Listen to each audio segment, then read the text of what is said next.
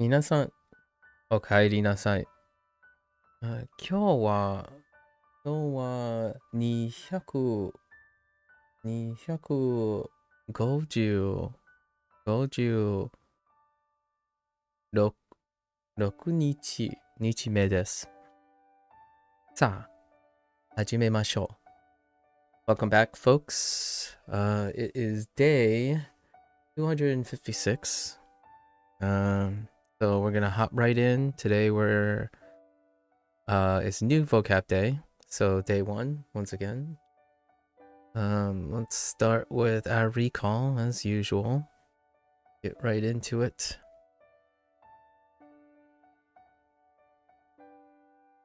All right, I'm trying something new today, so hopefully this works out.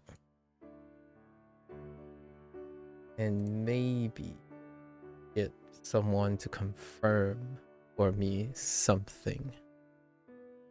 We'll see. It's more of a technical thing. So let's hop right in. Unit 65. Not Unit 65, Unit 64. What was Unit 64? It's like getting travel needs? Oh, no. Getting around places. Getting around a building. Oh. Yeah.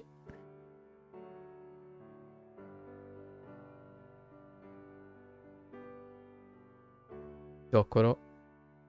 Dokoro.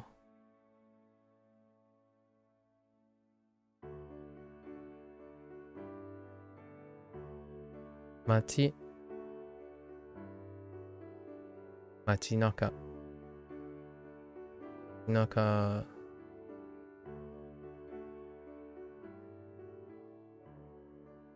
Mura.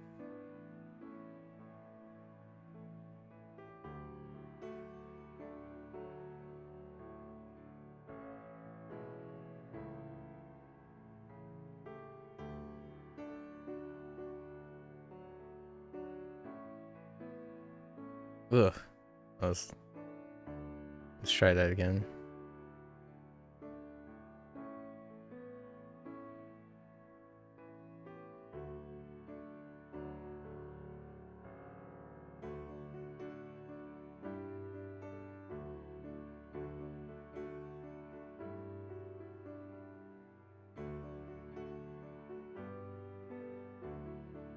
Idosha. Idosha.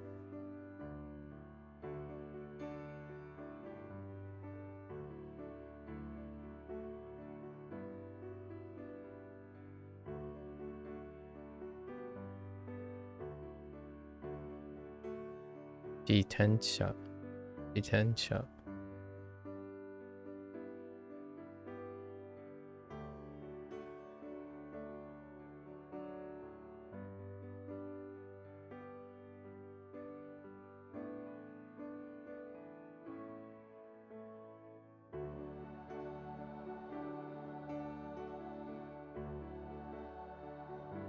Untenshu. Right? Untenshu.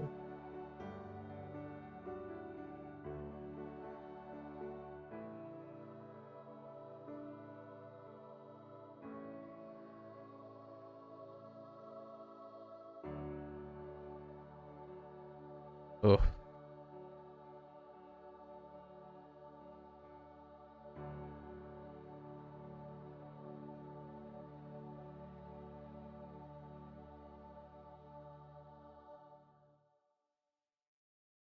Kipu. Kipu.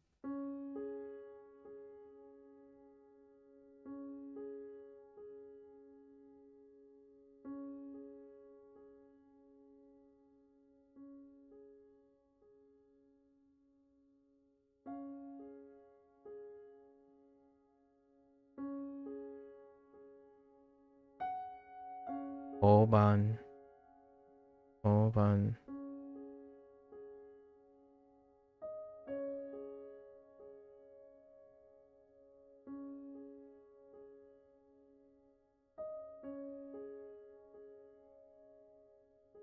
Abunai. Abunai.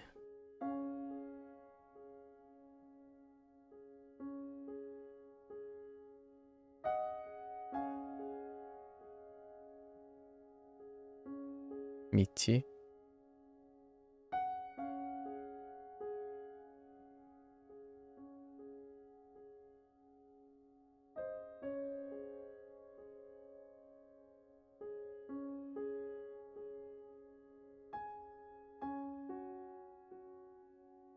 Ashi.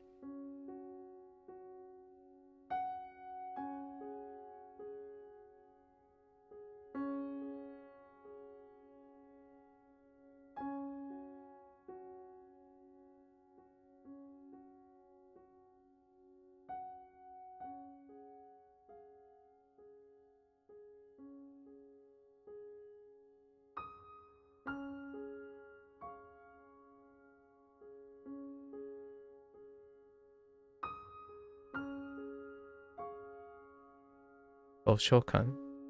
Oshokan.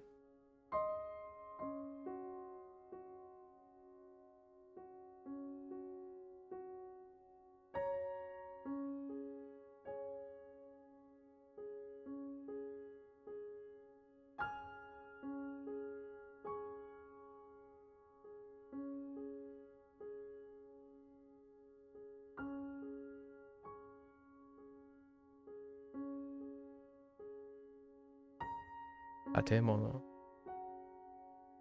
Another Valentine.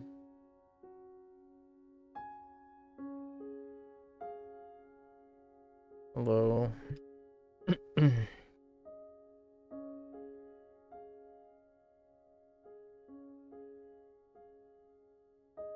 Konbanwa.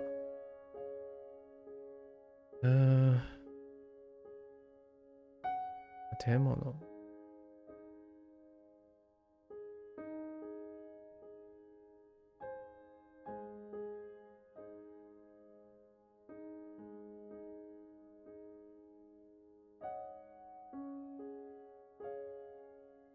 Mon. Ooh, I have something to test here. So, I'm gonna close a window, and in 5 seconds, can you tell me if you still see the feed? All right, I'm gonna close this.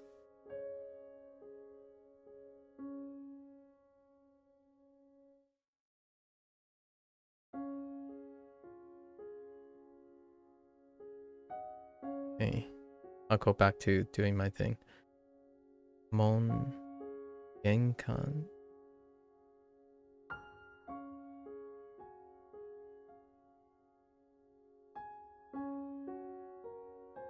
It's still good? All right. Now, there is another thing I have to test, but I can't test it the same way. But this is a good... It's good to know that I don't need to keep that window open.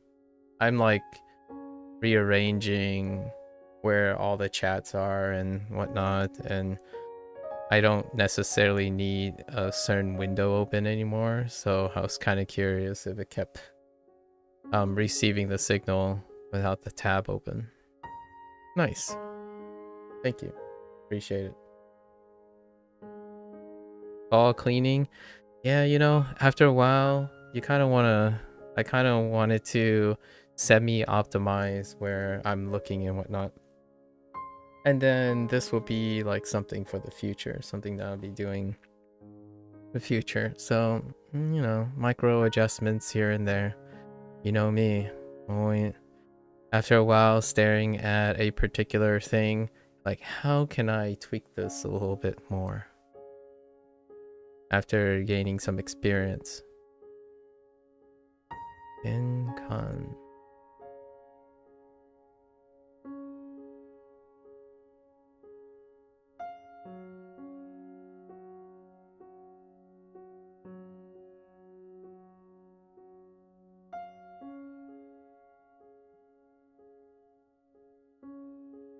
Oh.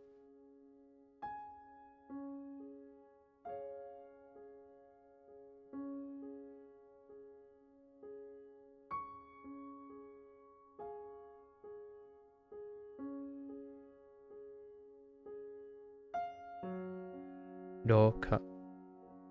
It's new vocab today. New vocab day. Exciting. And to hear the sheer electric enthusiasm coming from my voice. Roka. I am actually really excited, but not, I don't quite sound very ecstatic most of the time. Roka. You stopped at the liquor store today.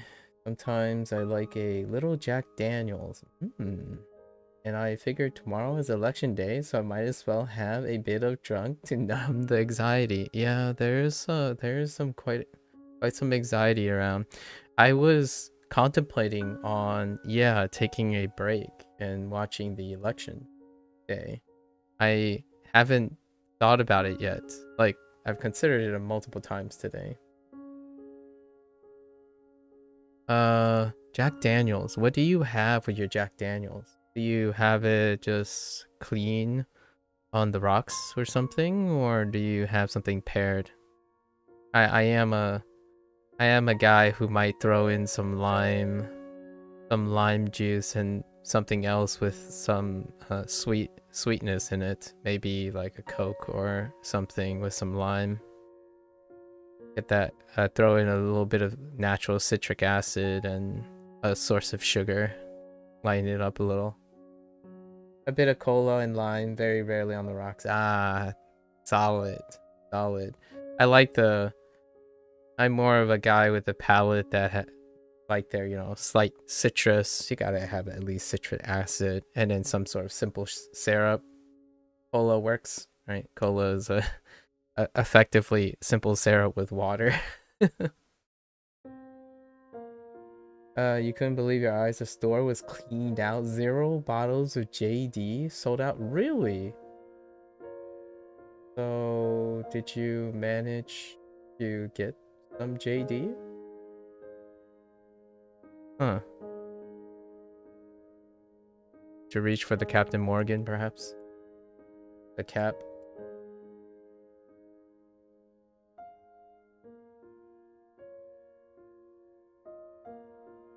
What did you go with? Okay. Yoka. Aidan. Aidan.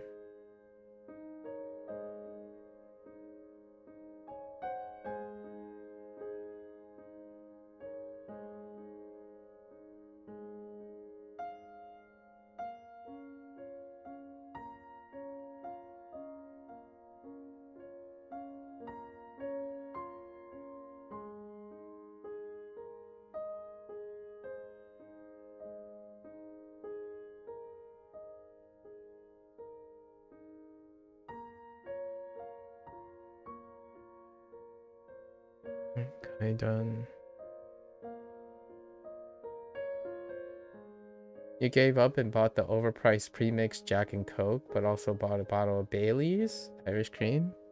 Solid. Wow, cleaned out. I guess it's known American through and through, right?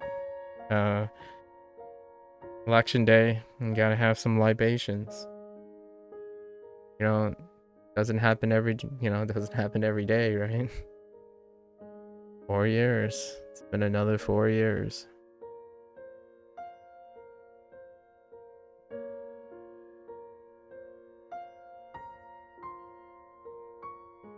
And determine another 4 years, so to speak. Alright.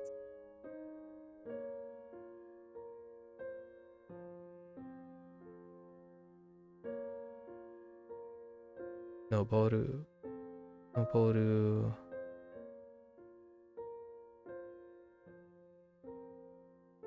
Ashiru.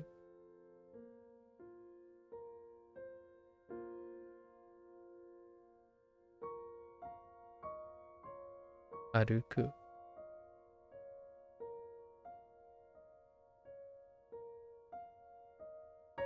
Iku. Ikeru.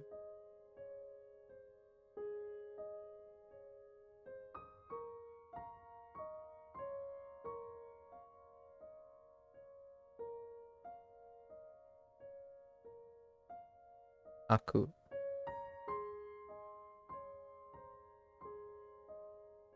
Akeru.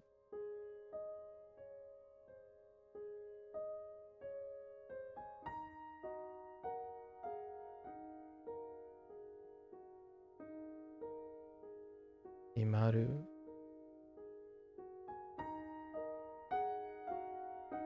Shimeru.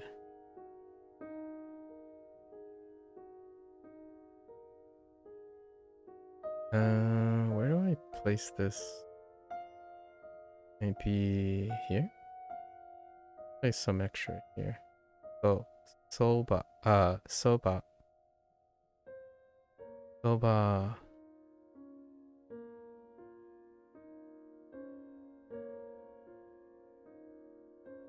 Omaru.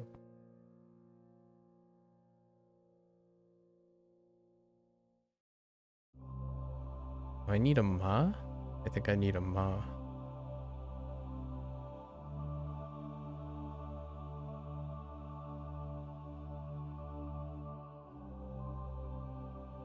Omaru. Do you watch the election with other peeps, Valentine, or are you soloing it? You have company.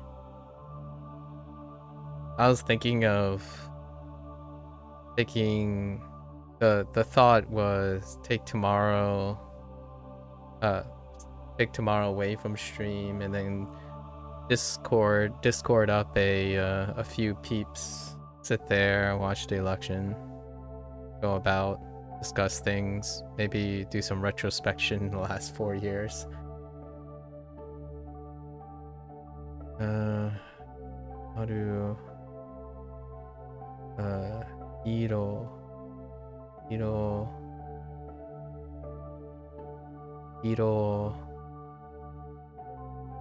Metoru.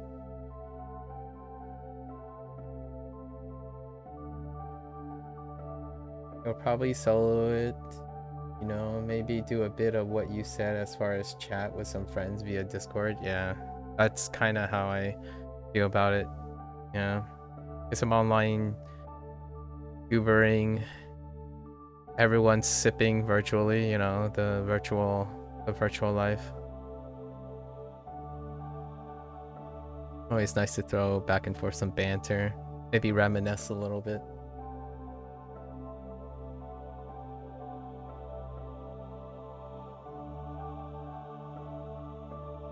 Social drinking on social Discord sipping. Okay. Kind of a nice thing too.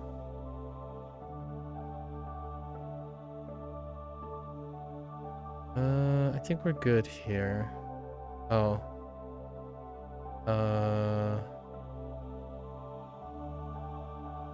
We have grammar here.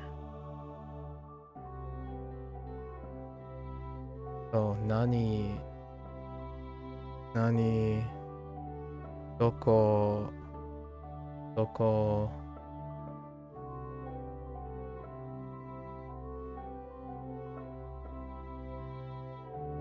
dare, itsu, with mo, ka, and demo.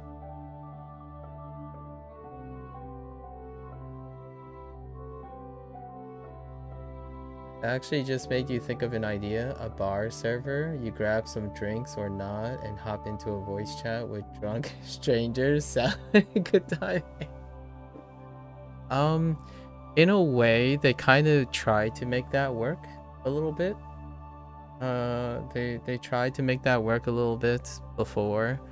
There are like steps towards that kind of functionality back in the day. I'm not sure how popular it is now, but one of the biggest steps about hopping and matching and meeting strangers was Amigo, or Amigo.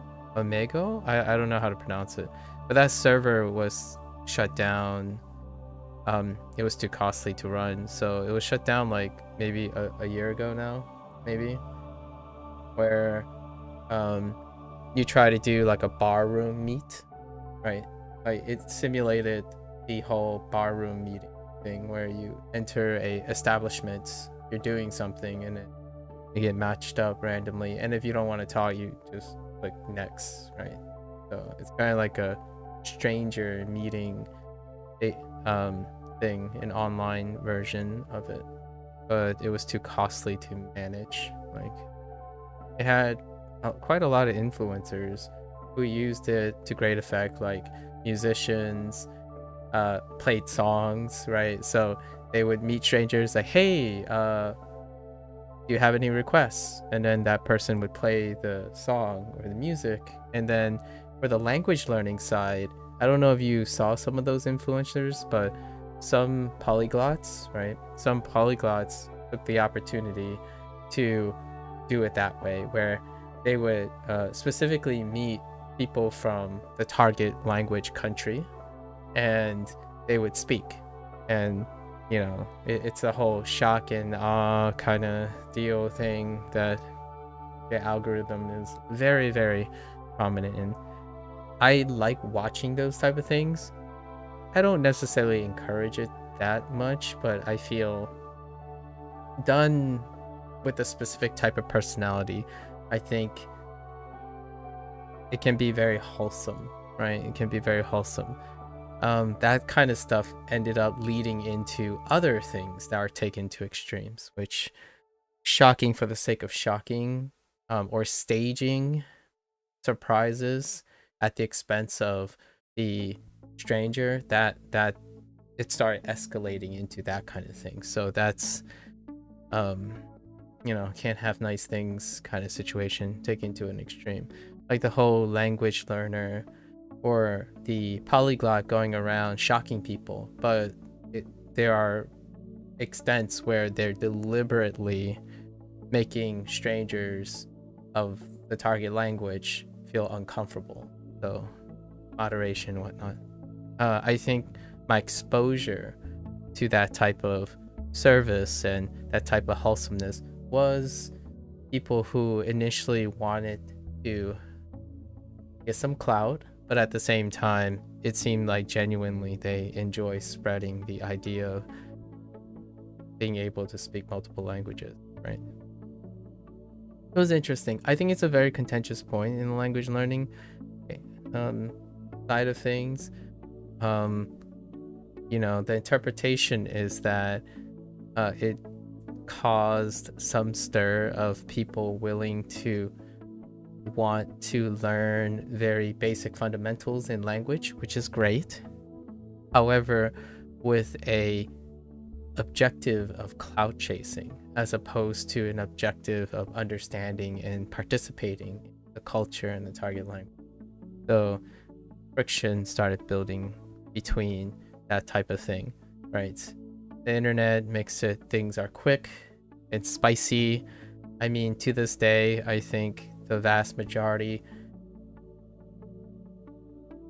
I'll use this target myself. I would consider myself a dilettante of many things, as in I pick up things, I do them to an extent in which I arbitrarily think that would be interesting. I continue to do them until something interesting catches my attention, and I would integrate whatever I learned there and bring it into the next thing, right? However, if people don't know me or follow me, they might get the false impression that I'm encouraging people to dabble in things for the sake of self-interest without the forward thought of carrying those skills forward. So yes, variety is a spice of life, always constantly self-improving. However, when you're self-improving, that also means to carry forward all your experience. So nowadays, 18-year-olds or around 18, you know, people are building their skills.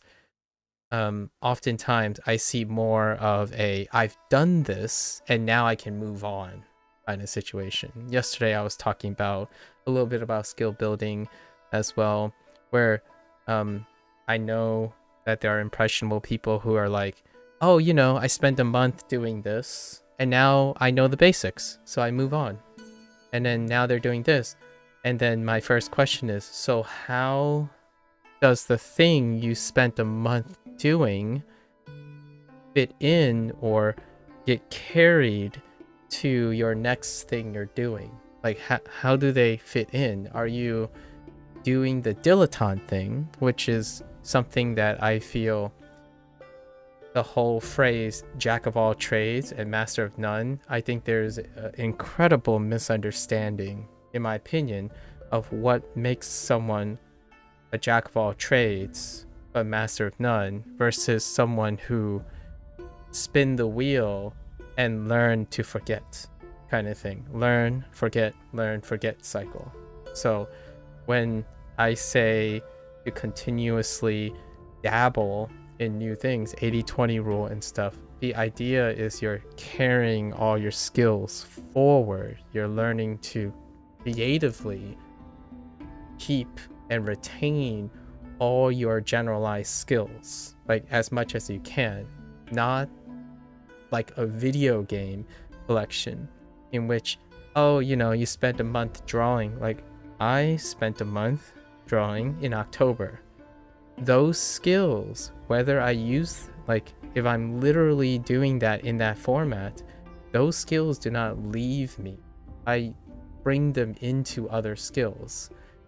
Writing kanji and hanzi is a form of doing what I typically do every October, right? Looking at cinema and movies is an integration of what I typically pay attention to when I'm drawing or literally drawing. So you get to this point where I am much like the polyglots and influencers stuff. These are unintentional consequences of cloud chasing or content creation that you're promoting unintentionally, right? Unintentionally. And my thought oftentimes is, well, how do I circumvent? How do I demonstrate that one who skill builds and loves learning doesn't necessarily discard what they learn? And I think it's a misnomer that when you learn something and you know that you learned it, and then you move on and you think that skill will be retained without integration or practice, I think that is a very, very likely and unintentional consequence of developing a cycle in which you do not develop any problem-solving skills or critical thinking skills, or experience for that matter, right? So here I am in this situation again where I clearly notice that kids pick up things really, really quick, and then they move on. And the next thing they tell me they're doing discards what they spent the last month or two learning. So learning is great. The act of learning feels cathartic. Yet, keeping in mind that that time spent remains valuable when it is internalized. So I'm kind of curious what next year is going to be like when it comes to language learning. Like, I would love to hear back in the summertime. I'm looking forward to next summer because then all the university people probably will be out, right? And then I get to ask them about their university learning and then how their language learning has changed or hasn't changed, etc. Right? Nowadays, when I see people passionately saying they like learning, I don't necessarily think they're learning in the moment. However, they're not necessarily learning for the sake of internalizing it. So you learn something in the process, then you progressively forget the things. And personally, I think That's why SRS is kind of effective. Like, the efficacy of SRS is addressing that lack of practice or lack of upkeep. Yet, SRS has, in my opinion, a pitfall that isn't part of its design. Like, what I mean is, it's not intended to address this. The pitfall is not the fault of SRS, but the user. The user does not evolve necessarily because they become dependent on the SRS. So, as in, you are reminded of what you may forget, as opposed to developing and continuously making it a part of something that you're going to use, so that you don't need to be reminded of things you may forget. You are using them in some creative way. Duolingo doesn't necessarily have an SRS per se regimen like that, and so you can observe the deterioration even more, like the degradation of further and further memory. And hence, for me, I have to consistently develop more and more consistent ways of reminding myself things that isn't necessarily dependent on something reminding me of how I learned it.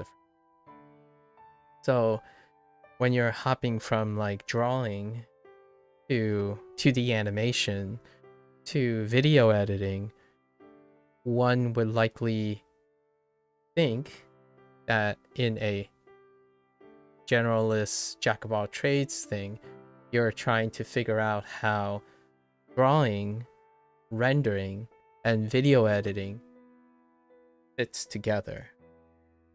Otherwise, you will have drawing, and then when you go to rendering, you discard drawing. And then when you go to video editing, you discard the animation. So what happens then is your skills, your total amount of proficiency and skills stay the same. It's that small unit again.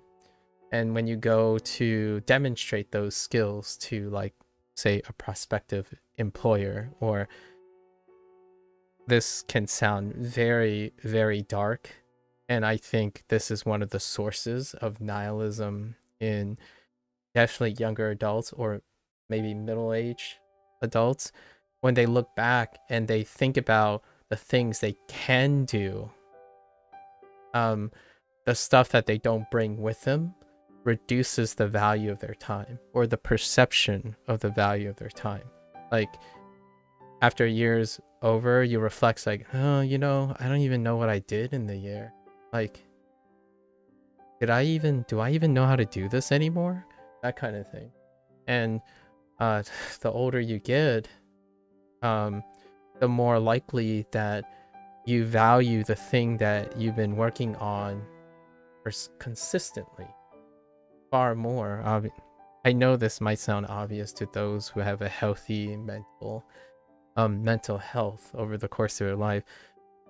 However, at a younger age, if you're prone to using skills in the moment and then discarding them and then replacing them constantly, at some point, I'm going to say the classical midlife crises, in the middle, when you start reflecting, you're like, what did I even do with 20 years of my life? Because the most salient memories you have are the things you're currently using. There was a very lack of an attempt to integrate all the things that you have built into this collage or this mosaic of a human legacy, right?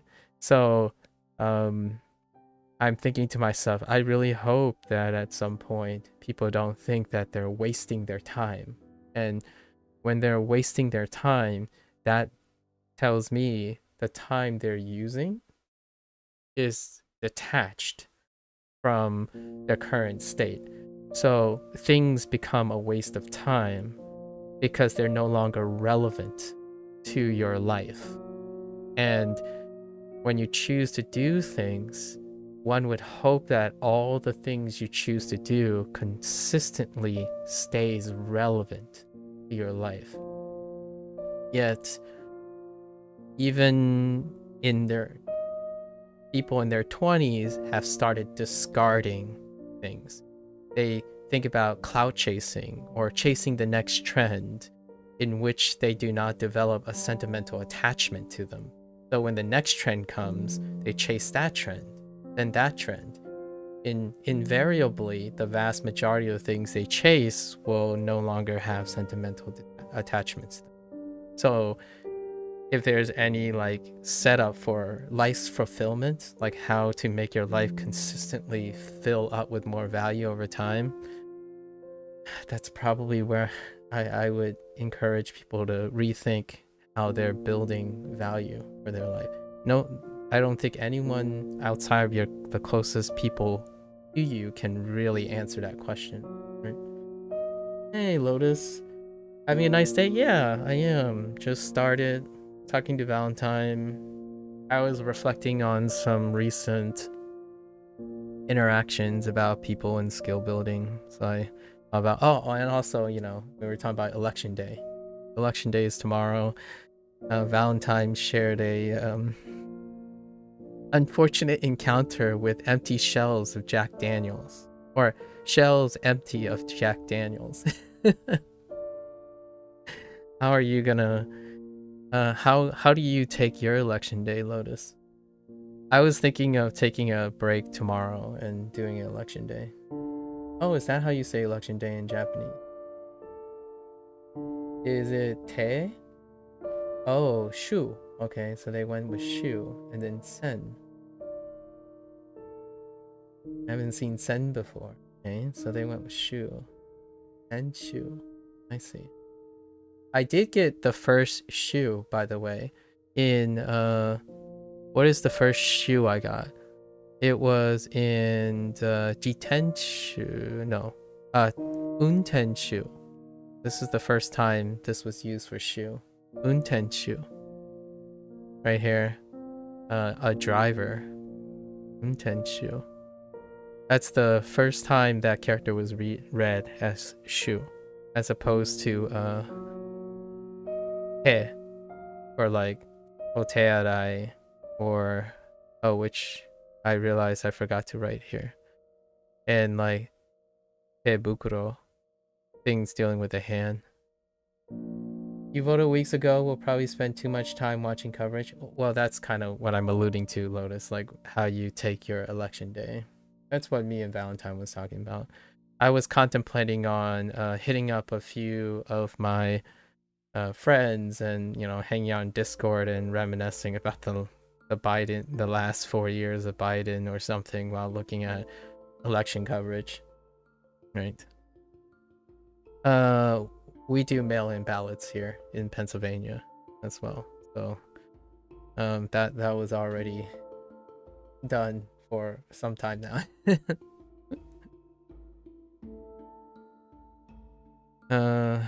Let's see. I'm not entirely sure if there are states how many states do mail-in ballots and how many states don't. I like to imagine the majority of states offer some sort of mail-in ballots. However, I can't be too sure. I don't particularly. You grew up in Texas, okay? They very much do not do them. Oh, okay. Fair enough. That's good to know. I know there are states that don't. I don't know what percentage of, like, how many. I don't think Maryland does. Maybe? I feel more of the progressive states tend to do mail-ins. And then conservative states do not. They still do the ye olde traditional walk-in voting. Yeah, interesting.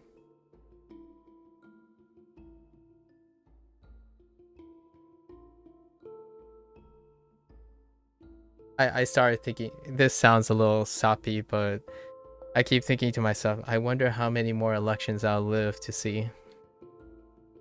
Moving to California with surprising mail-in ballots.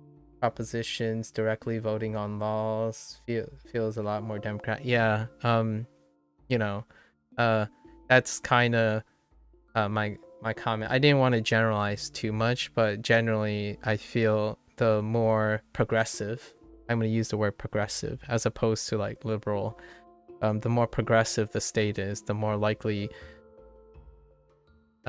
stuff like this, things that break away from traditionalism, established traditionalism, tend to be available. Like, for example, getting specific documents and cards and stuff in the mail, as opposed to having to literally show up. Like, bureaucratic stuff tends to be a dramatic difference, in my opinion. So I've gotten very used to specific things, like how DMV stuff is handled, you know, like licenses and titles and ownership, properties and things. They are a lot more varied. There are a lot more options when it comes to interacting with bureaucracy in more progressive states. I can see the charm of wanting to do that the old-fashioned way, I suppose.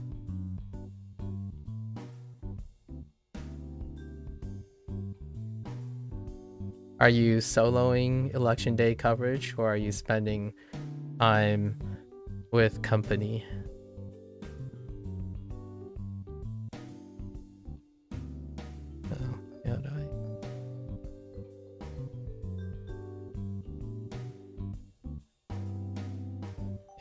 Tearai. So we'll throw that in there.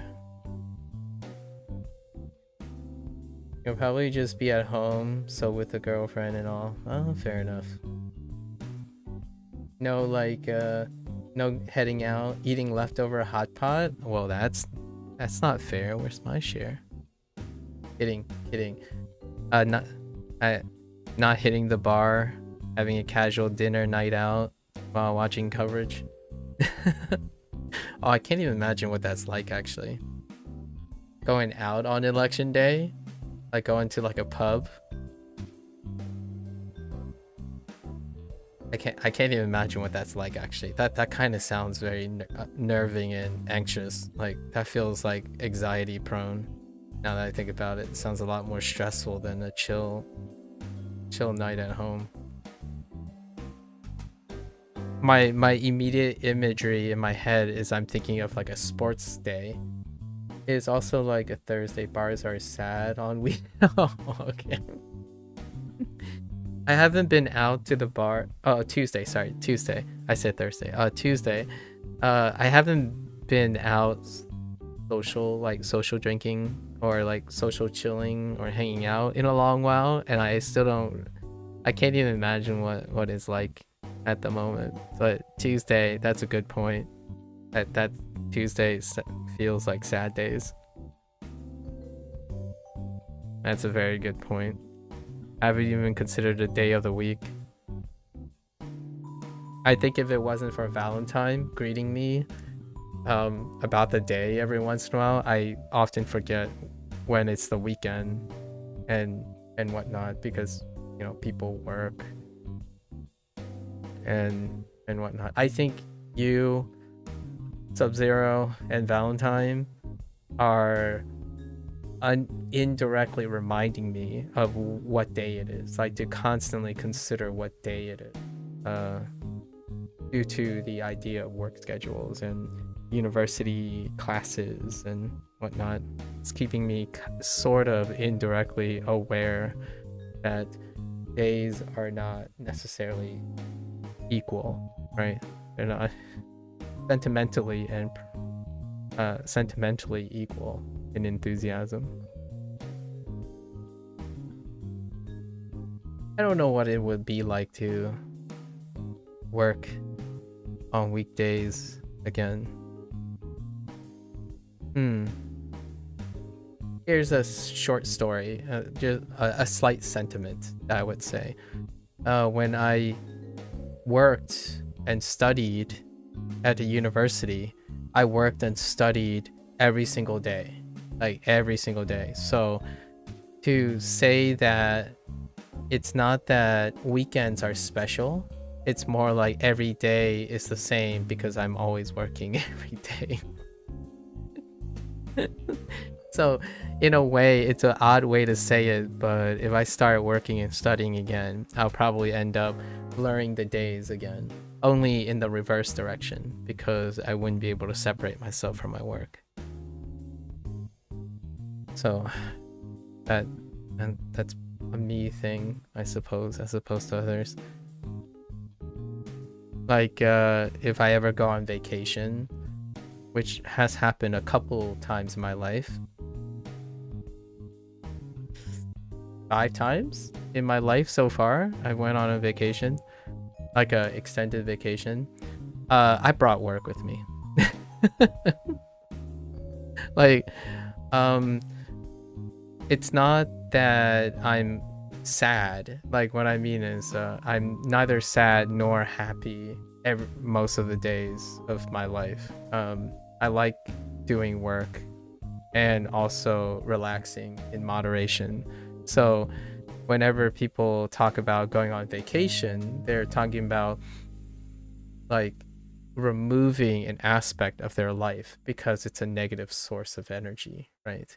So like don't bring work to relaxing. I'm like, well, I kind of relax with work. So it was one of those things where when I sit around at a bar, right, especially on happy hour, during happy hour, I've been invited to a few happy hours before. Everyone's like letting loose. Happy hours are on Thursdays sometimes, so everyone's like letting loose. It's like, don't you have to go to work tomorrow? It's like, yeah, but we're not gonna worry about that. And my only thought was, I'm sipping here and like, well, I don't mind thinking about work, but I'm not gonna bring up work because that's gonna kill everyone's buzz. I clearly remember all the time when I'm sitting socially drinking, I'm incredibly alert and mindful as to not bring up things that people do not often bring up because they segregate the two things, like work and pleasure and whatnot. And I have this unpopular opinion that if I go to relax, I usually talk to my best friends about work. Like that's how you relax. You talk about the things that interest you. Lots of I can't go out with my coworkers. They only talk about work. Oh boy. And do we mean now hear me out here, Lotus. I think my coworkers did talk about work, but they talk about work in a like unhinged manner. And my thought was I literally talk about what work we need to do. Like, oh yeah, you know what? When I get back in the lab, I think we need to do this. This is really important. Like we have to start doing this. This is a good thing. What and then you break out like a napkin or something and write a note to yourself. Like, oh yeah, that's good. What you're talking about is totally the purpose of the no me something go no me. How would you read that character? I no me kai. Oh, no me kai. I see. Dogen has a video about it. I bet he does. Yeah. It's a little weird. Like hot pot. If you're gonna go hot pot, you talk about work. Or you talk about life. You talk the conversations are often about topics that are quite stressful. In a westernized way, so to speak. However, those things are not as stressful when you're sharing a meal and libation with them. So you kind of talk about the same topic, but not necessarily with the same fueled animosity. right? Or the same fueled stressor. So occasionally that happens where you talk about your grievances or like things that you want to get off your chest that still involves the topic of work, or some immediate environment, right? I kind of miss those days. I'm the without, I don't know how I can confirm this to you, but I like to believe that most of my friends and people that know me, I'm the guy who's listening and making it exhausting for them to like unpack their baggage. Like for me, I'm sitting there, I'm sipping like, oh, so how do you feel now about that? That kind of guy, right? I mean, I'm I'm not kidding that I sound like this almost all the time. I don't actually, this isn't a character or like a persona that I place myself. I actually do sound like this. Like when you sit there drinking and talking about how upset you are, I will probably sit there and encourage you to talk about how upset you are. That's probably how that works. Most of the time, you know, I tend to be a collector of stories, and most of it's in confidence. Obviously, there's I there's something very, if you're a listener and you're someone who is often very very approachable, you certainly become a collector of secrets, and not in a sense of a bad thing or a good thing. um you collect a lot. It's fine to talk about that stuff. I just don't want to only talk about that. That's fair. Yeah, that's fair. That's fair, Lotus.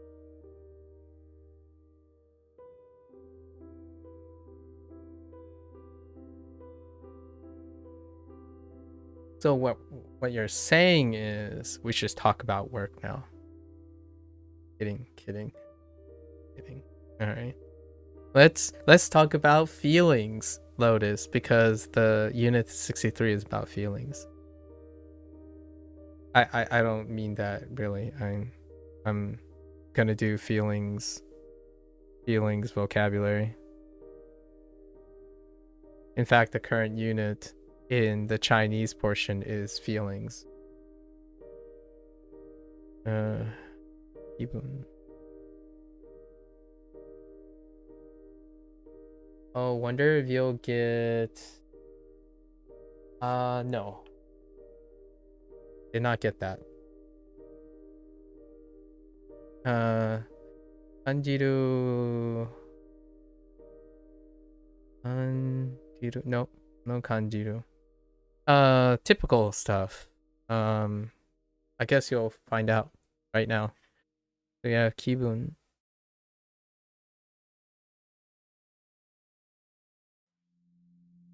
Kimochi.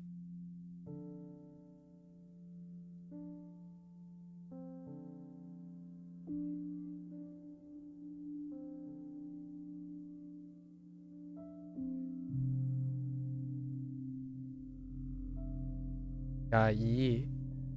Gai. 悪い.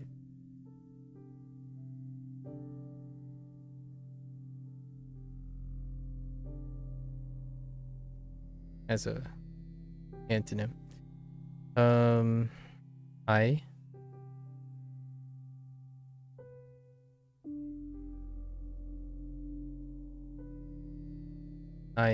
I する.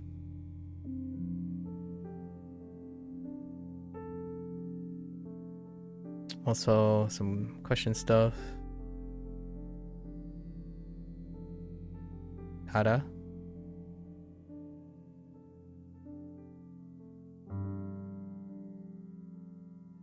Doshite. Naze.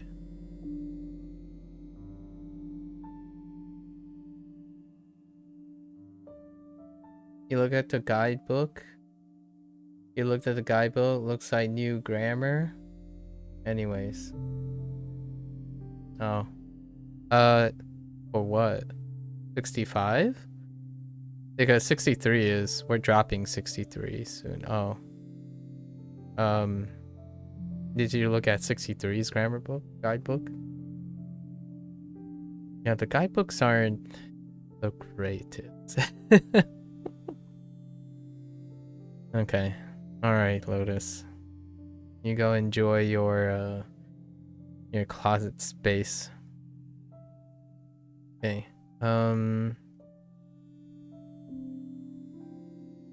Oh, there was a lot of grammar in 63 though. Like new stuff.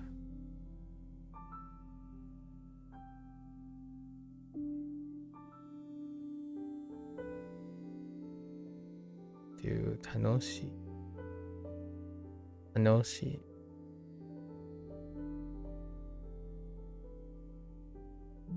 Tanoshimo.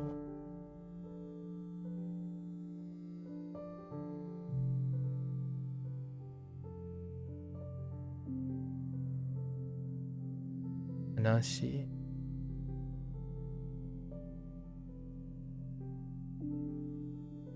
Kanashiso.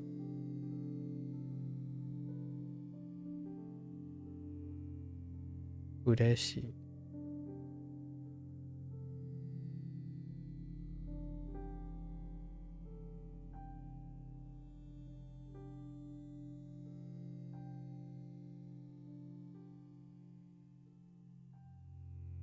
Ureshi. Kawaii.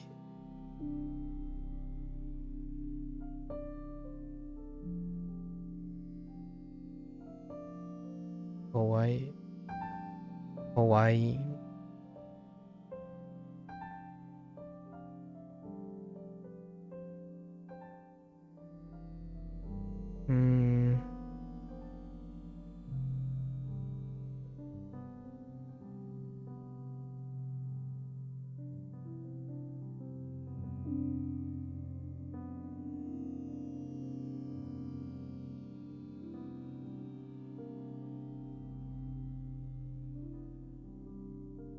Shinsetsu. Shinsetsu.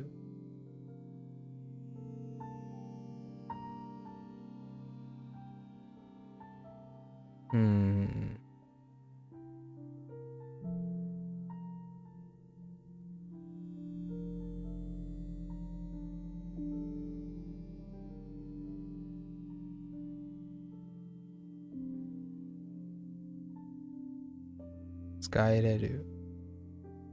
Skaireru.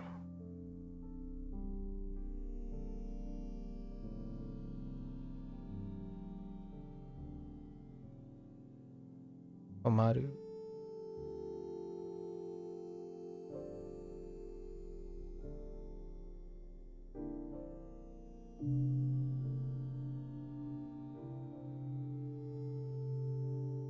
Omaru.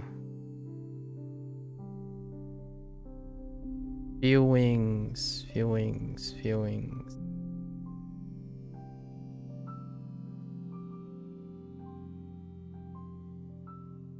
Concerned, tired.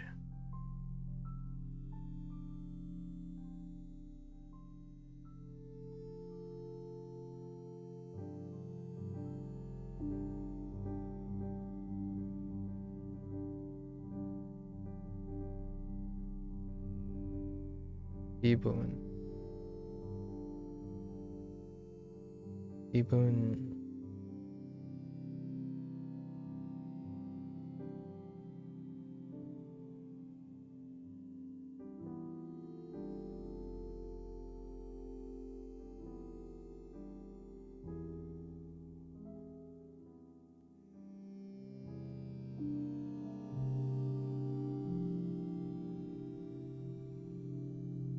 Sumaranai.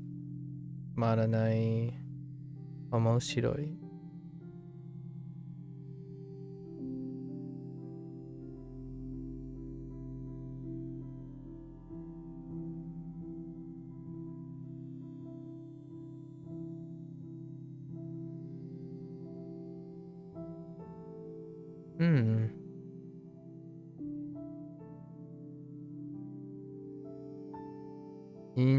そも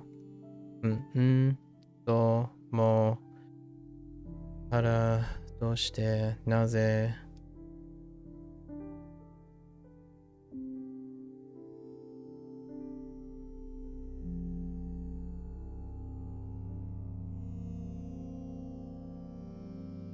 今いや違う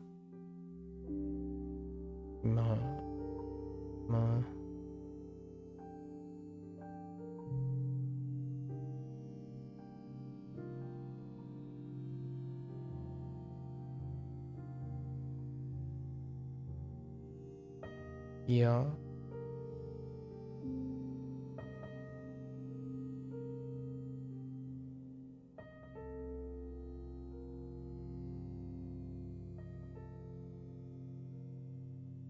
近い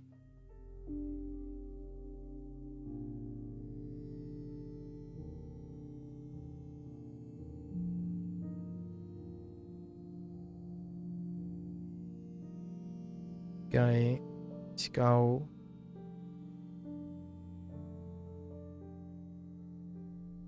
Alright. I think that's pretty good.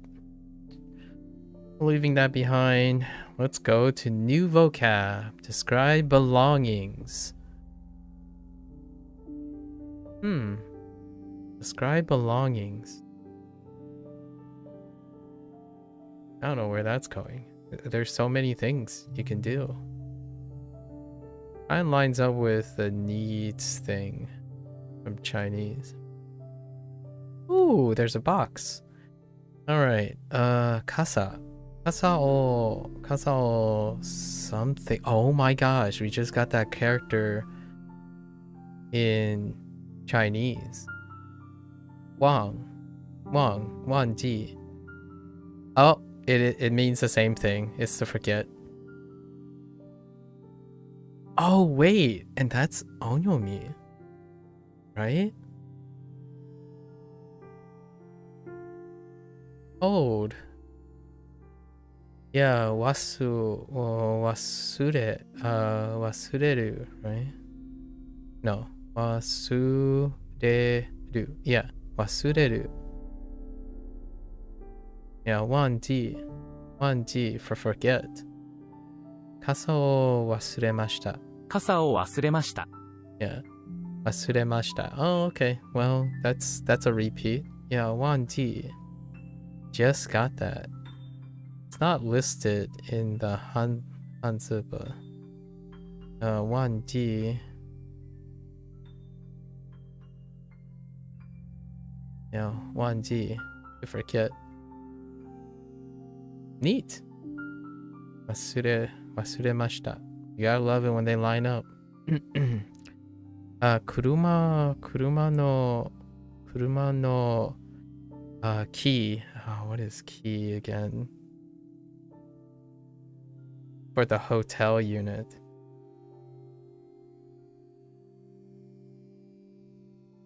I don't remember. どこですか? Ike? No. I don't know. 車の鍵はどこですか? Kagi. Yeah, Kagi. Okay, Kagi. Why is Kagi so intense? Oh, but it does look like it's keen. Okay. So it's keen plus Ken. Kage. Okay, that makes sense. Sure. This. Yeah, Kage. At least that's what it looks like. Well, we'll see. We'll see when we get it. Kage. 車の鍵はどこですか? Yeah, that's what I wrote. Okay. Yeah, that's what I wrote. 車の鍵はどこですか? Which makes sense. Put those two together for keys. Makes sense. Because there's also a connection to tatemono, right? Because this is tatemono. This is in tatemono. Oops.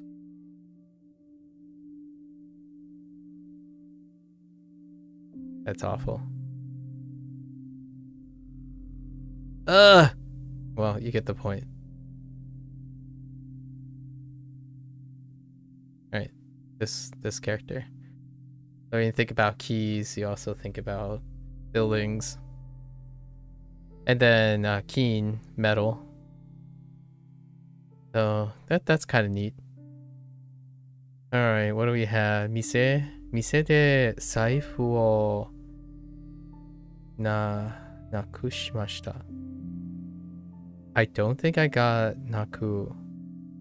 Oh wait, I did have naku. Oh, it stays. Interesting. No, I don't have this phrase. Not this specific one. Nakusu? Yeah, okay. Yeah, we don't have nakusu. We have something else. I don't know what it is though. And they choose to use kana, yeah. Checks out. So, not nakusu. It makes sense though, because we have forget, right? We have forget. They're probably trying to use a association here. So nakusu is new, ana alone, which okay. Kono kanji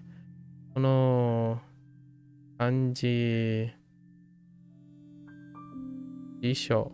Kono kanji jisho wa totemo thick. Yes.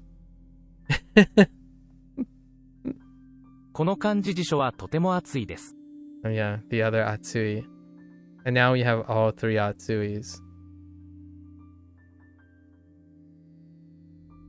That's a weird looking thing. For thick. We didn't get Atsui in a when we got thin. Hikui. Like we got the kanji for hikui, but we didn't get Atsui at the same time.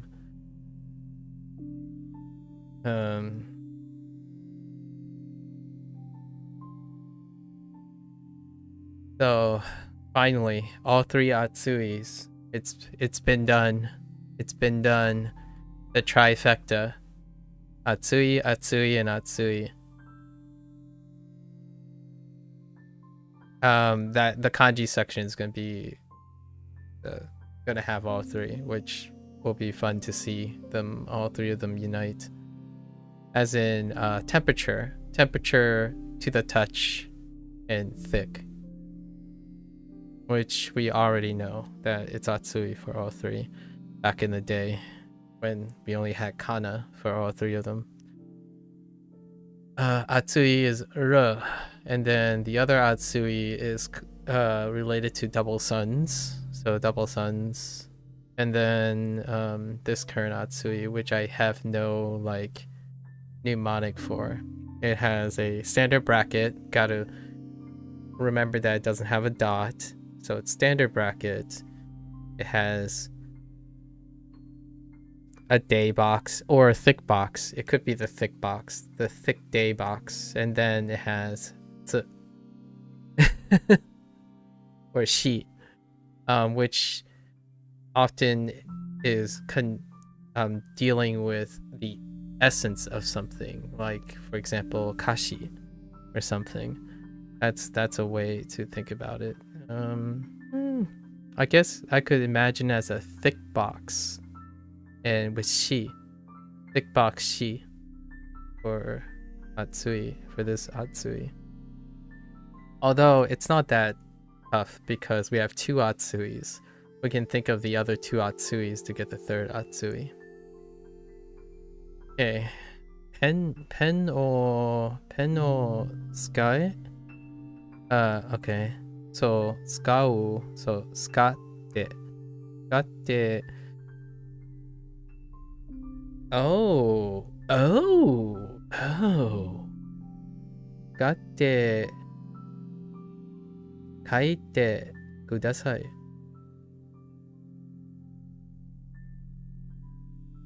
Neat. Makes sense. ペンを使って書いてください。書いて、使って書いてください。Neat. Very neat. A command compound. Te form. Yeah, okay. The te form of a verb is very useful. For example, we use te form with kudasai to nicely ask someone to do something, like in the sentence, suwatte kudasai. For verbs that end with shimasu, you make the te form by replacing the shimasu with shite. Right. Fair enough. And that's a new one. We'll probably get it in this unit, I suppose. What does this mean? Push. Oh, osu. That's probably oshite. So sono, maybe. I'm guessing. Sono. Oh no, why? Botan.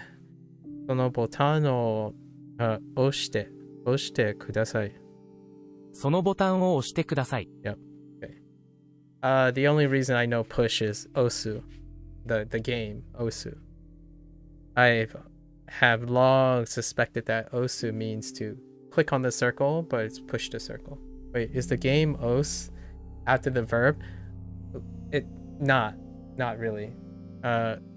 It's not clear if it is. However, it makes so much sense, because it's a circle, right? And you're pushing the button or clicking the button. So I've always associated os with the Japanese word os. So when people say osu, it's really close. However, hear me out here. The original game and the regional often says as. So as, but because of its like international appeal. But I'm pretty sure it's os. So like os as in pushing or clicking. So that's how I came to know it. So that's how I know this. So I would say yes, that they called it os because of pushing. It looks like a button. It smells like a button. There's contention. Kids do be kids. Yeah, oshite. Let's see, oshite kudasai. For verbs that end with imasu or nimasu, remove that ending at de. Okay, so they've done this 3 times now, I think.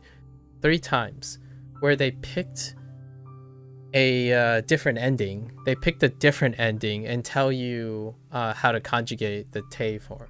So they've been doing it in like flips, and it kind of works. Like I only focus on the ones that they are doing, and I'm slowly like adding, like I suggested back then how I was going to do it, like 50-ish days ago, how I would do it moving forward, which is to pick my favorite vocabulary word, pick my favorite verbs, and build from there to remember the table, as opposed to like going to a table and then citing through them. I'm taking prototypic stuff, like, right, nonde, right, nonde, for example, or mine is tatte or tatsu for su, tatte, or suwatte are prototypics for that conjugation. So this is their example, right? Imasu and rimasu for this group. I don't actually know the first one. 吸います。 Oh, that's suimasu? Really? Interesting. Huh.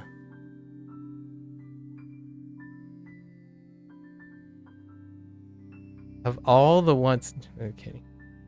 They're doing ichidan here, right? 使います。 Oh no, just kidding. Not just ichidan. I mean, not ichidan. These are all godans. 吸います。 Suimasu, it's just su, right? These are su, right? S-U-U, yeah. 吸います。 Su, 使います。 skau, 切ります。 and kiru. Or, yeah, kiru. So all your u's. Or do, oh wait. Oh, that's interesting. Isn't this... Is kiru irregular?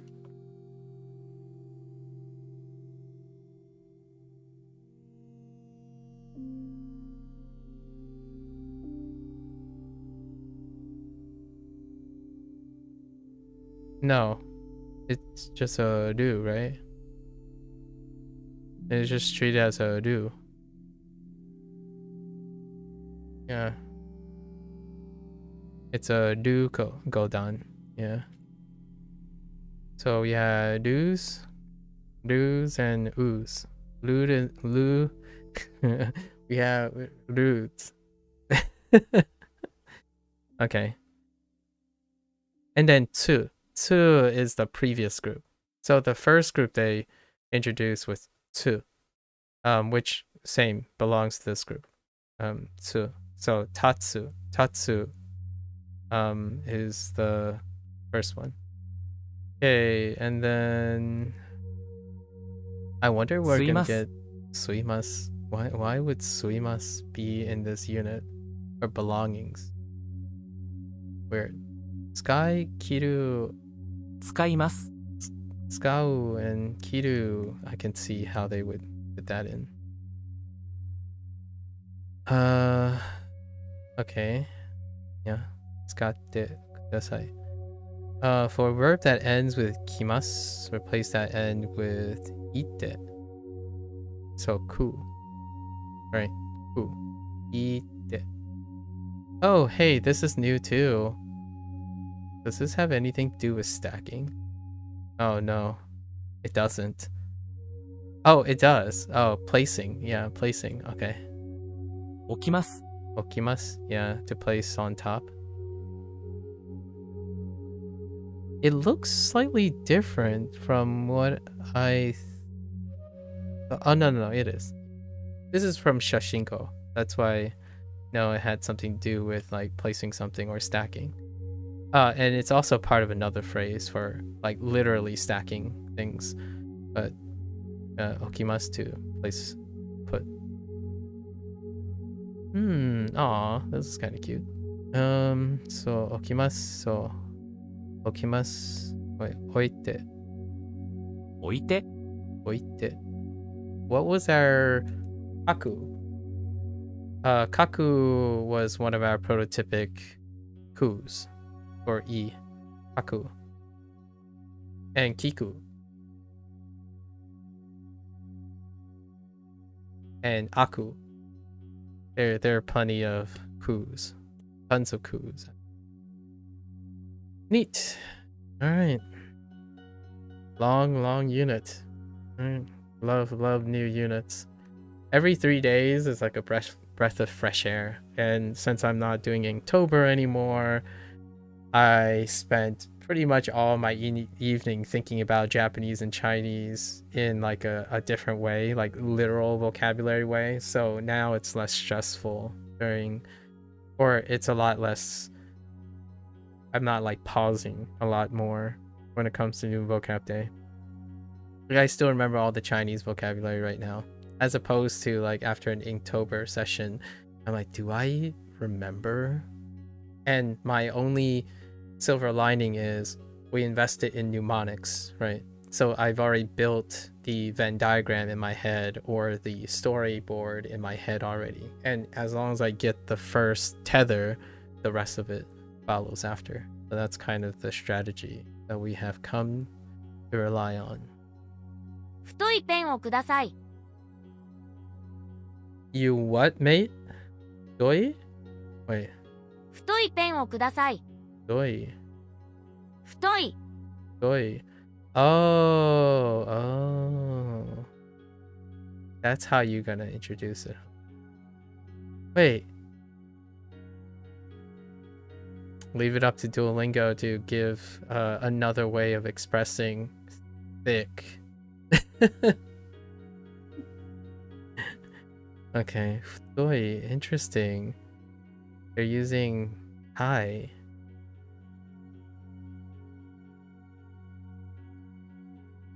Not Japanese Thai, sorry. Chinese Thai. Interesting. Futoi. 太いペンをください。 Futoi pen o kudasai. Thick pen, please. 辞書は薄くありません。 Usku? Oh, hey, yeah. Wow, that's so much more complicated. Wait, usku? Oh my gosh, it's not the same. Wait, this can't be. 薄く Oh my gosh, so they introduced two new ways of expressing. So it's neither atsui nor is it hikui. Now we have what the oh, it looks like it's 薄く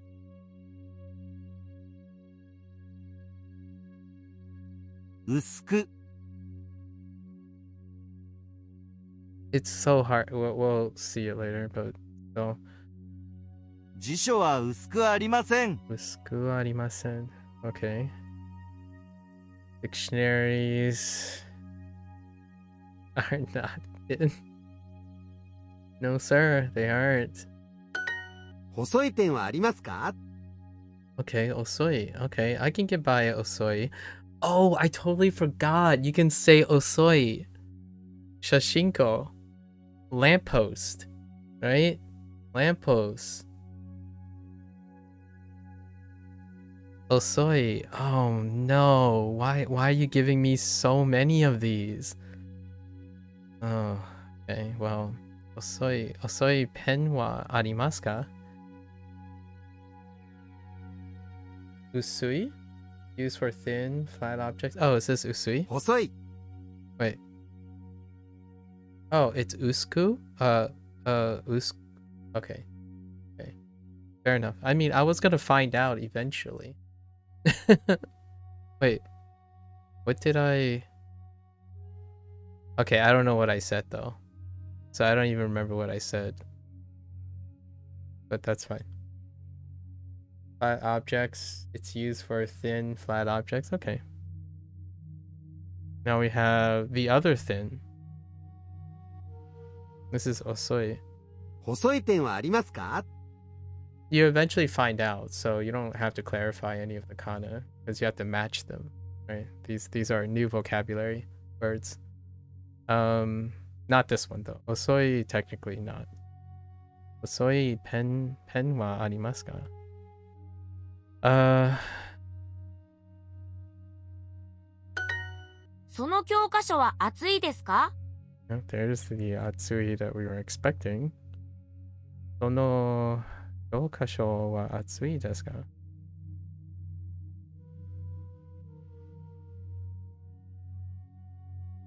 Yeah.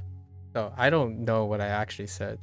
So I can't even remember what I said or what I thought I heard. But that stuff is self-correcting. Let's see. Is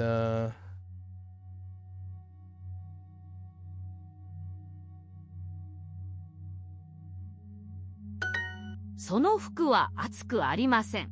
yeah, atsuku. Okay, atsuku. So その服は厚くありません。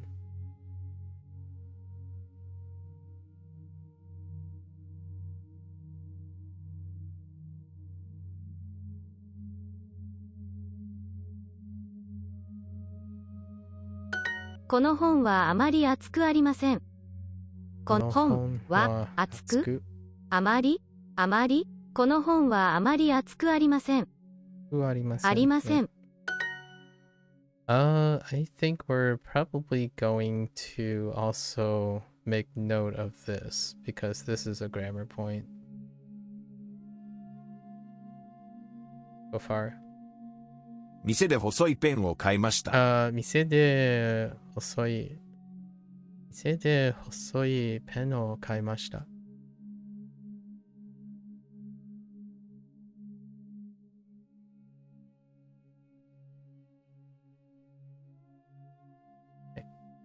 このシャツは少し薄いです。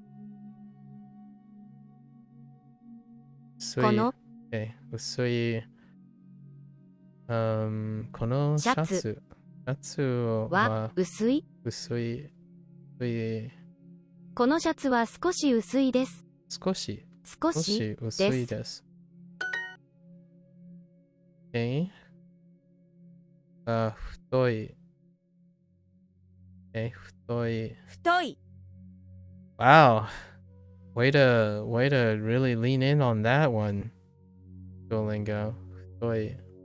このお箸は少し太いです。このお箸は少し太いです。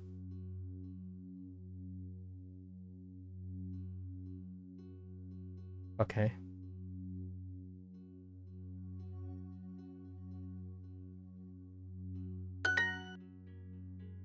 Okay. 細い。細い。はい、細い。細い。細い。熱い。熱い。食べ物。太い。太い。太い。薄い。この漢字辞書はとても厚いです。この漢字辞書はとても厚いです。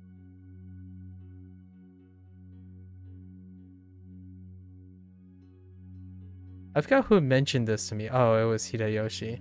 There is a reason to say kanji dictionary versus a Japanese dictionary. Oh, no. Sort of. This is in regards to a comment made about Chinese dictionary. I can kind of see why, like, it was a time, when you're thinking about a language, you're like, yeah, well, it's an English dictionary, as opposed to like an alphabet dictionary or something. However, it could be like a pinyin dictionary and a Hanzi dictionary. So I could definitely see saying this actually, like specifically saying kanji dictionary as opposed to like this Japanese dictionary. This kanji dictionary is very, what do we do? Totemo atsui desu. Okay, so go here again. 太い。太い。細い。細い。細い。今週末。What's 今週末 here? Okay. And then 薄い。薄い。厚い。そのスカートは薄くないですか？そのスカートは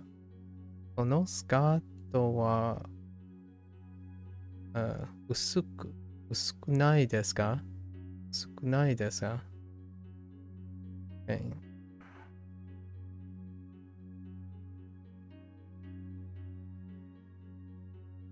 そのスカート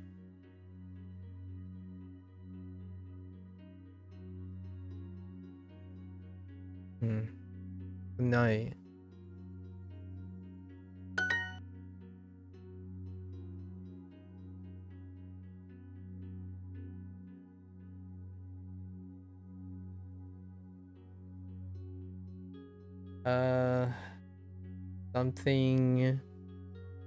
something かに other, so other no book です。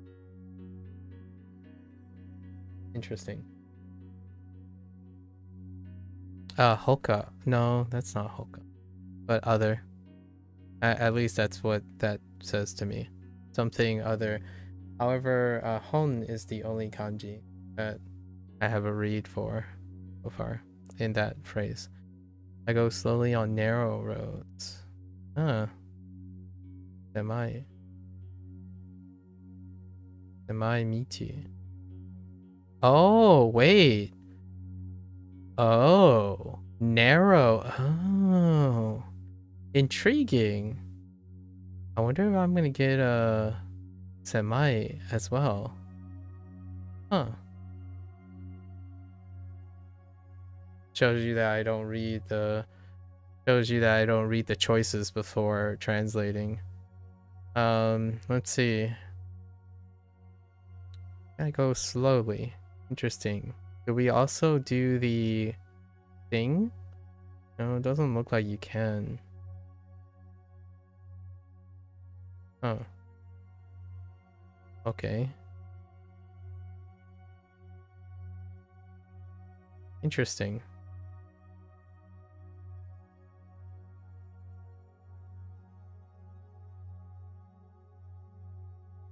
Okay. 細い I'm guessing 細い道道は涼し oh, 涼し that's cold. Huh. 炭 I don't actually know what that is. ピザピザ、ゆっくり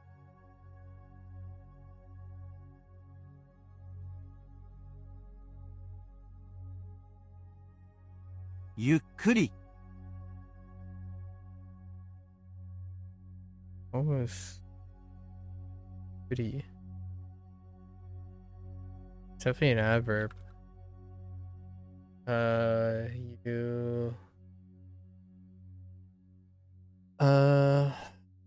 You could.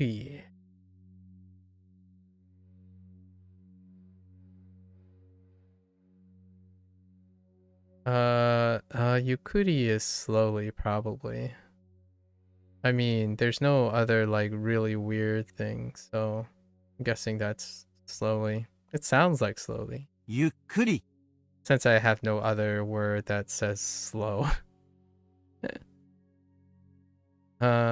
Yukuri. Go.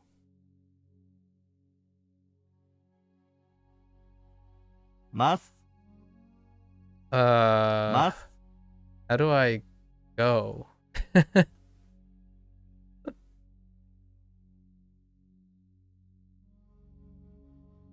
How the heck do I go here? Huh.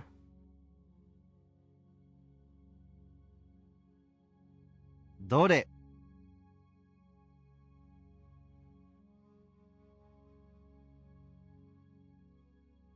どれ Honestly, I have no idea.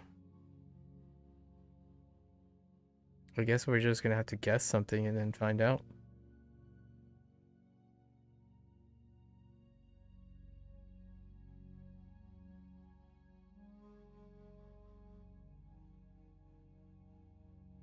Can you verbage? Huh. Can you verbage? 炭 I don't know what this is. ます Just guess that. Yeah, I don't actually know what this is. So it's a verb, obviously. Interesting. Sumi. Miru? No. Just kidding.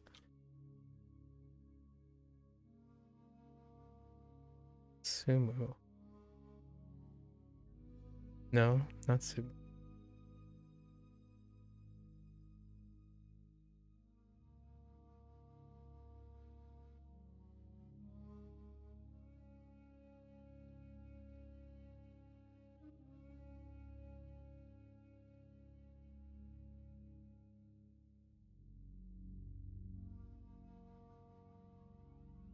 What the heck? Huh.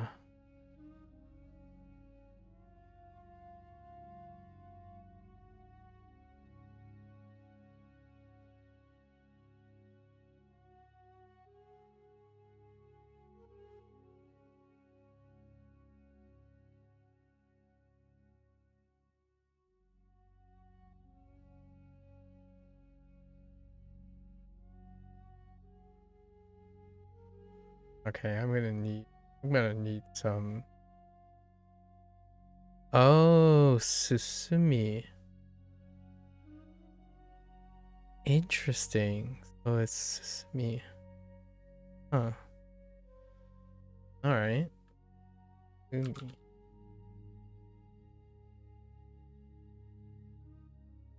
Oh, you know what? I think I did get this. We got this for directions, I think. Where you say like go straight, go left, go right. Lotus, I know. I'm looking it up right now. The reference is in front of me. I literally have a whole page of definitions. Susumi. Susumu. I'm not sure if I had the kanji for that. You said like 5 minutes ago? Yeah, and I was doing that like 5 minutes ago. That's not the... Okay. I think we are gonna enter that same discussion a bit again about looking at things and finding things out, and making educated guess is part of the learning process, but I have been doing it for the last 5 minutes. There's no pain involved. Like that's the whole point of the whole overcorrecting thing. I think you have a bit of impatience, much like Hideyoshi.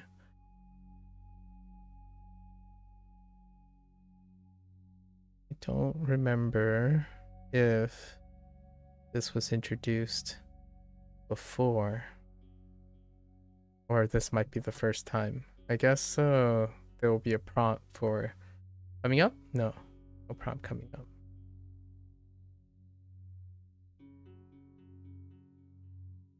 And even if you sent it 5 minutes ago, I was talking about it 5 minutes ago. So that means you didn't wait 5 minutes to send it 5 minutes. It's that colored pencil thick. 色鉛筆。色鉛筆。その色鉛筆。Where are we going with this? Matsui? No. Oh, 細くない。Yeah, okay. 細くない? No. 細く、太い。太い。ですか。惜しい。Alright. 惜しい。I guess we're getting that soon.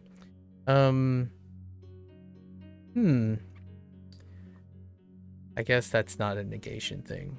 But to express, is that colored pencil thick? You could also say, isn't that colored pencil thin?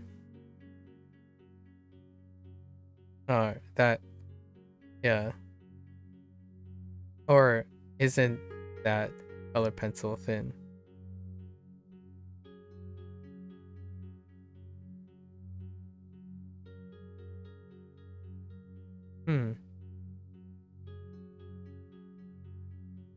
They used a futoi here.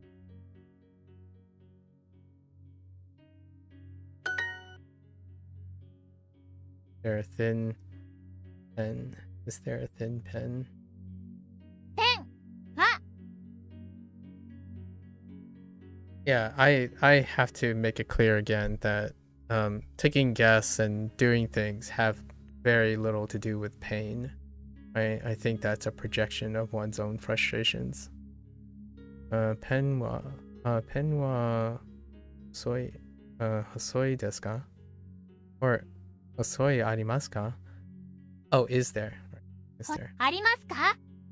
Whoops. Oh, is there a thin pen? Whoops. Yep. 細い。 Wait. ペンはありますか? Okay. Wrong phrasing.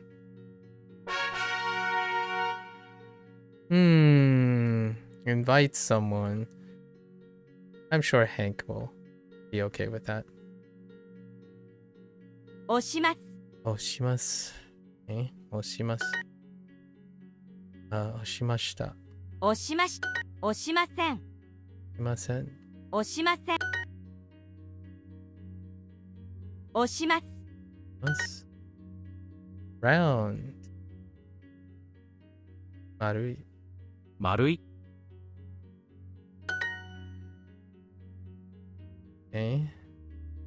うん。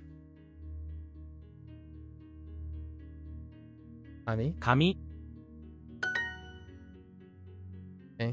紙。そのお皿は丸いです。このお皿は丸いです。OK。紙に鉛筆で丸を書きました。紙に鉛筆で丸い。Oh。丸を。丸を書きました。紙に鉛筆で丸を書きました。丸を書きました。interesting。紙に鉛筆で丸を書きました。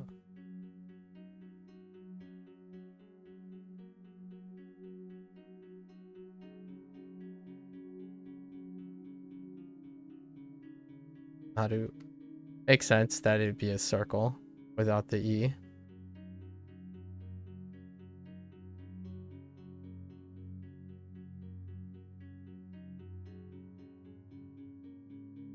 Enpitsu. Amini. I drew a circle on the paper with a pencil. Heck you with your ordering. 誰がボタンを押しますか？ボタンを押しますか？誰がボタンを押しますか？押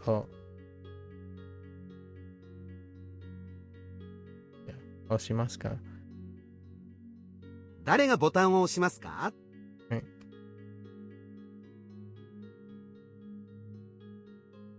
？Okay.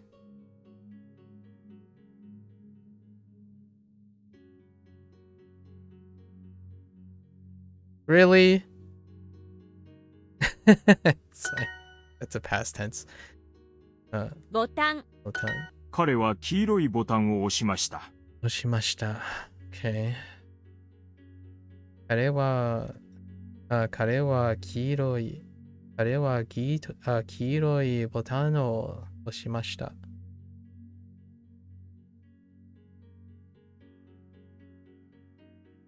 その丸いボタンを押しました。丸い。その丸いボタンを押しました。その丸いボタンを押しました。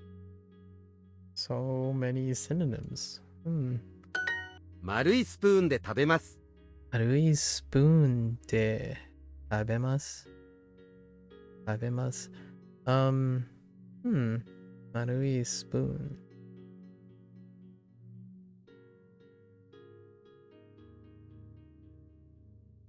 Imagine eating with a round spoon. Kind of reminds me of the Korean places. Like they're exceptionally round. There are some exceptionally round spoons. 紙。紙があります。ます。誰がボタンを押します。押しますか？誰がボタンを押しますか？ Two sheets 2枚。Okay, sorry. 紙を2枚ください。紙を紙を2枚。2枚。おー、紙を2枚ください。ください。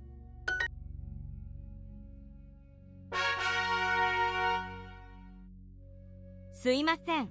すいません。Oh, they really are gonna put in すいません.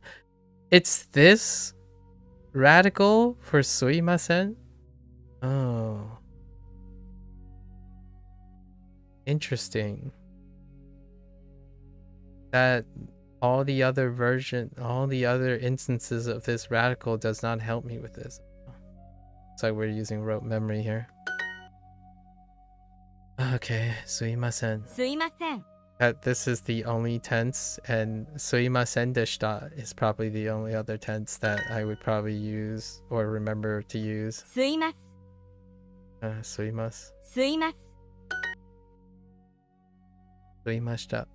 すいました。 Although すいません。 it depends on how. Wait. Actually, how specific are there other uses? Oh no. There are other uses. I suppose.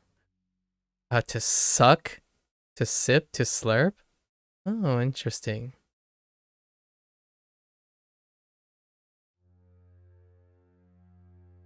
Absorb, to soak up, to kiss. Oh, interesting. Kidding. Let's see. Wasn't the other one? Dang it. What is it?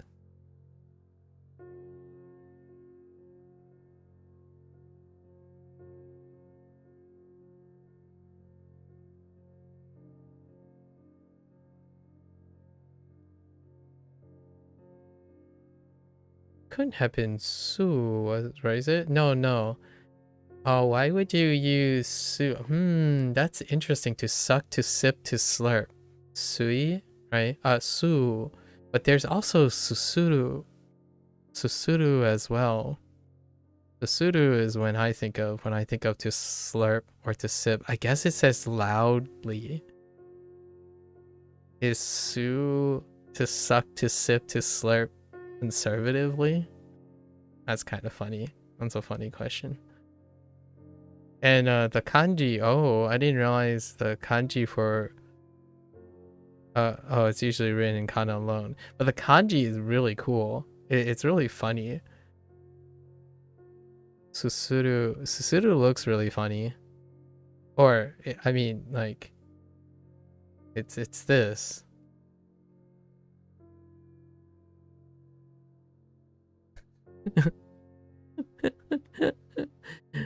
Susuru for slurp it's pretty good. Shame it's not.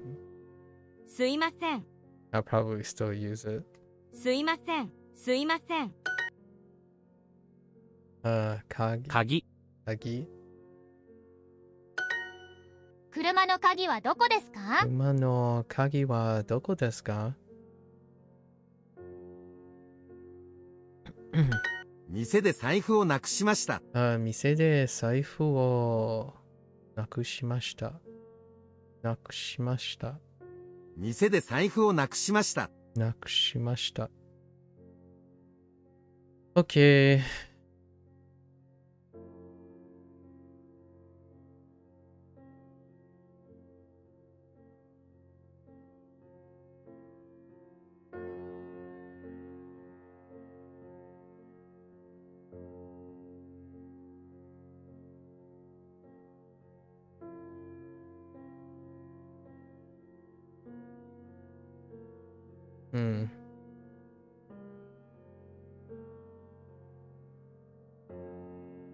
Get rid of, to eliminate, to remove also. Interesting.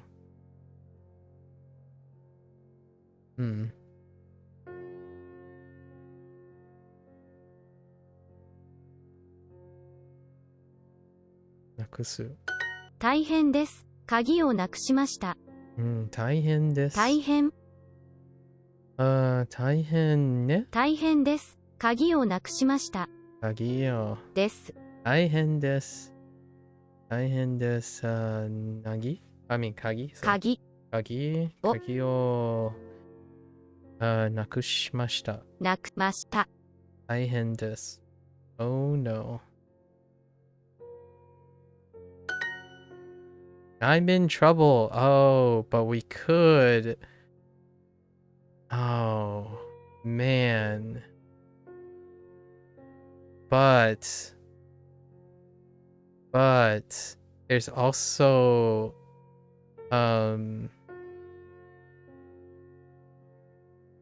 using komaru. The way they translate I'm in trouble.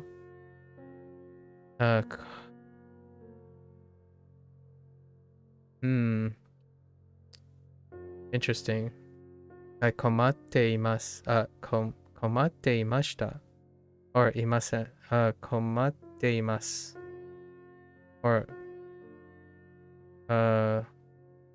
困りました。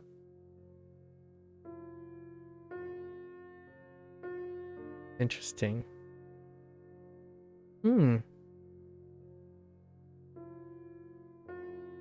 大変です。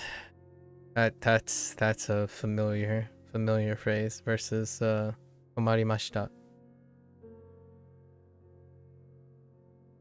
財布をなくしました。交番に行きます。交番に行きます。財布をなくしました。Yeah, 交番に行きます。Way to throw in a vocabulary from last unit. 交番。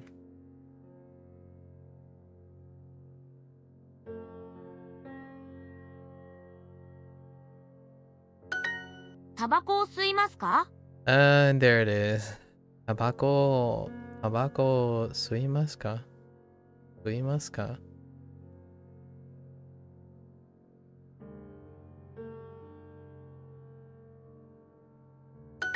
高校生はタバコを吸ってはいけません。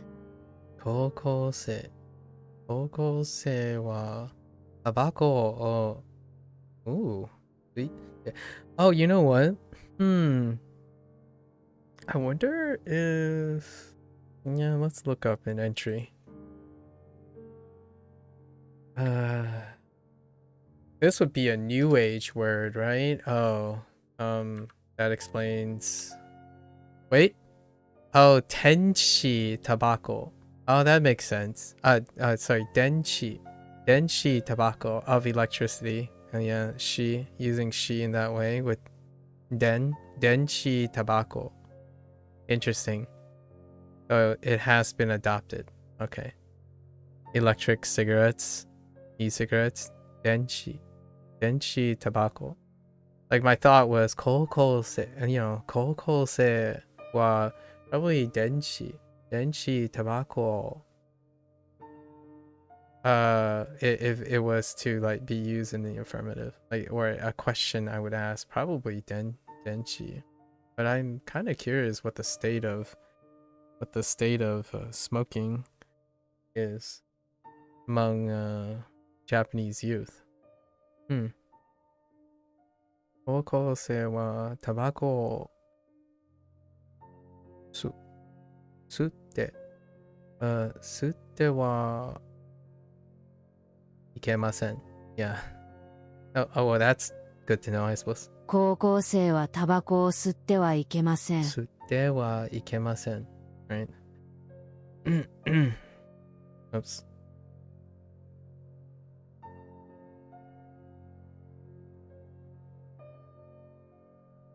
It's not to say that they don't. I actually don't really know. 父はタバコを吸っています。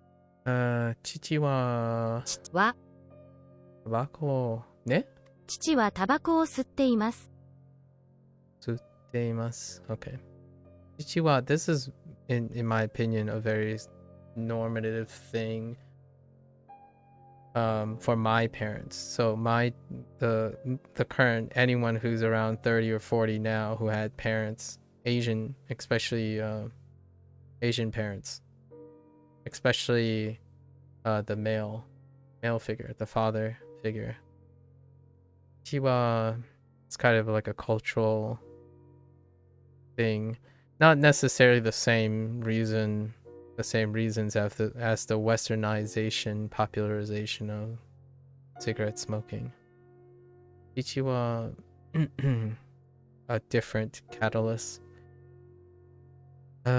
Chichi wa tobaccoを吸っています。吸っています。吸っています。これは兄の家の鍵です。これは兄の家の家の鍵です。鍵です。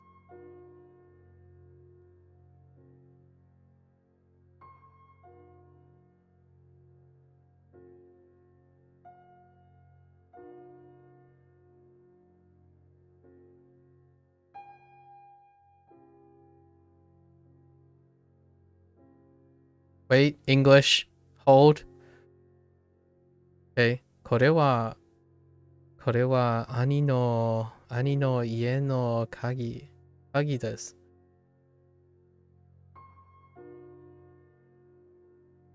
They want this, but I kind of want to test. This is my big brother's house. Oh no. My big brother. No, there's no double possession. We couldn't test a double possession. Like my big brother's house's keys, as opposed to key, as opposed to the other way around.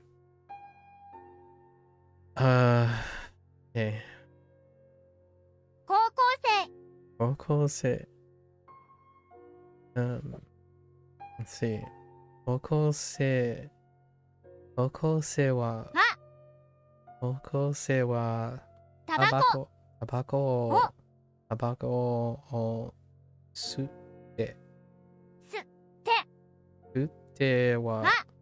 てはいけません。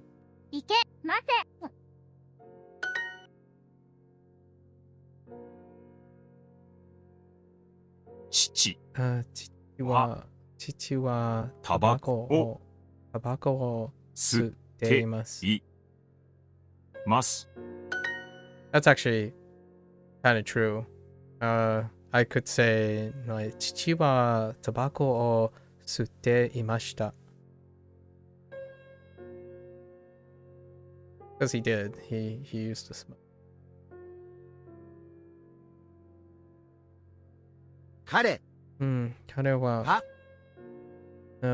は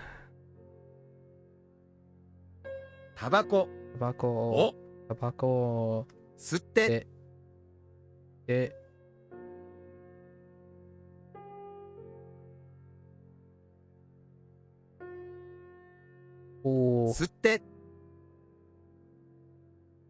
ます。Just kidding. Wrong tense.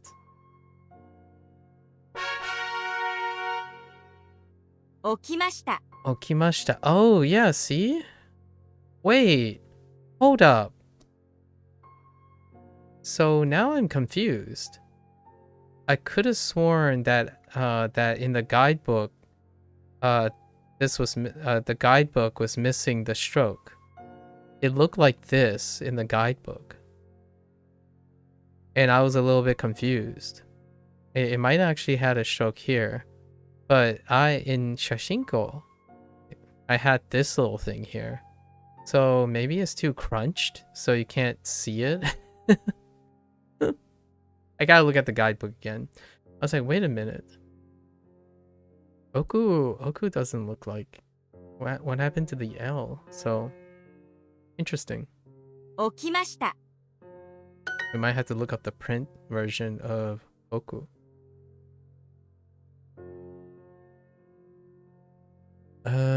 Is there an alternative form under here? Let's see. No, I don't see any alternative form. It might be too squished to see. Although it really did look like it was centered. I think that might actually be a print error. 起きました。 Yeah, we might as well. Yeah. Look. I need to know now. Pretty sure. Where is it? Yeah, this is a print error. 起きます。 Unless there's something weird about it. I don't see another print alternative. Let's go look. Kind of curious. Oku print. Kanji print. Look at Oku kanji print. Dang it. There's more than one. Yeah. Wait. Huh.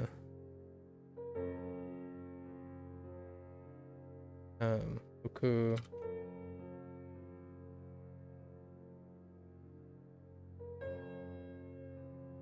Oh, yeah, it is a print. It is a print variant. So there are, oh, interesting. There are 2 print variances for Oku. And they have both of them. Yeah. So that's interesting to note. So Oku has 2. One like this. Because I clearly see it in different resources. The one that I'm more used to is the one that is shifted. Yeah. So interesting. So either. It's another one of those it's a day. It's a day situation again. A day situation. 石鹸 Oh, what is that?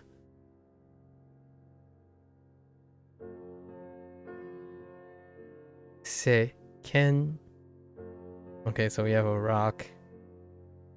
What the heck? Okay, this is I like this is exciting. Wow, this character is very exciting. What the heck? That takes the cake now. 石鹸 Seiken. Seiken. I don't know. It can be anything. Not a vocabulary word I'm familiar with either. 石鹸 And 細い Osoi 起きました I'm used to this one. This okimashita. Written this way. 薄い薄い太い太い石鹸石鹸 That's for soap? Oh, now it's not as exciting. I mean, it kind of looks like a bar of soap. Oh, you know what? It kind of looks like a bottle dispenser for liquid soap. 石鹸 It can... Okay. 石鹸で服を洗います。石鹸で服を洗います。Okay. Sure. 今、これを使っていますか？今、これを使っていますか？今、これを使っていますか？使っていますか？ Sounds so weird today, Oscar.「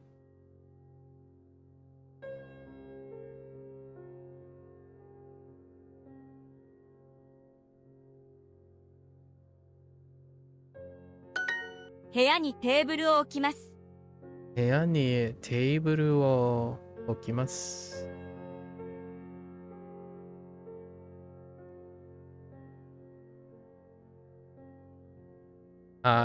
What?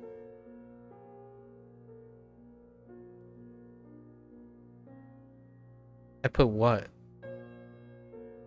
Oh, straight up, I put the table. Okay. I'll put the table in a room. I'm like, now I'm just imagining this person picking up like a dining room table, single, like barehanded. Wait, what is your? I will put a table in the room. Oh, come on, articles. パンをナイフで切ってください。knife.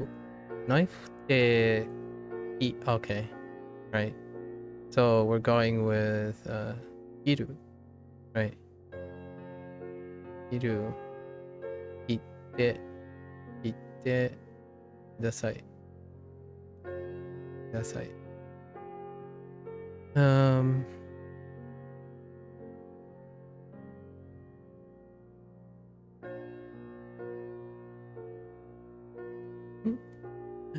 I'm waiting for them to say cheeseをナイフで切ってください. Please cut the cheese. Sometimes intrusive, immature thoughts come flooding in.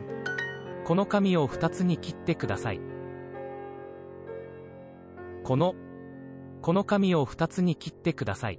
この紙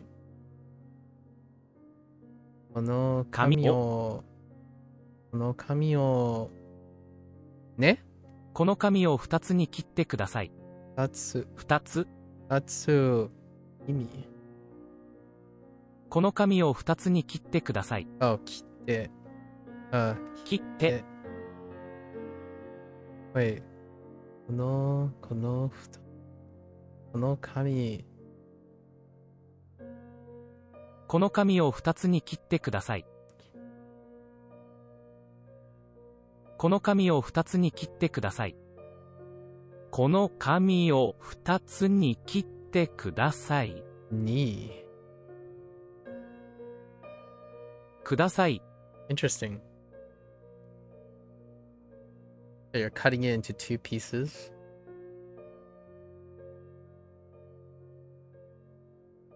Huh. That's a grammar point. Cutting it into 2. この紙を2つに切ってください。Interesting. Okay. 汚い言葉を使ってすみません。汚い言葉。ね？汚い言葉を。Oh, dirty word? Oh my goodness. Foul language? 汚い言葉. Oh my gosh. 汚い言葉を. Oh, that's kind of cute though. Combining 汚いand 言葉 or foul language. 汚い言葉を使ってすみません. Okay. Sorry for using foul language. Interesting. すみません. カバンをここに置いてください。Kabam. Oh, okay. So they went back to kabam as opposed to kabam, the kanji. Talked about this too. Kabam. Kabam をここに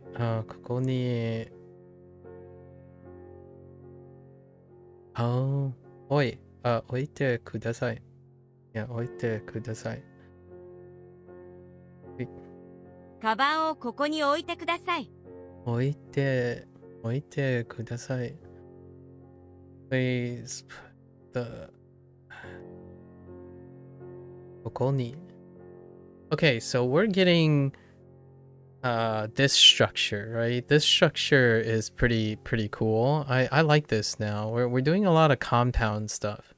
So now we have in action, right? In action, which can be a compound verb as well, and then having something that is an object that is being modified in a manner.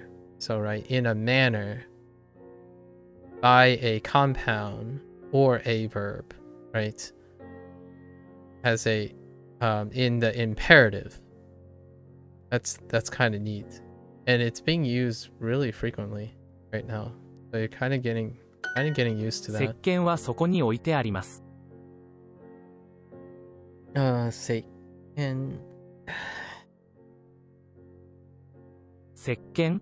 石鹸。soap.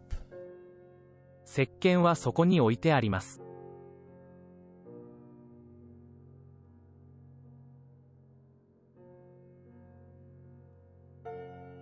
は、Wait. おい。おい、石鹸はそこに置いてあります。Okay. そこ。に、おい。て。あります。Yeah, so now it's like, oh, and this is not, yeah, so interesting. So, 石鹸はそこに置いてあります。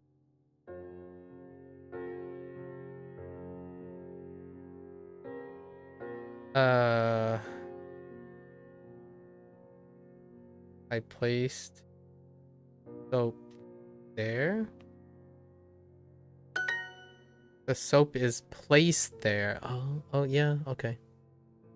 Yeah, I see that. Oh, that's because the soap is marked by the topic. Yeah, soap is placed there. Interesting.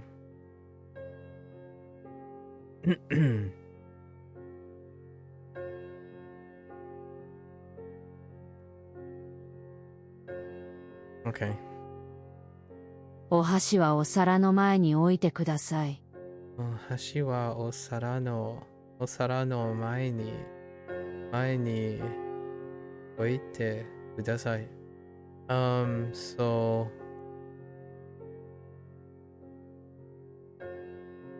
please place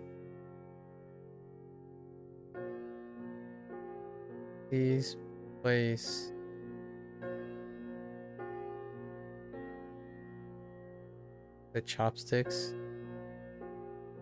in front of the plates.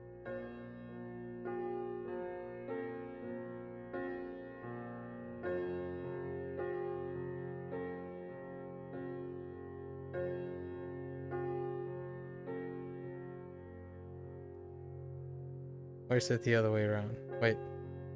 No.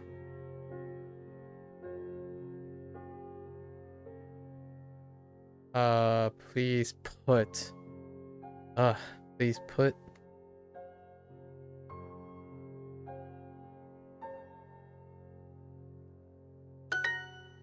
Please put your chopsticks in front of your plate.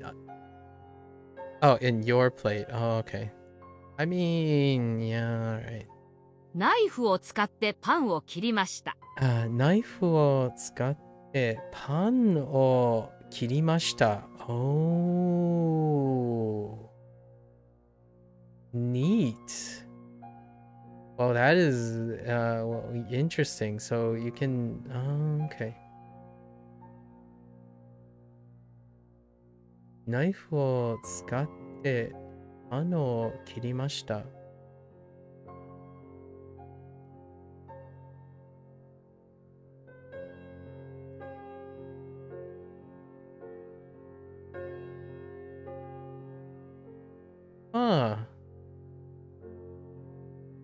Got it.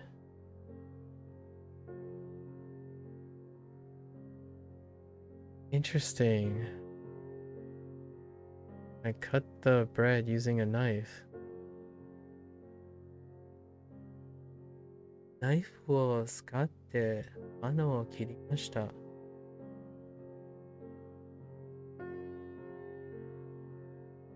Wow, you can say so many things without a conjunction. I've underestimated how many ways you could say something without a conjunction.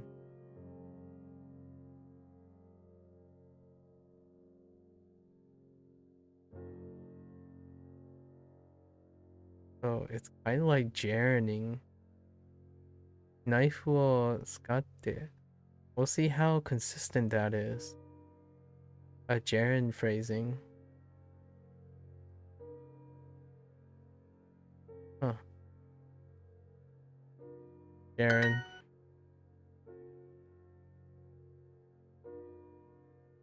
And then there's this too.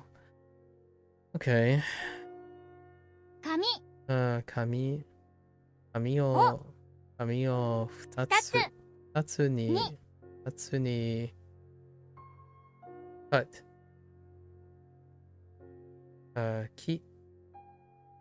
切ってください。切ってここの紙を2つに切ってください。ください。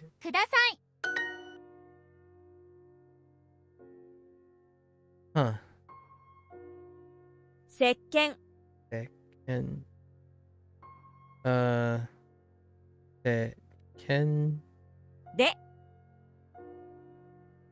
鹸で服を洗います。洗います。ます。I said 洗います。Or I might have said 洗います。洗います。Sorry for using your desk. Oh yeah. Desk. 机あなたの机を使ってすみません。使ってすみません。 Ooh. I'm really liking the swap up in sentence structure. Like most of this unit outside of like the introducing the new vocab in simple sentences, I kind of like that is definitely a new structure. 忘れません。忘れません。Okay. 忘れません。忘れません。忘れません。 Right. I get it. カップ Of course. 机にカップを置きました。机にカップ。Wait, yeah. 机にカップを置きません？ I mean, 置きました。Makes sense. I place a cup on the table. So 机にカップを置きました。机にカップを置きました。A box. Oh, Kumi. 箱 Oh no, that's not even close. Why did I think of Kumi? Komi. Bako. Oh no, this is Bako. Sorry, just kidding. The way I can correct myself on Bako is Gomi Bako. This is Bako, right? Oh, Hako. Oh, because of ha into ba. Oh, yeah, right. Right. If it's placed next to Gomi, it becomes ba instead of ha. Okay. So we have the hun bun pun thing going, or the hon bon thing going. So hako when it's standing alone. Neat. Okay. Hako. 箱にカップを入れました。箱にカップを入れました。Right, 入れました would be to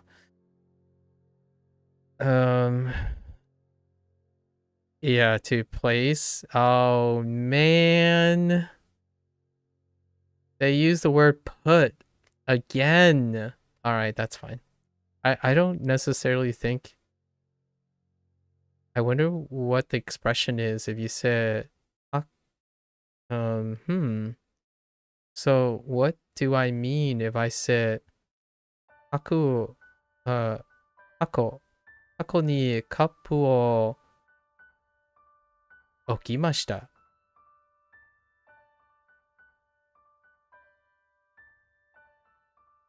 Does it mean I place on the box as opposed to I put in the box?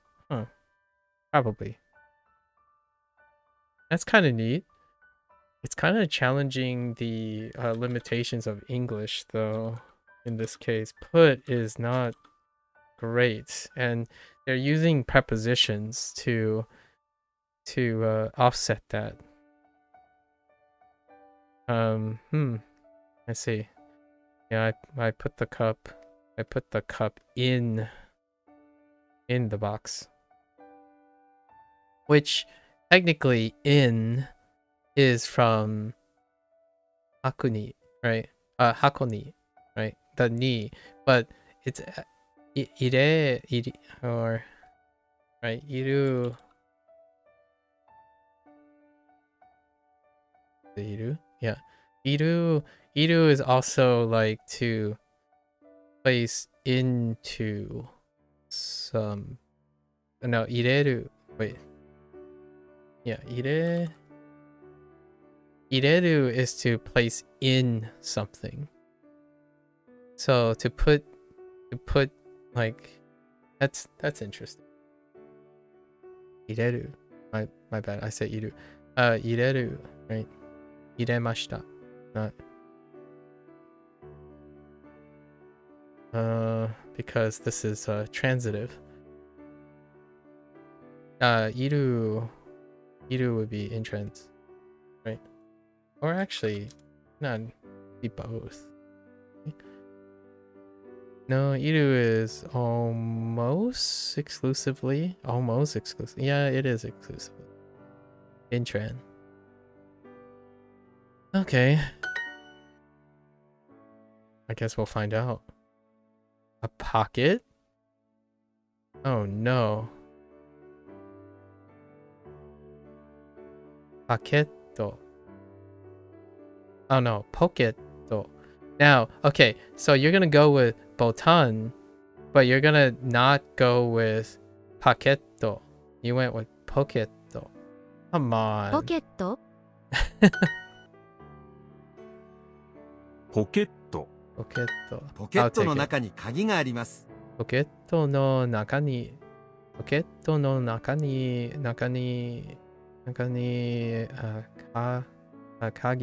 鍵があります。Okay.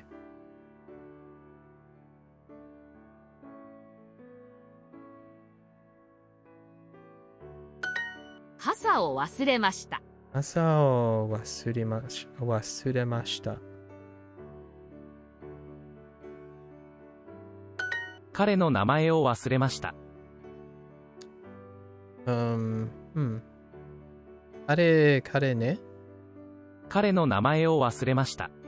彼の名前を忘れました。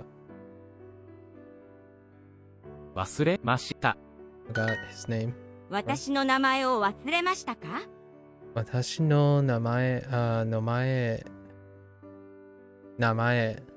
私の名前を忘れましたか？私の名前を忘れましたか？ Get my name. Interesting. What is inside the box? Okay.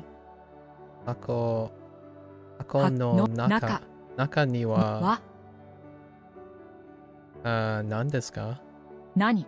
Oh, Nani? Oh, wait. Whoa. Hold.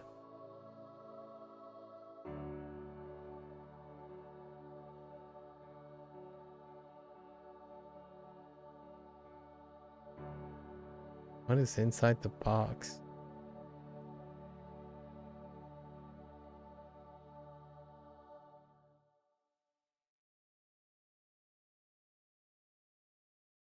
Oh, just kidding. ありますか？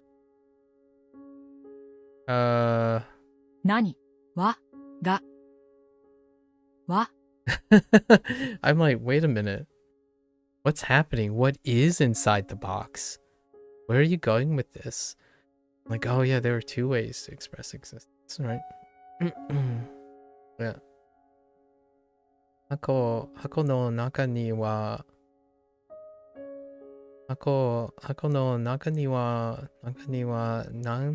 何がありますか? Could it be flipped? No, I think this is fine. I often forget people's names. You and me both. 僕僕はよくの人の名前名前を座ります。or 忘れ忘れます。座ります。忘れます。忘れ私はよく人の名前を忘れます。Wait. Oh, there's watashi too.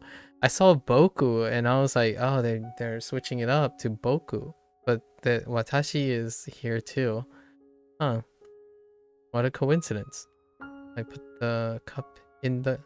the lime in the coconut. Wait, can I say that? No, I don't know how to say coconut. I actually don't know how to say lime either. Okay. Put the cup in the box. I put the cup in the box. Okay. 箱箱にカップを入れました。ました。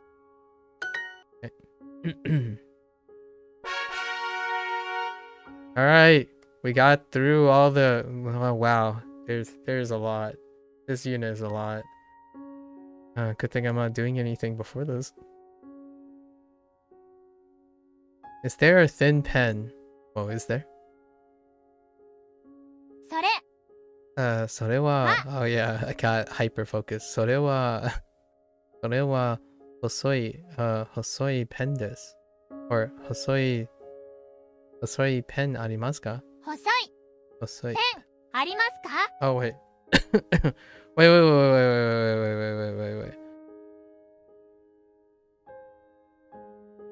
Something's not right here.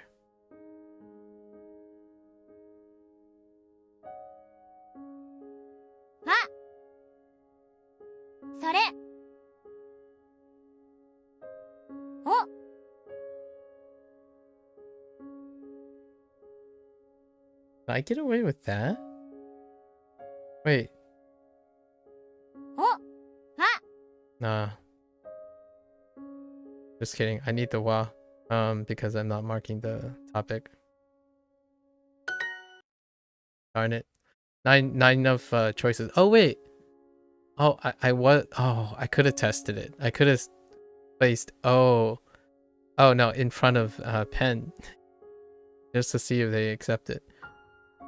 石鹸。今これを使っていますか？今これを使っていますか？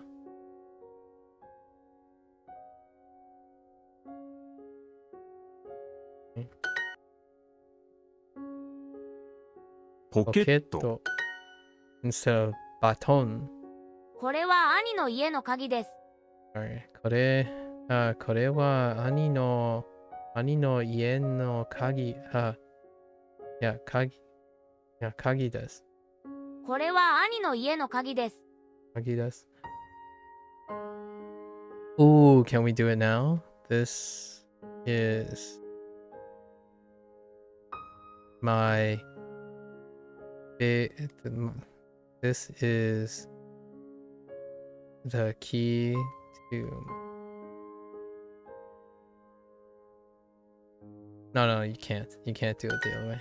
Okay. 紙。汚い言葉を使ってすみません。汚い言葉を使ってすみません。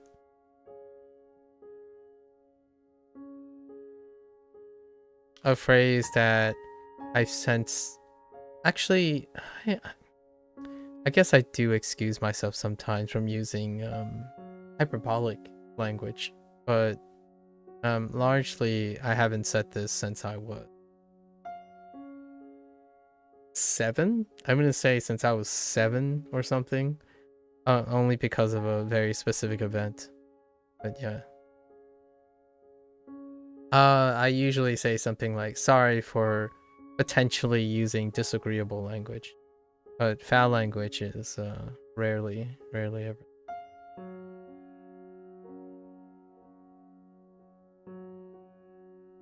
Kitanai kotoba. その色鉛筆は太いですか？その色鉛筆は太いですか？その色鉛筆。色鉛筆。その鉛筆を、ね。その色鉛筆は太いですか？太い。太いですか？は、いろいろ太いですか？ No。太いですか？その色鉛筆は太いですか？そその色鉛筆は太いですか？太いですか？ Okay。ペンを使って書いてください。ペンを使って、Yeah, I like this。ペンを使って、書いてください。使って書いてください。Okay. Anyways.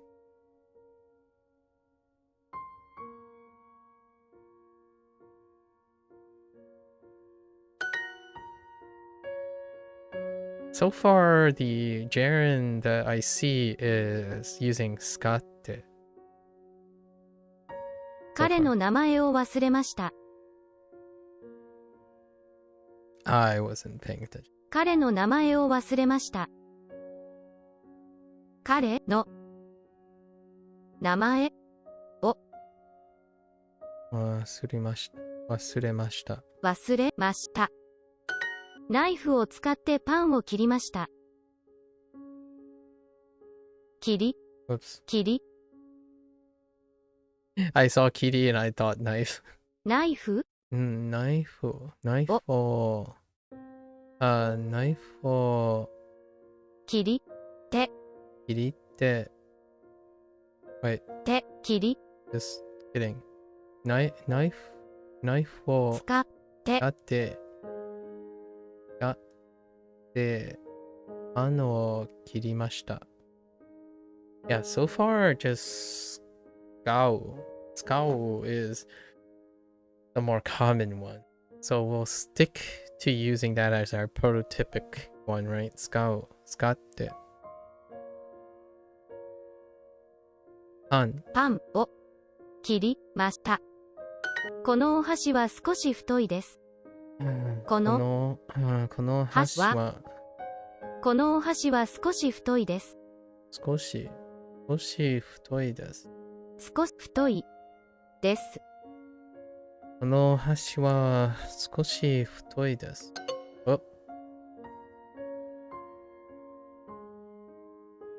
You wanted me to honorific the hashi. Dang. このお箸は少し太いです。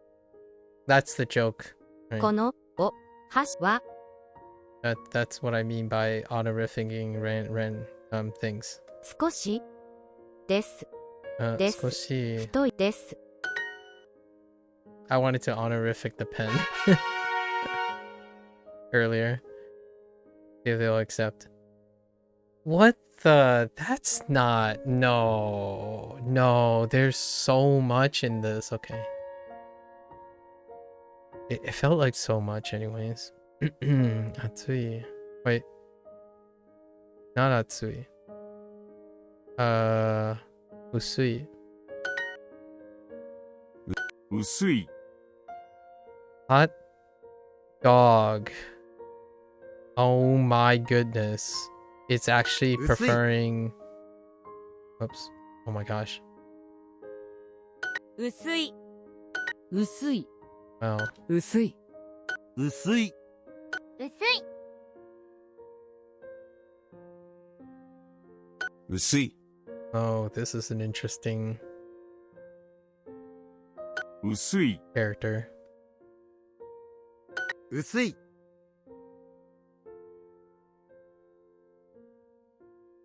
薄い。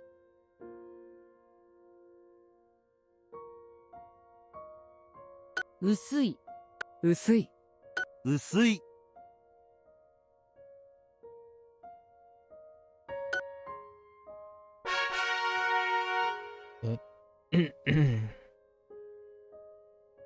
細い。細い。 That's fine. 細い。細い。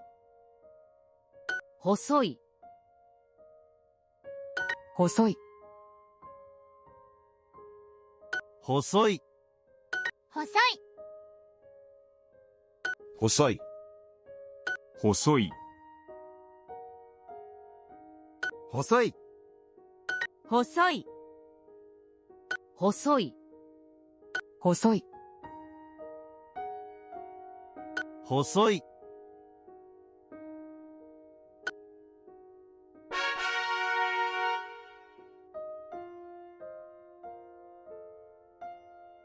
薄い、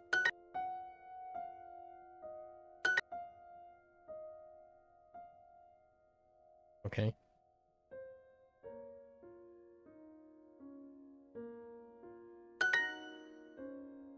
Uh, 薄い、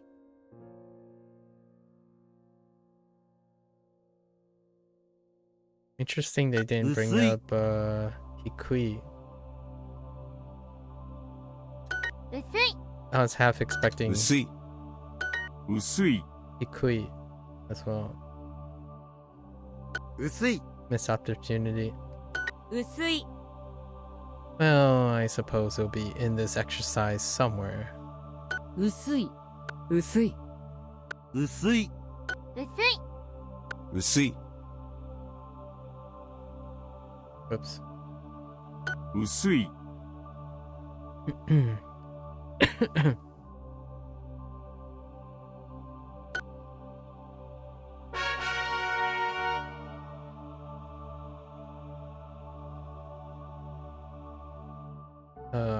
Toy. Toy. Sui. 薄い、太い、 Toy. 太い、 Sui. 太い、 Toy.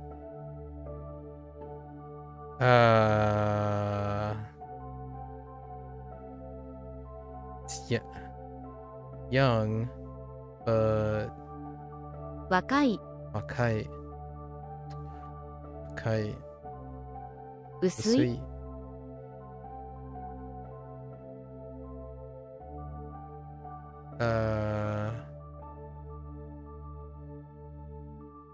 遠い、 Toy.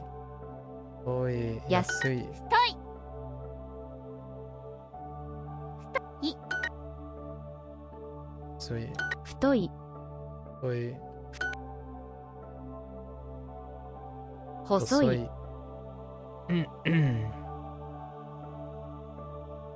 太い、 Toy. Toy.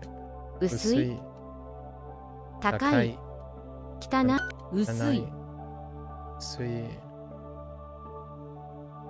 薄い、薄い、 Oops. 薄い、 Toy. Hiroi. 広い、 Hiroi. Whoops. Hiroi. Oh, there it is. Hikui. 高い、 Takai. 低い、 Hikui. 太い、 Oi. And then that brings in. Oh, actually, I don't know if there's any high. Probably.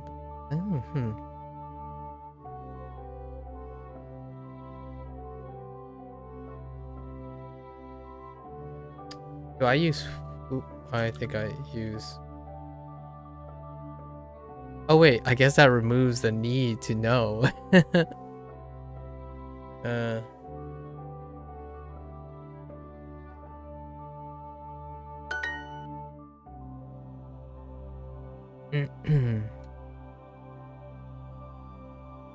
太い、 Oi. 近い、 Chikai. 薄い、 Usui. 太い、 Oi. 多い、 Oi. 広い、 Hiroi.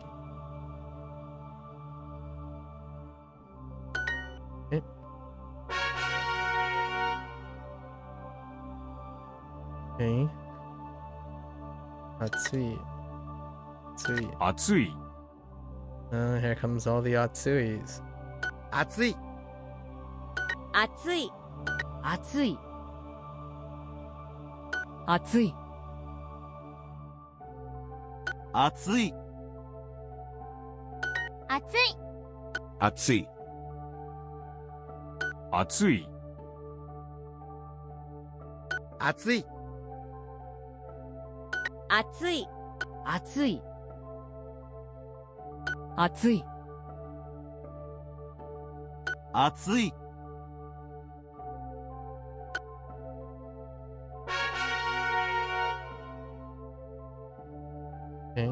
細い。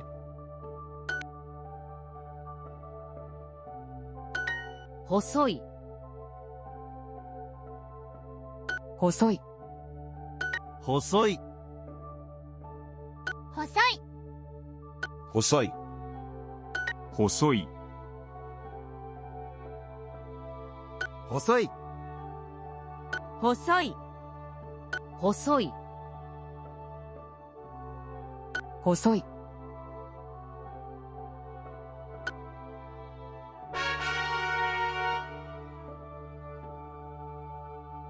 薄い。薄い。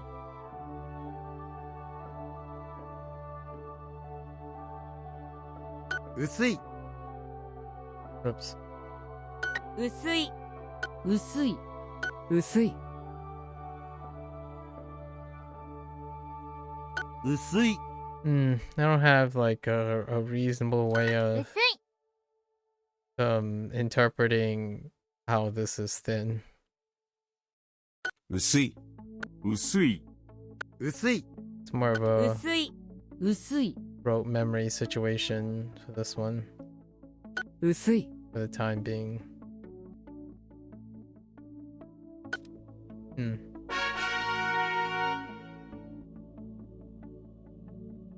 暑い。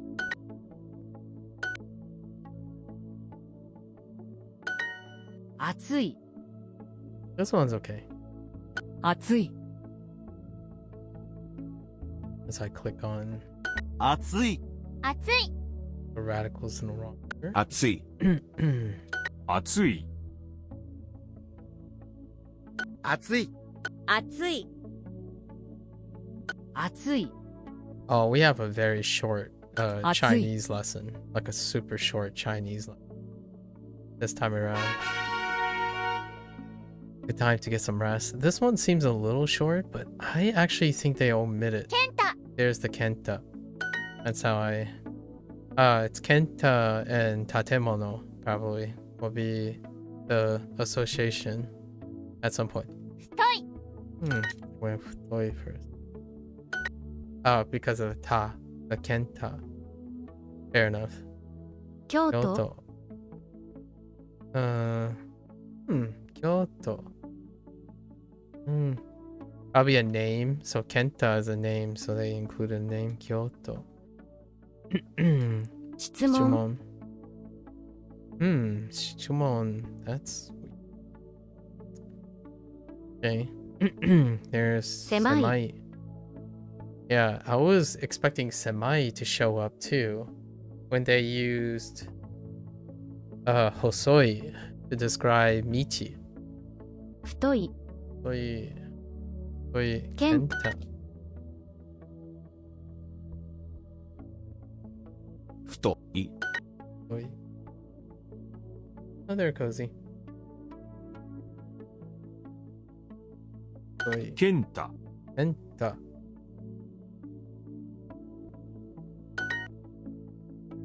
けん。太い。太い。 Hosoi. 留学。留学。留学。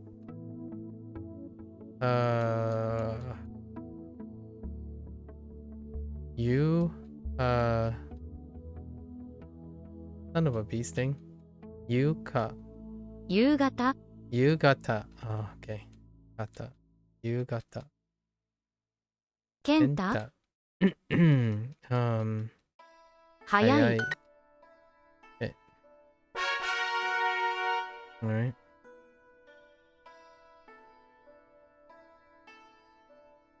Okay. Kenta. 健太。 Kenta. 太い。健太。ケンタ。けん、太い。太い。ケンタ。言葉、ケンタ。ケンタ。ケン、太い。太い。田中。太い。健太。山口。汚。太い。太い。い。万人。万人。はい。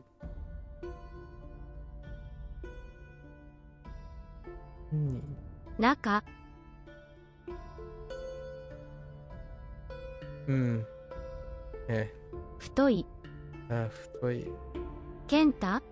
ケンタ。あー。砂糖。砂糖。ケンタ。ケンタ。ケンタ。太い。太い。あー。遅い。遅い。遅い。健太。中山。あー、直美。直美。太い。太い。い。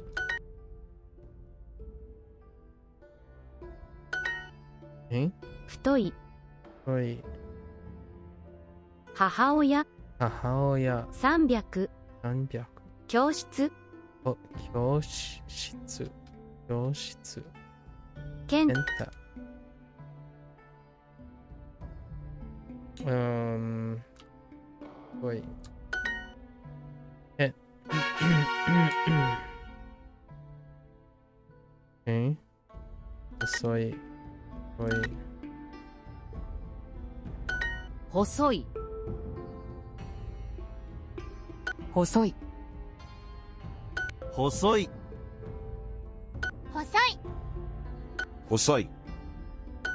細い。細い。細い。細い。細い。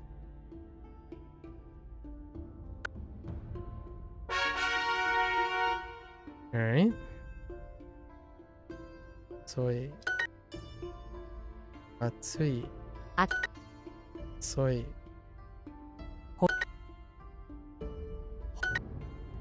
暑い。熱い。細い。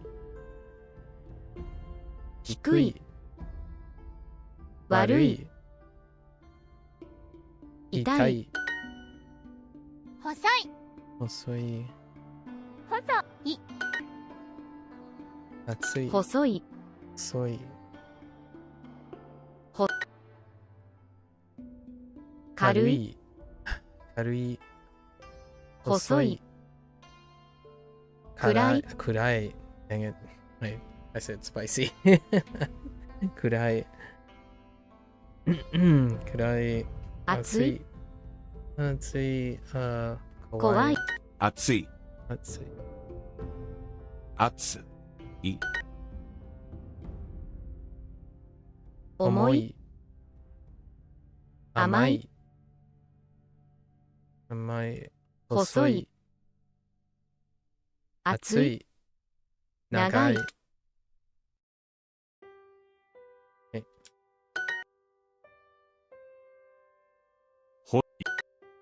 汚い。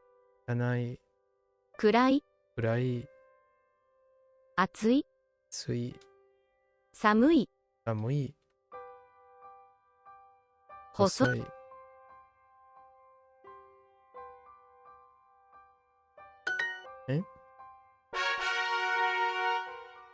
Alright. That's the end of 15 minutes. Alright. Let's gather up. Oh, that's from yesterday. Alright. There are so much more vocabulary than this. Right? Maybe not. There are some katakana stuff. as well. So, describe belongings, right? What do we have as descriptors? Do we have belongings to describe?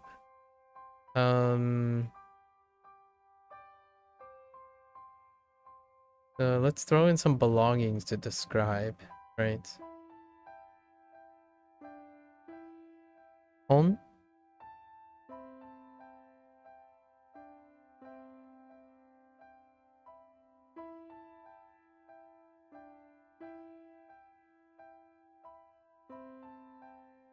Wait.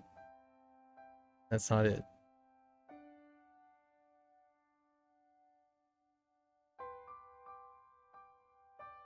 Right.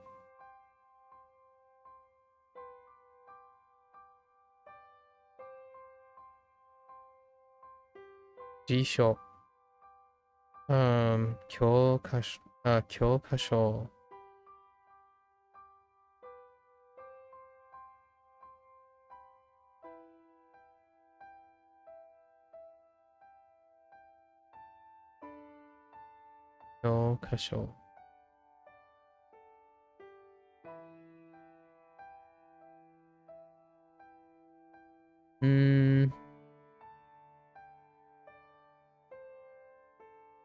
Saifu. I'm actually not too confident with Saifu.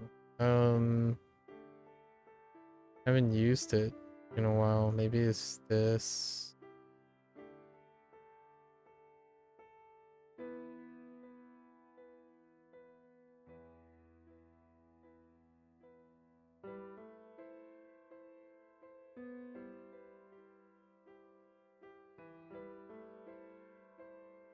I'll have to double check this.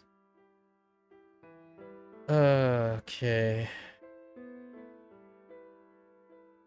Oh, it's okay. It's not Tsu either. It's that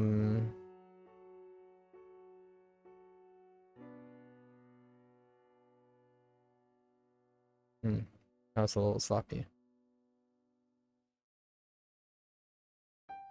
So Saifu. Saifu. Is there any other belonging that we could use? Oh, right. We have Kami. Is Kami not on here?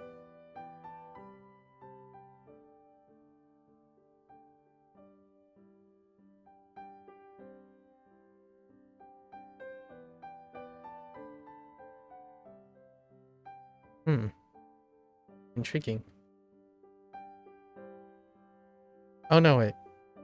It is. It just looks very weird. It's here. Oh, it's really congested. They're not angled like that.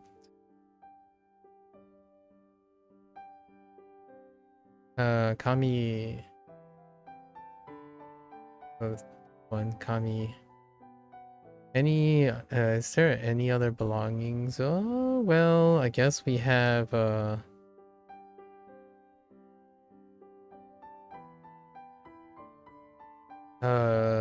Ke?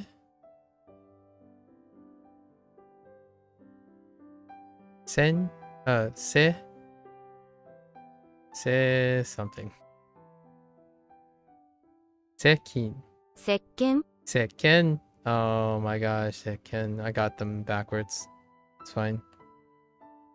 Like I combined the initial with the other initial and or I combine a final with the other initial and etc. Sekken. Actually, I want to see how this is written.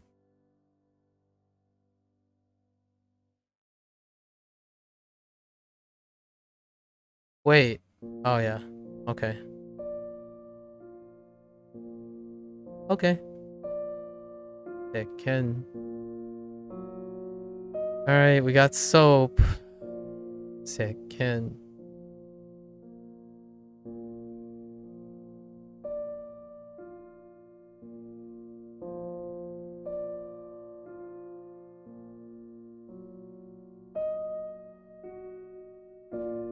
Right. Teken.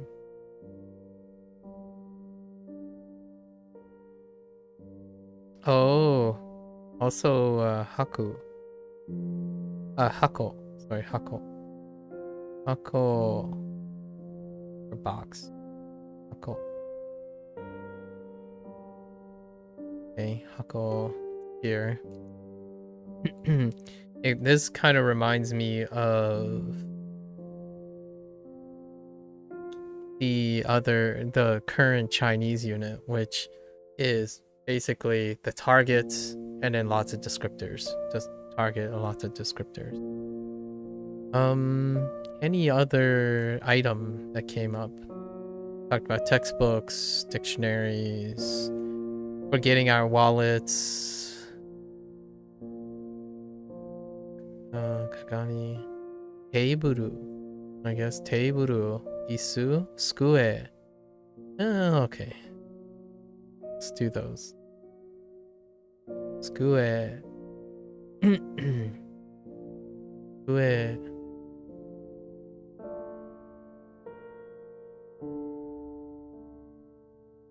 Okay.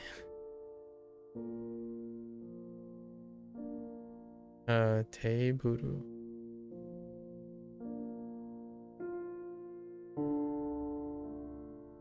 The heck?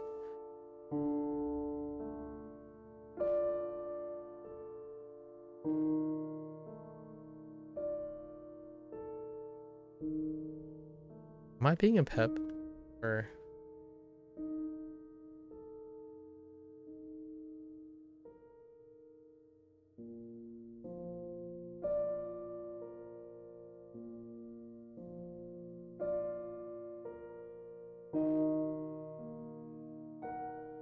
How do I do the...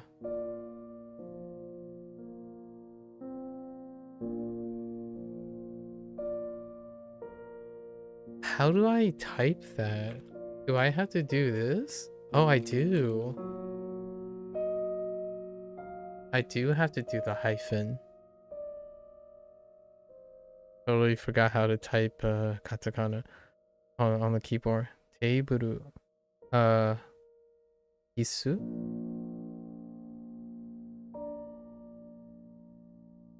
Isu is actually kind of important for my Chinese unit because the right radical is actually something else now.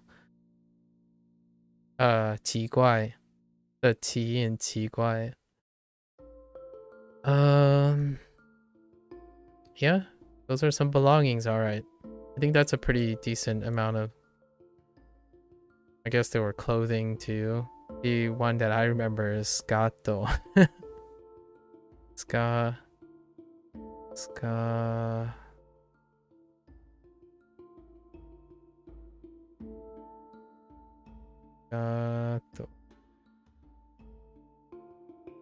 That's a pretty decent amount. The one that we are required is Ami, and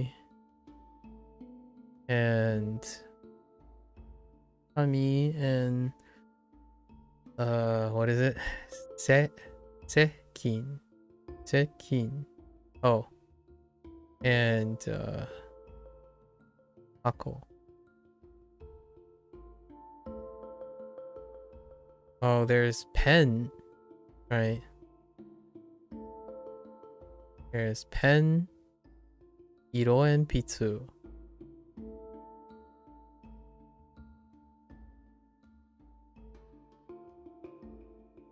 I can enpitsu.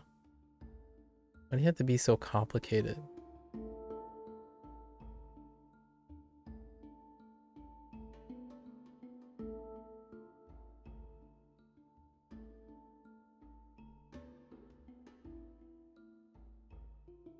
It really isn't that complicated because it's 3 of the combination of radicals, but iro enpitsu.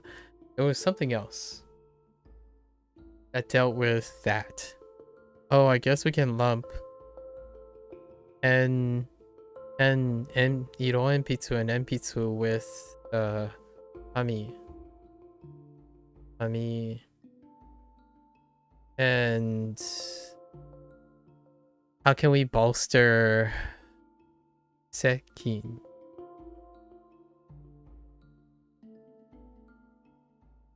No shampoo.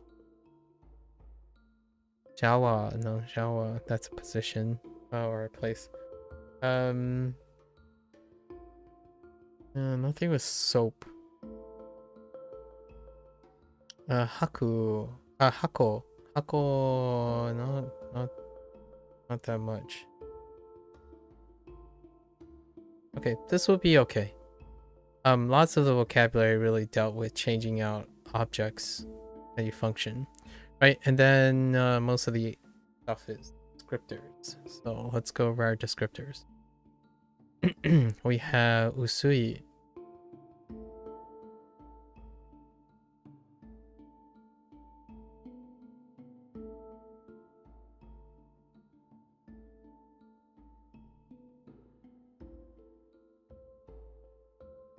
So, usui. Usui is thin, so then because we know thin, we know atsui. Right. Atsui.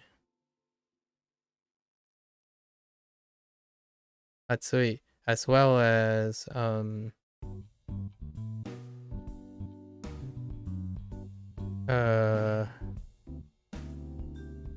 doi. Right. So atsui. Oh, actually, and since we know usui, we also know hosoi.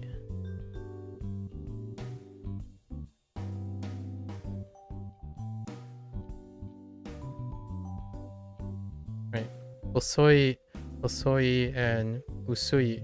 Hosoi and usui.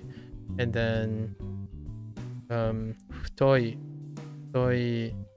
and atsui. And then they threw in warui.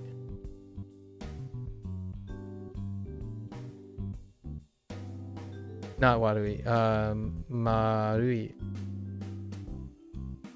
Marui. I bet. Marui. Just round. Oh, I guess then they threw in sara. Sara for something that's round. Or a spoon. There's naifu as well for cutting and stuff. Wow, there were a lot of objects. This unit had tons of objects. Naifu. Ohashi. The other hashi. The chopsticks hashi. Wow. Okay.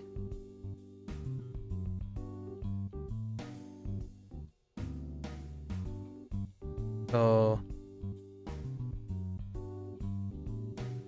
do I do the right naifu?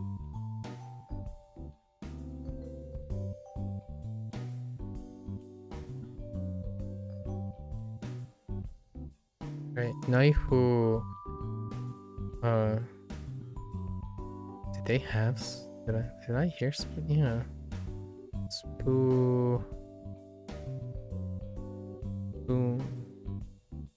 Right. Spoon. And hashi. Hashi. I haven't typed. I haven't written in a while. As opposed to our newest one, hashi, for a bridge. So hashi.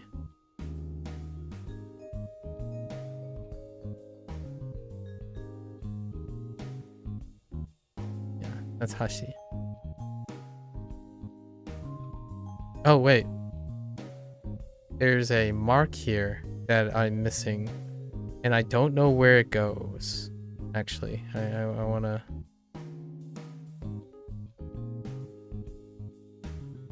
Oh wait. Oh no, it's the dot above it. So it's like there's a dot here. I think. I'm gonna go double check. Let's double check this for hashi. My eyes. It's okay.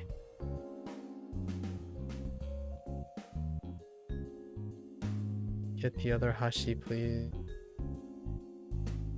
Stop giving me bridge. Yeah, it's the dot above.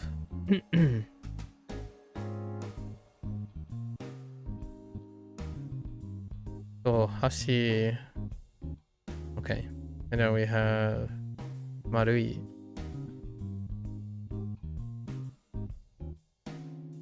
Which I think. Yeah, Marui. Remarks upon the etymology of Sara and Sara.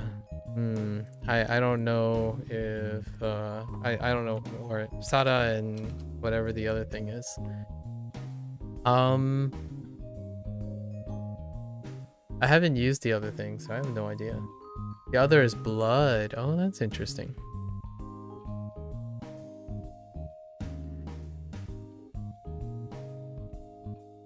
And then keen plus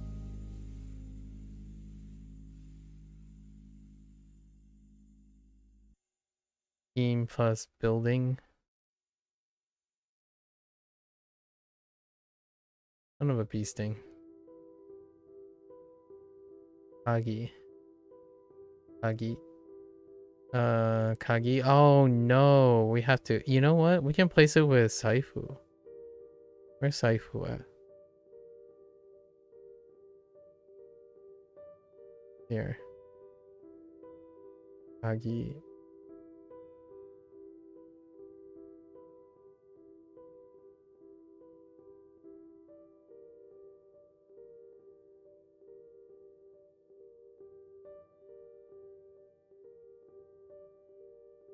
Kagi. Okay. And that's not where it ends, because we also have predicates, which aren't ever logged in the kanji section. Okay. Yeah, in early history, blood was offered on plates and bowls for some reason. Oh, that sounds about right, actually. It checks out.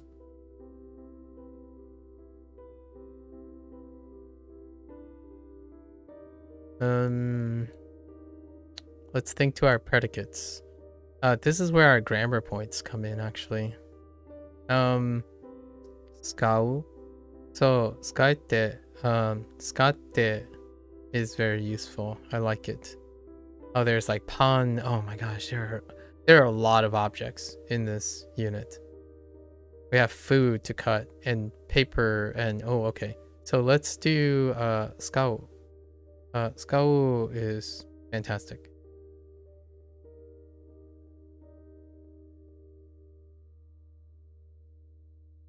Wait, did I screw this up? I think I missed a stroke. Yeah, I missed a stroke. Okay. So skau, which we use. I'm gonna mark this way to remind myself. Oh, skatte.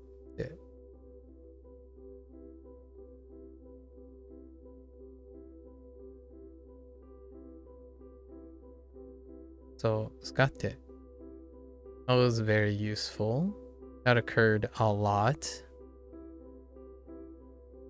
I need a prototypic of... This also went into another one, so maybe like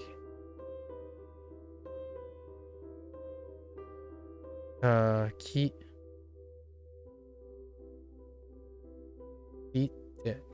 which kiru is used here.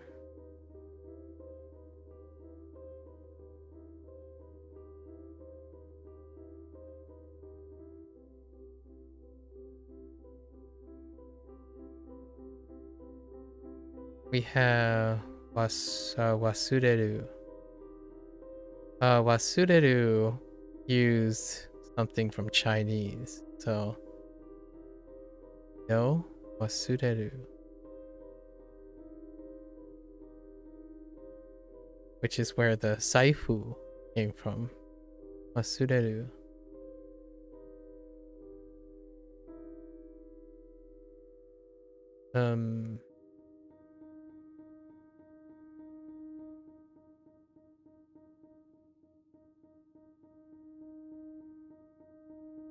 Let's look at our objects. What else can we be doing? Mata arus. Ooh, for kite.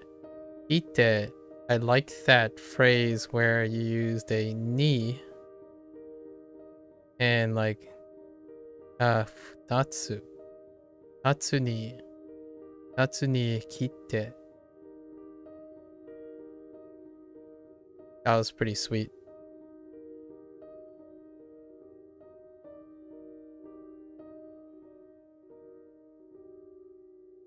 Got something into two.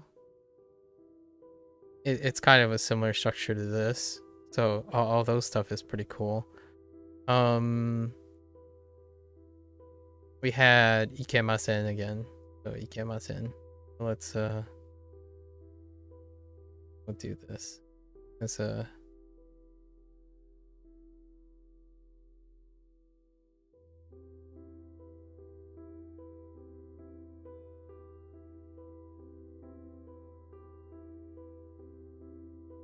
you had any kana stuff? I remember we there is one kana only. What is it? Oh, lost. Nakusu.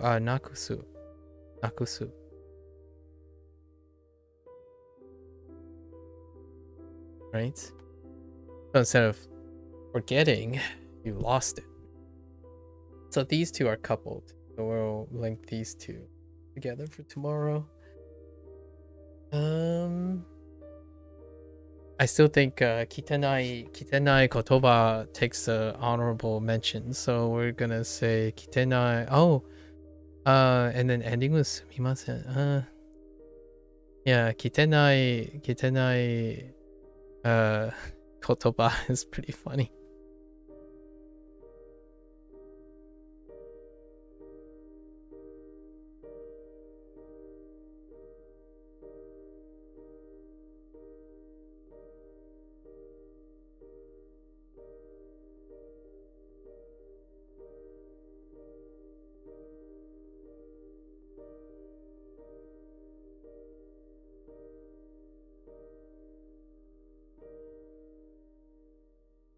Right. Kitenai kotoba. Kotoba.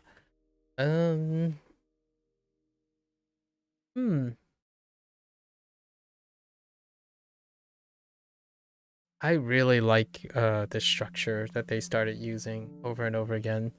That's so good. It allows gerunding. Lots of gerund phrases. Gerund phrases are useful.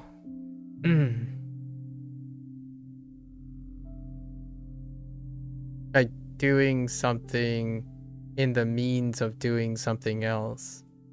Like by means, a more descriptive means.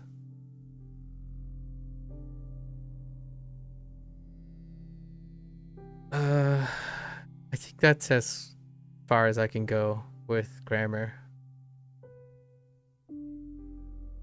Though those grammar points are super important. Pretty cool.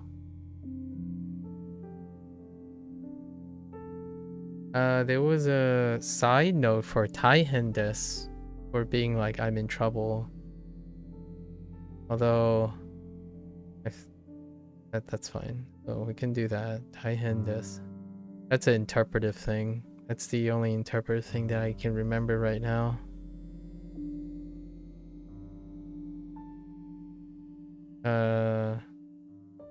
And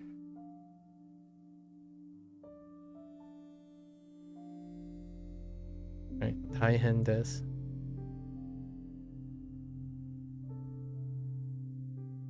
Okay. We made up for all like the missing things.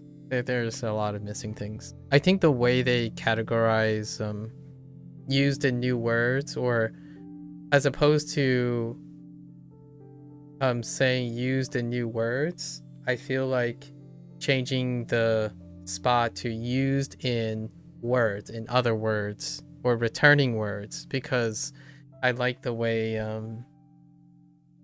the Hanza section is done, where the used in new words is more like used in again in some other way. Although the reason why I'm guessing that they say used in new words is largely due to the nature that they actually have to be new words, as in vocabulary words.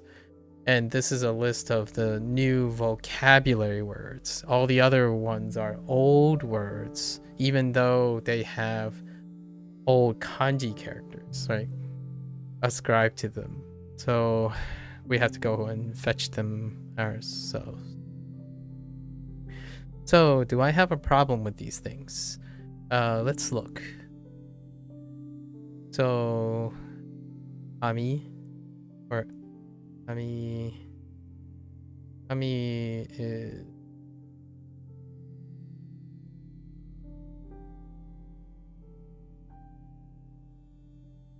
Oh. Wait. Yeah, wait. Oh, yeah. Okay, it's fine. So... Right, Kami is just... Kami, the part of Tekami. Tegami, and Kami alone. We have Hako. Hako, that's also legacy. Hako. Sekken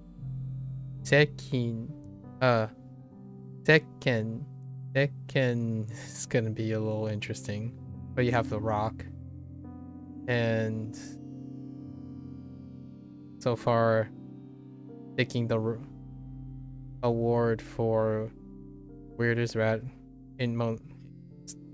interesting radical for a while now. So those are the three. And we have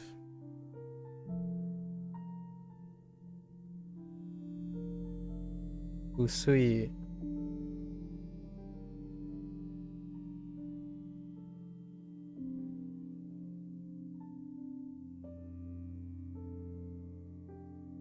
Usui.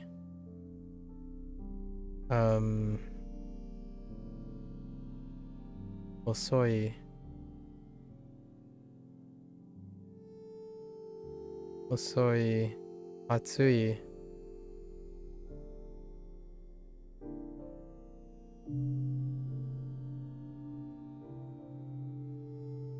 Soi.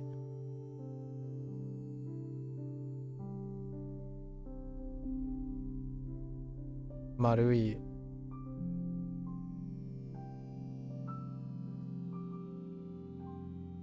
Marui.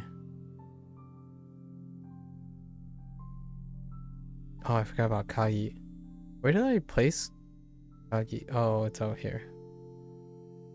Kagi. Kagi is fine. The mix of two radicals. Two very familiar radicals. Kagi. And I think that's it. So the other stuff is grammar related. Skau. Oh no. Skau. Wasureru. To mix. Kiru. Again, it's a return. And Skau as well. Actually, all of them are familiar. Except for the one that happens to be in Kana. Written in Kana. Nakusu. Nakusu. So Naksu. Well, keep an eye out. Naksu. Yeah, no, this unit in the long run is more interesting for the prompts, and then almost all of it, 90% of its review, with new characters. However, those characters are quite memorable, actually. All right. I mean, that's kind of how kanji goes. If it's old vocabulary and you only have to remember the kanji, it doesn't take long to remember the kanji. So we actually have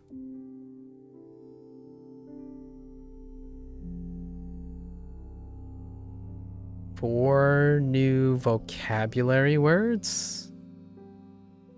Of them, only one of them have a new kanji character. No, two. Actually, that's not bad. There's three. We have three new words that also have new kanji. So that's kind of low. That's very low. Only three requires my attention, basically. The other two, the rest have either the meaning or the sound to go off of. So they will require less. Or relatable radicals and so. All right. Well, that's a wrap for Japanese. Thanks for hanging out, folks. If you're gonna watch this later, arigatou gozaimasu. Right. So until next time, mata ne, ja ne, minasan. Right. I'm gonna get up. I really need to go to the bathroom, so I'm gonna get up, take a quick bathroom break, get some glucose, and check on my time machine progress. And I will be back for my Chinese lesson. Thank you, thank you.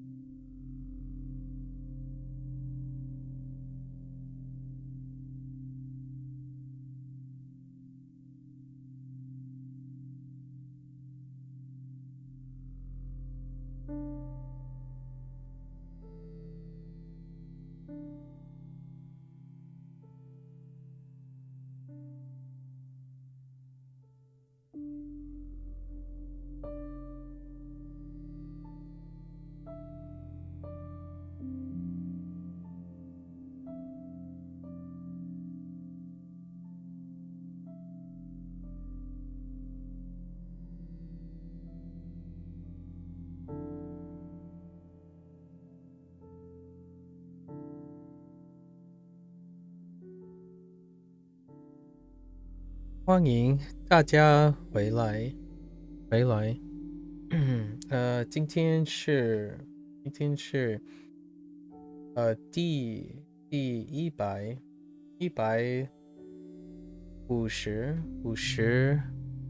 两天 right? So welcome back, folks. Today is day 152. We are in day 2 of unit 43, so let's get right to it, to our recall start.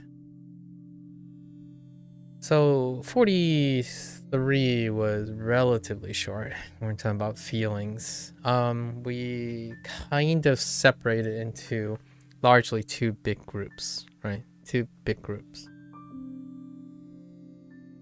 And that's kind of the expressions dealing with action related to feelings, and then descriptors for types of feelings. Let's see. So I think my framework was to incorporate the loose end vocabulary. 热情人，对，热情的人 perhaps. I don't actually know how that works.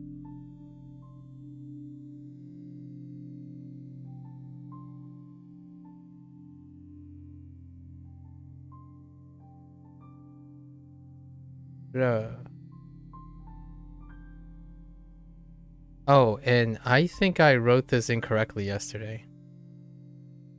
I wrote a different thing. It's this one. 热情. So 热情人, right? Warm-hearted peeps.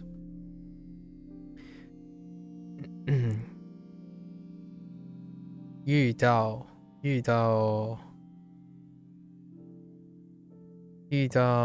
是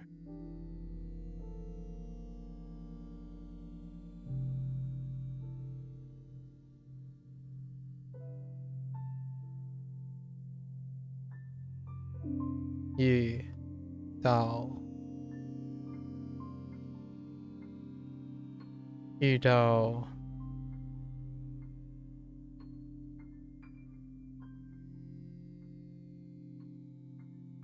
常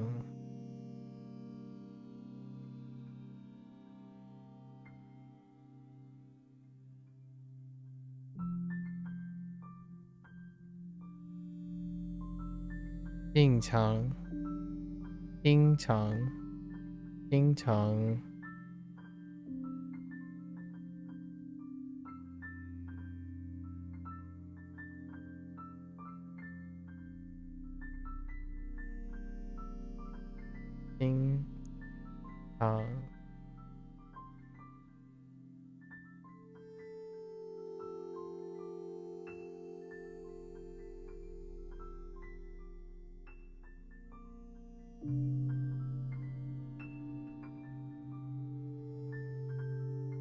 帮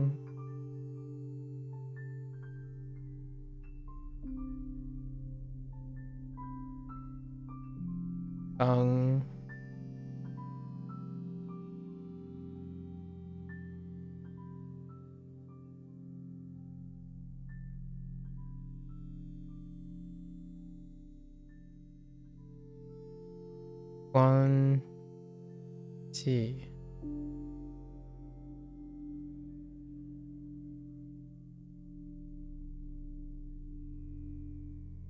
关系关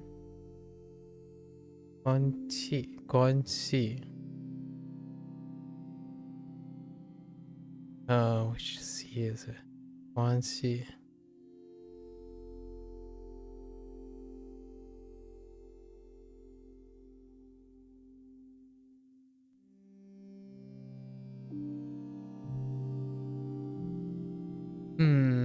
关系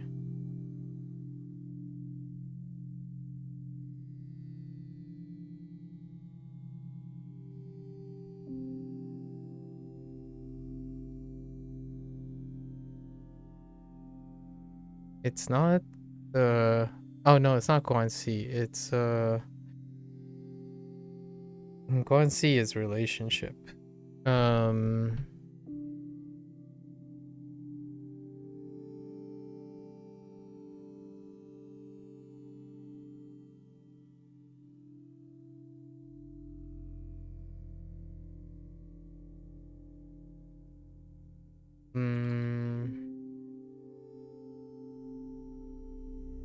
Still 关心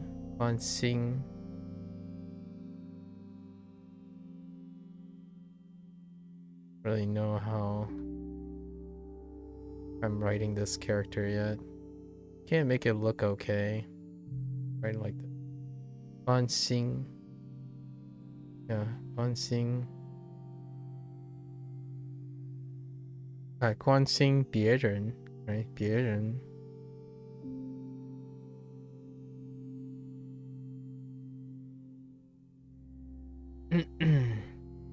别人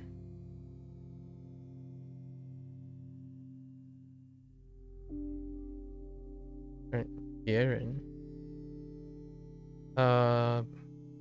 别人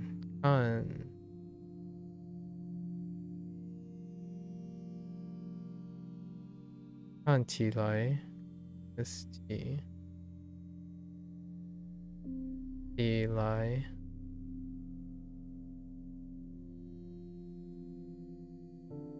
知道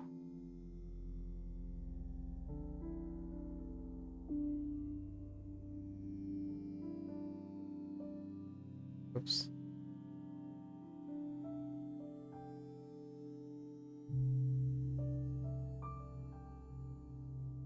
知道想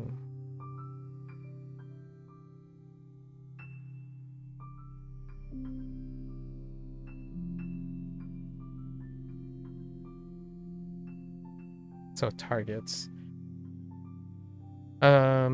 yeah, I think that covers that.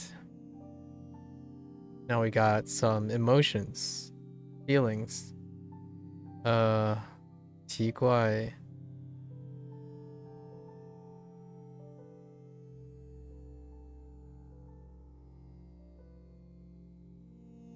奇怪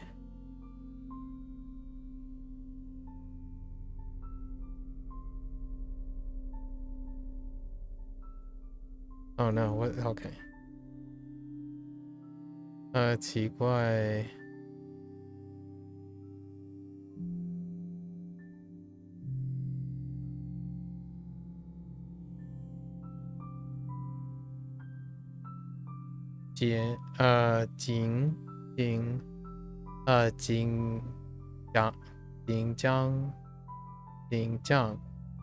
紧张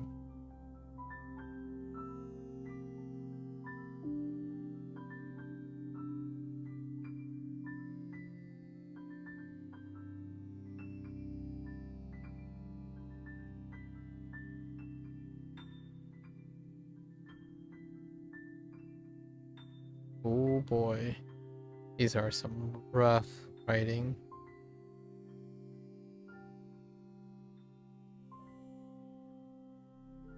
紧张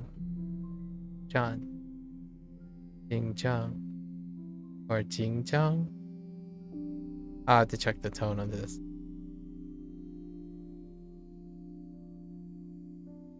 紧张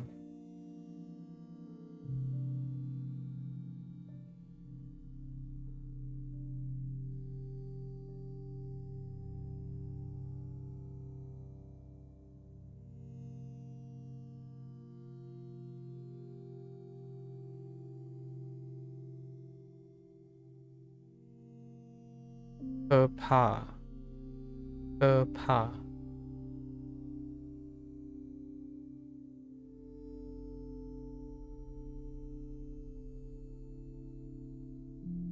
酷，哭，哭。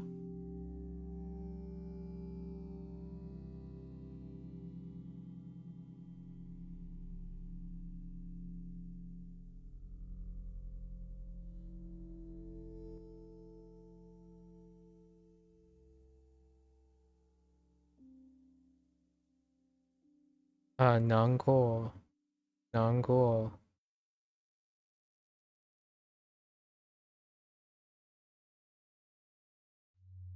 升，升起，升起。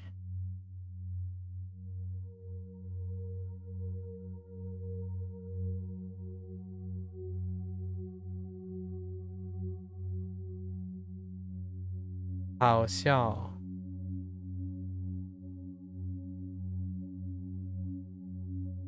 好笑。I think that was it. It was a short unit. It's very short.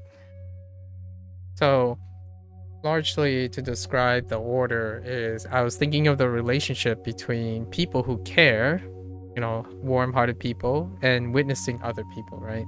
There is also like missing family members and whatnot, but I think we're really solid with family members and friends and whatnot. So it was a relationship.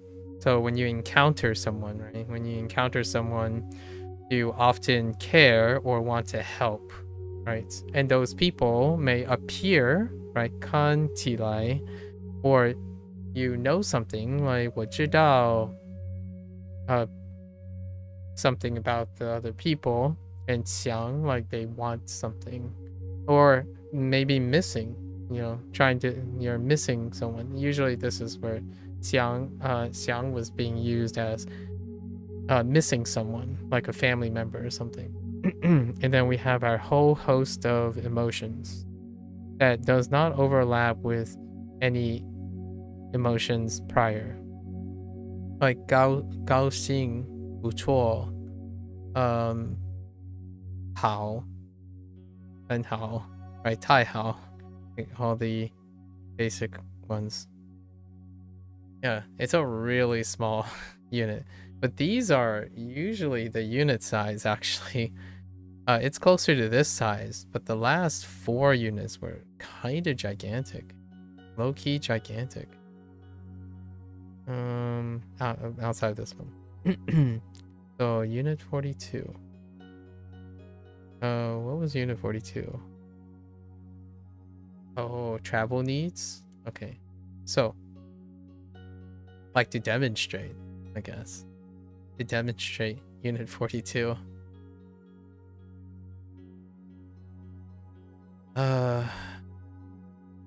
Okay.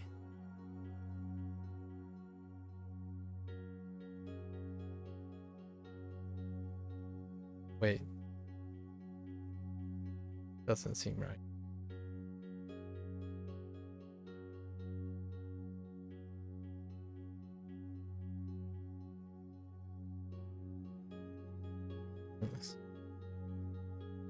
Gun.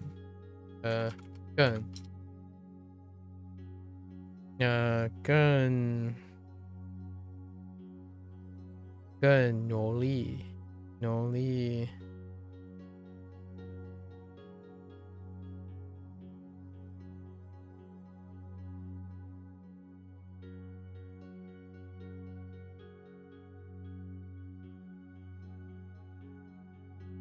更努力。写，写很多。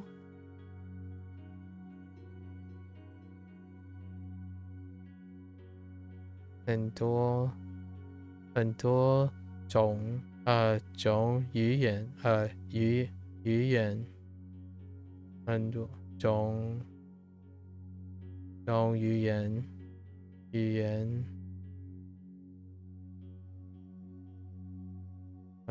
中文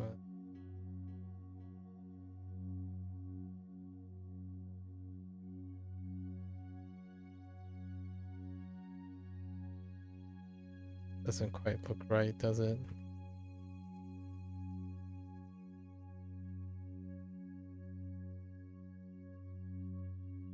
I think it's fine though. I think that's the one that I'm looking for. Zhong Yuyan.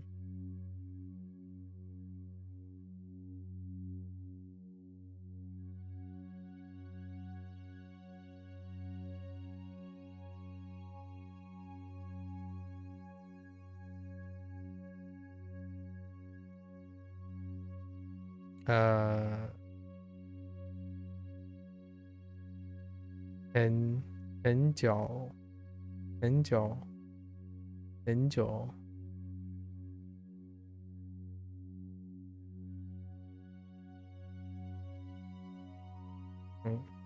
，2个年。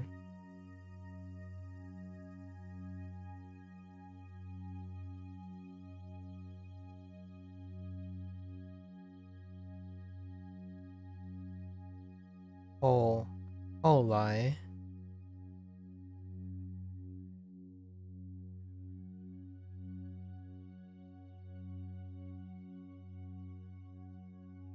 后来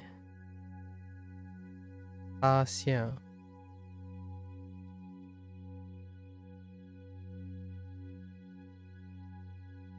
发现，发现，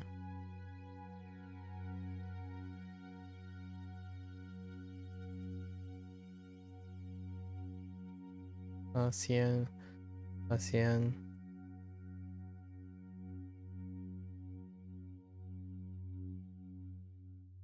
汉语，汉语，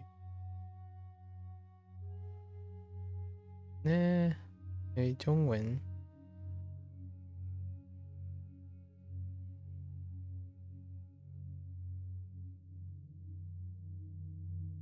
Yes, I am. Water boy.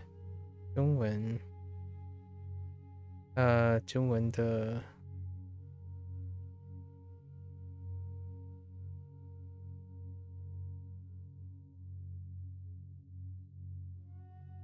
That's fine.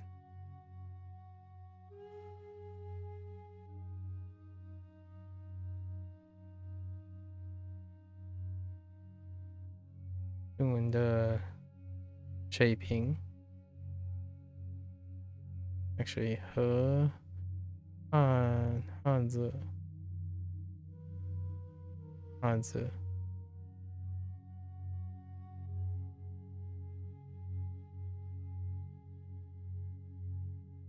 水平，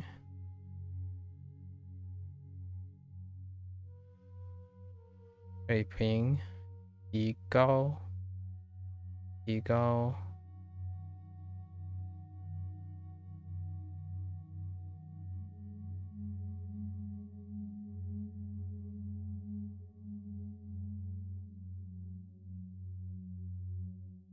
Do I recommend it for those languages so far? It's difficult to make blanket recommendations for people in general and for people I don't know. I would say if it is your first time learning a language, like if you don't have any other language exposure, like at all, and you had no interest in any other language until now, and you've been outside of school for a couple years already, and you have no idea where to start, and you have not been influenced by any other person so far, like how to approach language learning, with many of those conditions, if those conditions are true, I would recommend it. Otherwise, if you have been influenced by other people's approaches and you are surrounded by multilingual people, like, you know, you yourself are multicultural or multilingual, so you have like exposure and you are interested in a target language because of other hobbies like gaming anime and manga, your mileage will go down. The recommendation will get looser and looser, largely due to the nature that when you're coming into Duolingo is providing motivation and engagement. It is not providing expectations and progression. So if you want to be exposed in a you want to engage in a language without the baggage of reaching a goal, I would probably recommend it to those type of people. Outside of that, it is very difficult to recommend to anyone who has an expectation, like a strong expectation. Like, for example, if right now you're thinking, I want to learn Japanese in the next 6 months, Duolingo is not for you. If I want to learn Chinese in the next 6 months, Duolingo is not for you. Like, and what I mean by that is acquire it. So acquire the progress of 6 months. If you like to learn for the sake of learning and then using something because you don't know where to start, I would recommend it to those types of people, where it will provide you with some foundations and how to stay consistent with learning, how to engage in a target language in the basic foundations, so that in the future you'll be able to look for something else and continue to build upon it. In the shortest answer possible is, if you have no idea where to start, you can start with Duolingo. That's probably the most concise answer. I wanted to add all the other details because expectations is what destroys Duolingo's relationship with the user. The vast majority of people who go around preaching burn Duolingo down are individuals who enter and use a product expecting something else. If you have expectations, like how good your native language is, like, oh yeah, I remember English was easy for me and grammar was easy for me, this is how I learned English, for example, that will probably make it so that Duolingo is probably not for you. Duolingo is an experience that requires patience, open-mindedness, and probably very, very low motivation. If you literally am sitting there thinking, this is going to take too long, I don't even want to put in the work, but I still love the language, Duolingo is a very, very low entry point, and that's kind of their goal. The goal is to make language learning, the beginning steps of language learning, as painless as possible. Because the beginning steps are made as painless as possible, your progress is very, very slow, like snail's pace. So if you're more like me and you slowly work up things, then yeah, I probably recommend it. If you're a person who, like, I need to lose weight, you go into the gym and you like bust your butt through pain and gain in the first three weeks, not for you. Definitely not. I think going to something like a paid service or finding some tutors or some super hardcore friend or a native speaker that just so happens, yo, I want to make you my protege, that kind of thing. Probably something more hardcore. Yeah. If you like to chill, like I'm chilling here, right? My progress is any progress is good progress for me. So I quite enjoy it. I like it personally. I like Duolingo. From the perspective that I could do this for a very long time and still find that it'll be there, right? It's a product that is going to be continuously developed, as opposed to products that you discard. Hopefully that helps out a little bit. I have a lot of practice answering that question, since I think I have streamed more than 2,000 hours of Duolingo. No, not 2,000. That's too much. Sorry. It's actually, are we getting close? No, it's like 1,500 hours of Duolingo.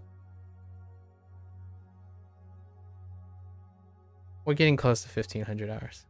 Yeah, something like that. You gotta find new ways to engage with it. It's not a one-stop shop.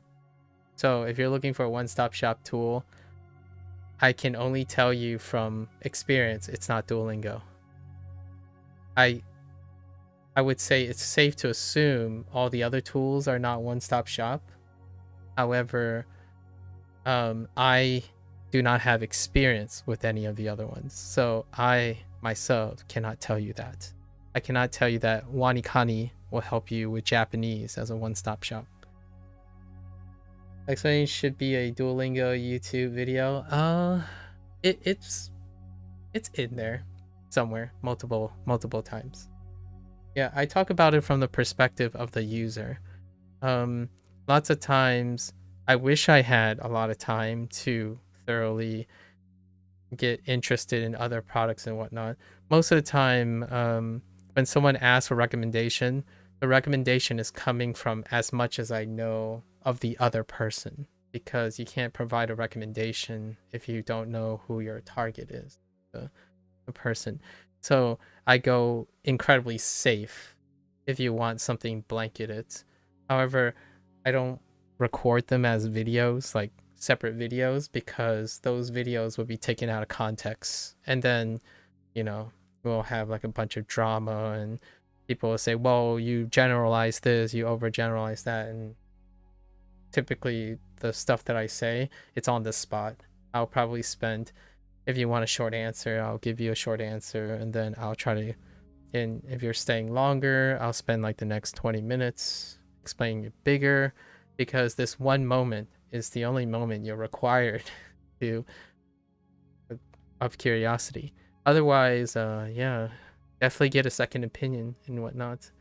It is a very slow, methodical process that Duolingo goes about their introduction. So I like it because I'm not a racer. It doesn't stop a lot of people from doing so, though. People who are more seasoned, well studied, and that urgency, I often, some people might think that I'm like not as grateful, but generally speaking, I don't need that urgency. So if I spend like 10 minutes trying to figure out something, then I spend 10 minutes trying to figure it out. I think in this day and age, it is very common for people to have impatience, lots of impatience. I also don't do this professionally, so you may want to factor that in when you're getting second opinions. There are people, when I say influencers or polyglots or those people are professionals, so their time and management and perspective will be different. Finding someone that matches your urgency is probably more likely to offer a initial appropriate recommendation than someone like myself. Language learning is a hobby for me as of 256 days ago. As of 256 days ago, nothing has changed about that. Language learning is a hobby. There are professionals out there that weigh in on Duolingo from a professional standpoint, and you'll probably find that I agree with most of their criticism, provided you're a person that fits their target audience. Yeah.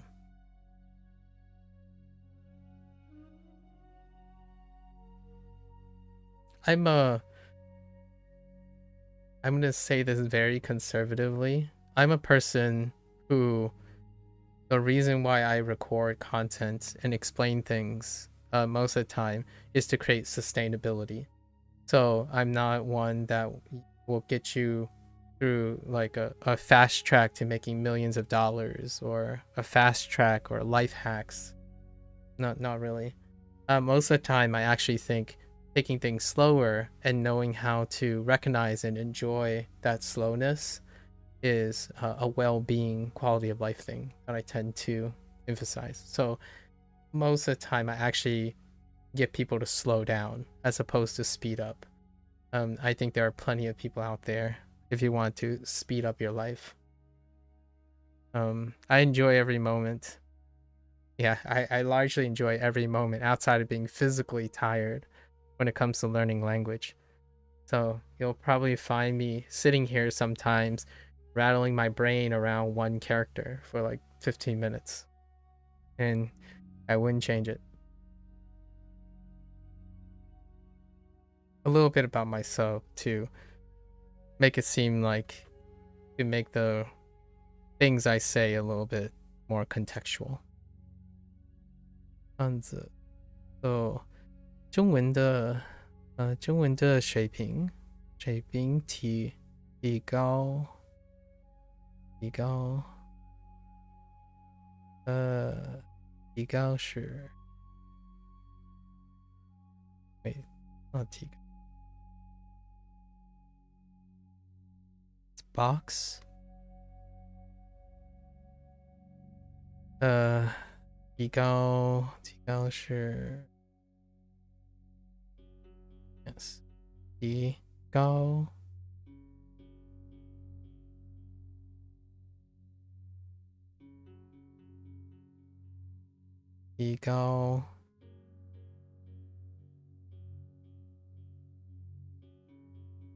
和考试，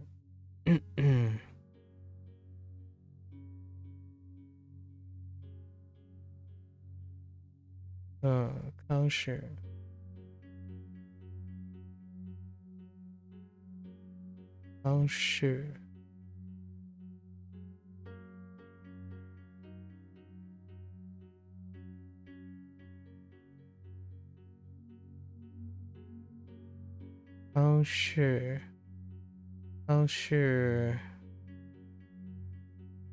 很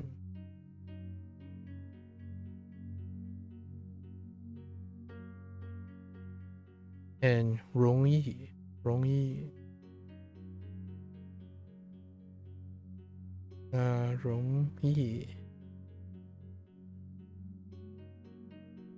Are you in? I don't know if you're still here, but are you interested in language learning? What have you been doing in terms of language learning?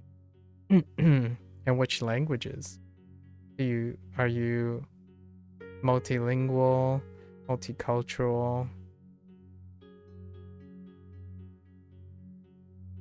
And 容易 好的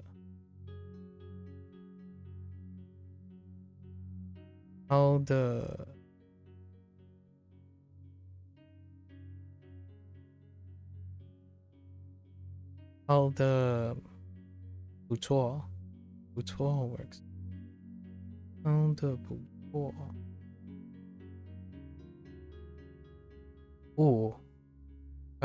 不错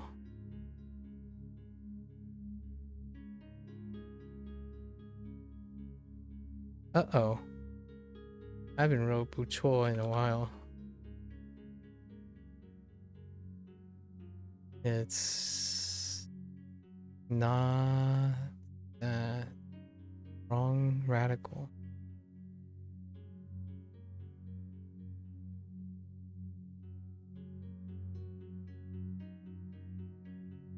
Cool. Yes.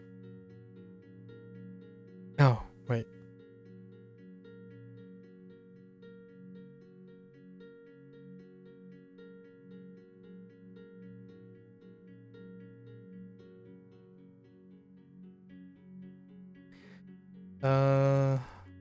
Yeah, we're good.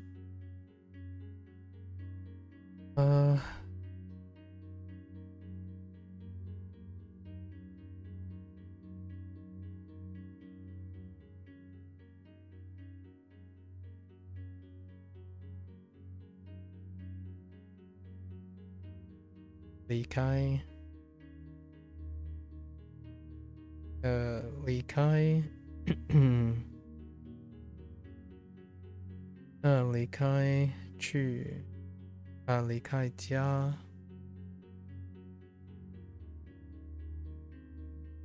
离开家去旅游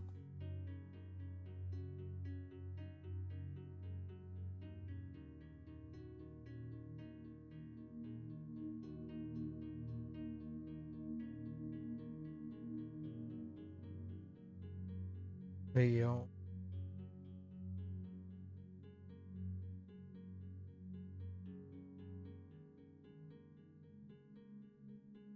旅游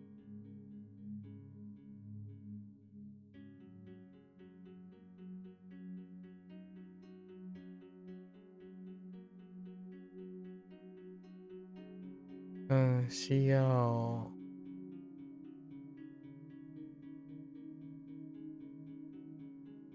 要不要不 that work yeah 需要不 almost 几乎几乎几乎忘记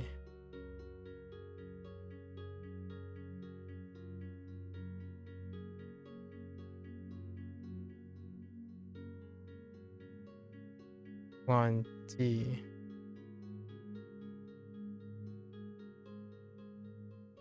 忘记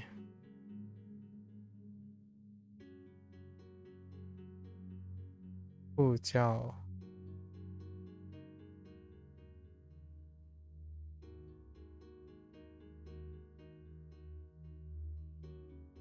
不叫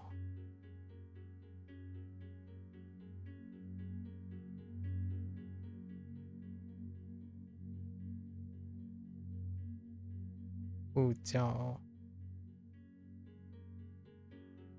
行李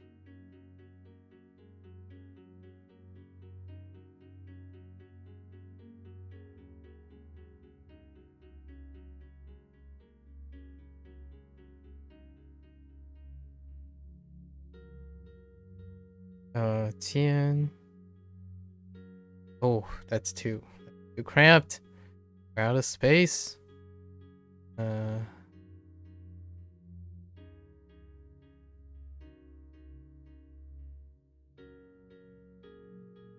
千丈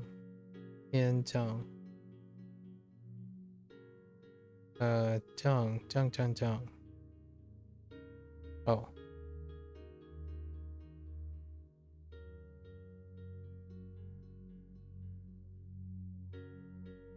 丈 that's the correct writing I think so yeah 千丈去尽安全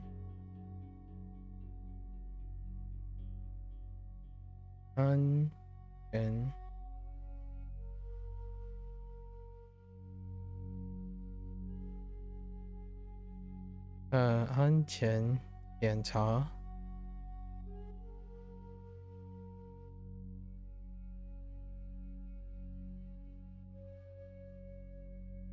Son of a bee sting?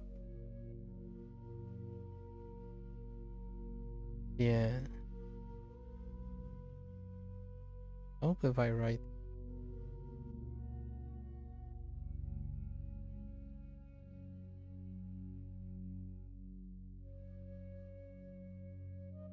Oh, no wait, there's no up stroke.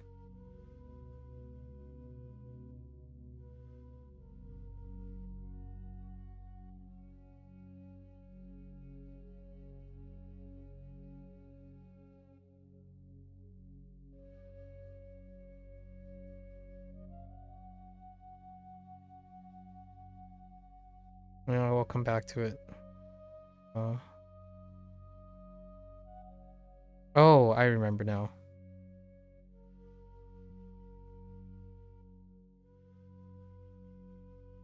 检查海关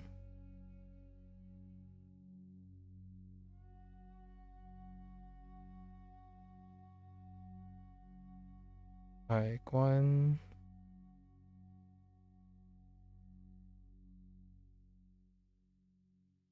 海关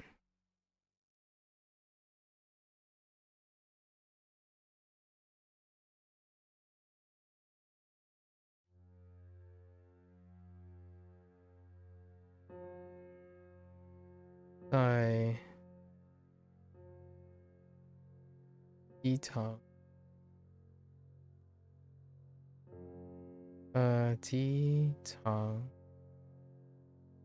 机场等 Oops.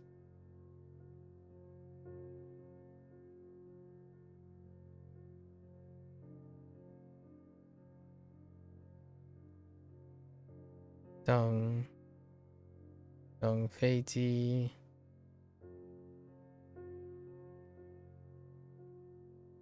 起飞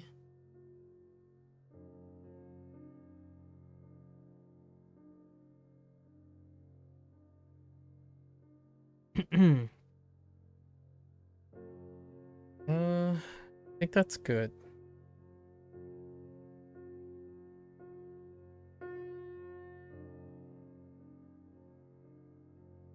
Yeah, we covered everything.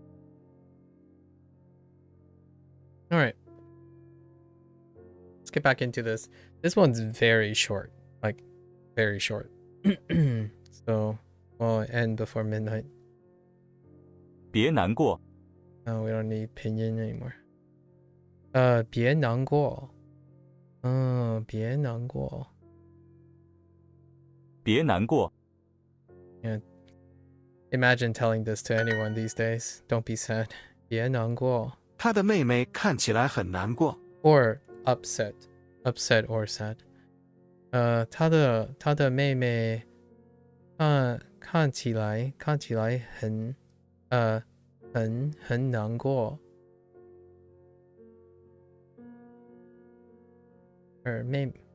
他的妹妹。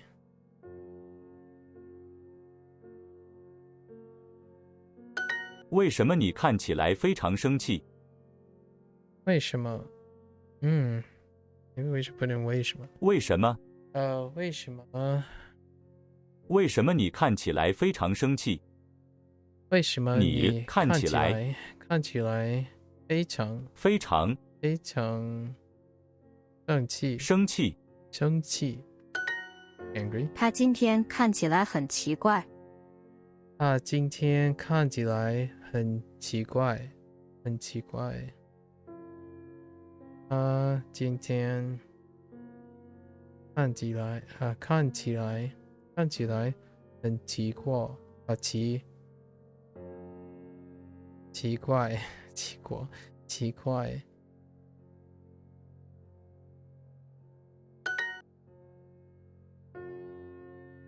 紧。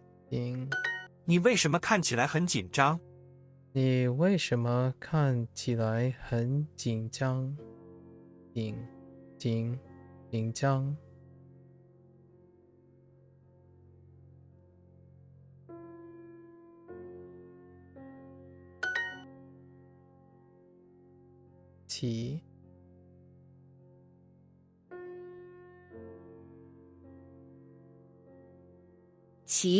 奇怪。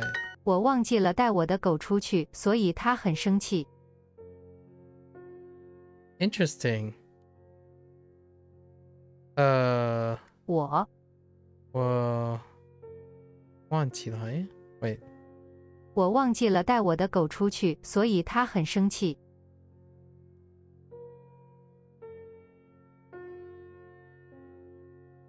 我忘。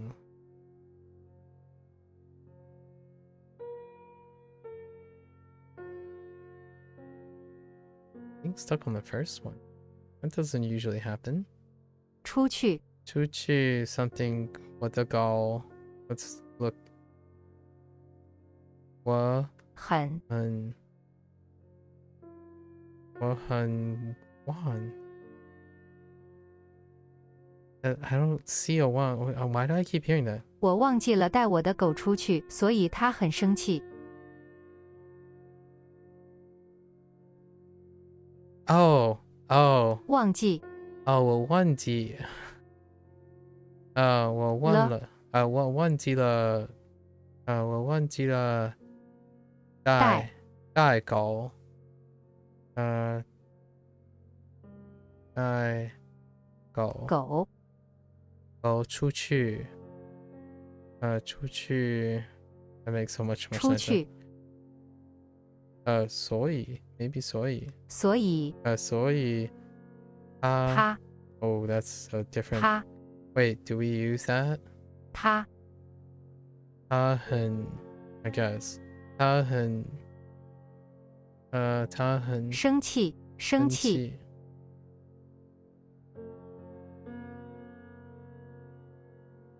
我忘记了带我的狗出去，所以它很生气。我的 Oh, that one was a little tough. Well, I got stuck on Wang the whole time. 我忘记了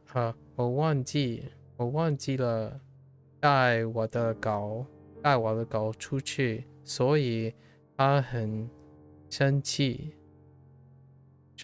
我忘记了带我的狗出去，所以它很生气。我忘记了带我的狗出去，所以它很生气。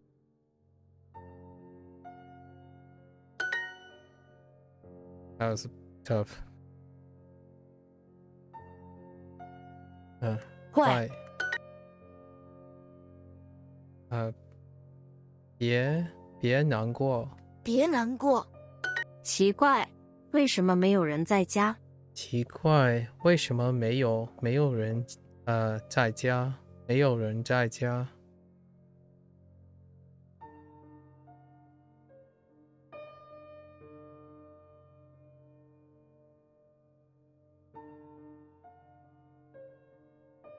English. 看。看的 No? 看 what? 的。看的 No. 的。Do we? I don't under. Just 看。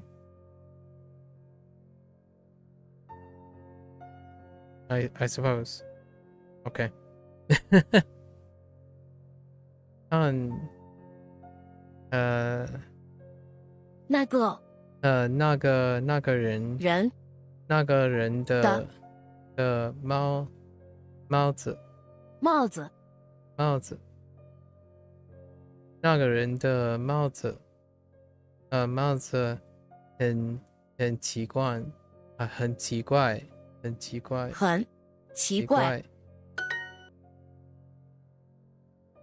I got stuck on. Is there something else to look?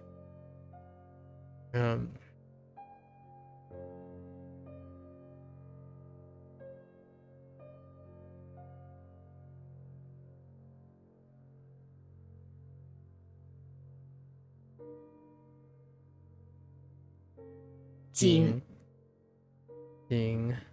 旗皮怪排 as in 排球别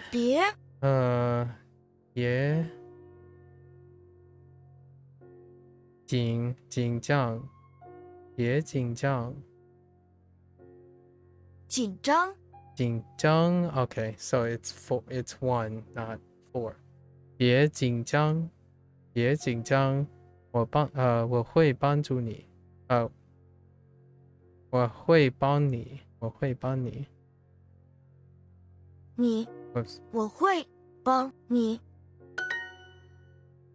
what was it? 紧张 right? 紧张 Why do you look nervous? 为什么？为什么你看起来看起来很紧张？很紧张。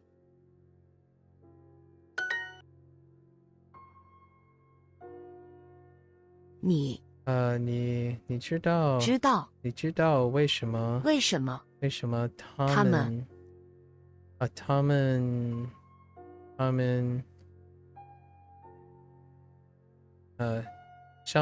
生气吗？你知道为什么他们生气吗？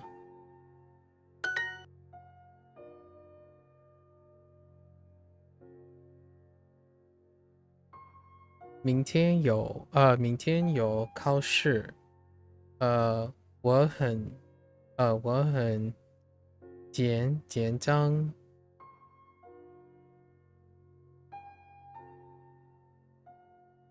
明天有考试。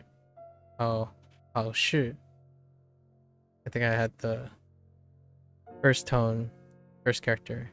I think I did 4-4 instead of 2-4. 明天有考试。考试。我很紧张。Okay. Nothing I did not record yet. I did not find anything that we did not record. So that's fine. 这个电影很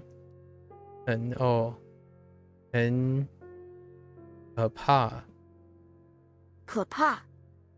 我们的老师很可怕。我们的老师很可怕。很可怕。我们的老师很可怕。Our teacher is scary.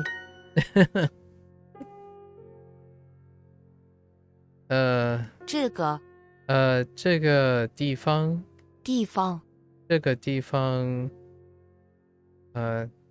太可怕了。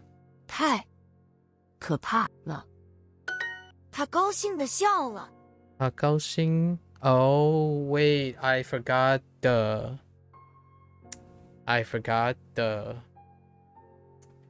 That is something I did forget. And it's the most important grammar point in this unit. I basically dropped the only grammar point in this unit. Oh no. Alright. 他太高wait. 高兴。他高兴的笑了。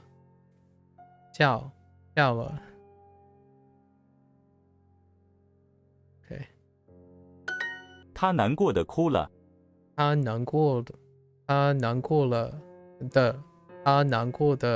哭了。他难过的他难过的哭了。我没有见父母1年了，我想他们。我没有见父母1年了。我想他们。唉。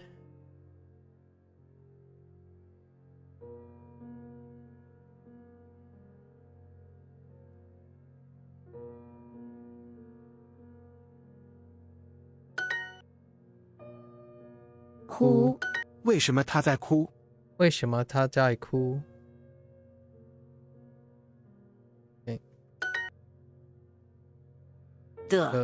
我非常想我的哥哥，我想哭。我非常想我的哥哥，我想哭。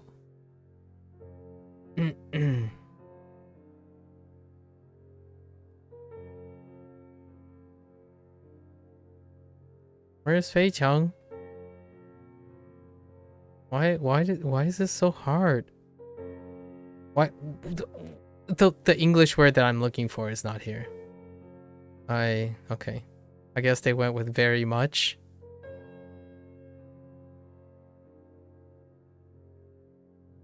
I can. No. That's not. No, Hideyoshi. That's not what I meant. But that's not what I meant. I didn't want to use very much. That's literally the opposite of what I was talking about. 你现在最想谁？你现在最想谁？你你现在最想谁？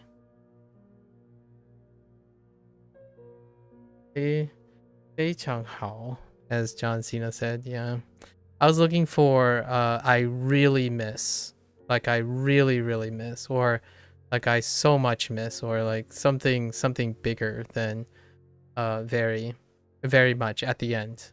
Or actually they might accept I very much miss. No, they probably won't. 现在你现在最想谁？ I wanted like more oomph. 非常 like something bigger. 的 But I didn't find it, so it was very much. 紧紧奇怪哭 He cries sadly. Feels bad, man. 他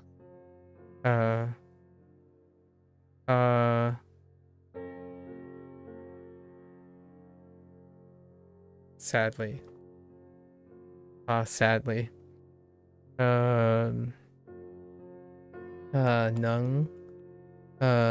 难过的哭了。难过的哭了。坏奇紧的哭。 Whom do you miss the most now? Okay. 你现在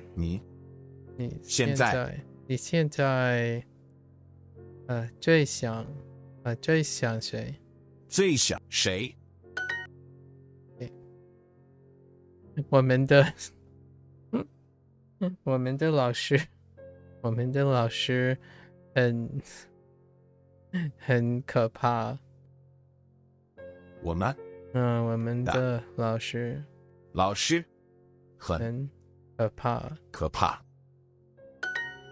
I just imagine little kids saying that, like younger kids, like, dude, man, our teacher is scary.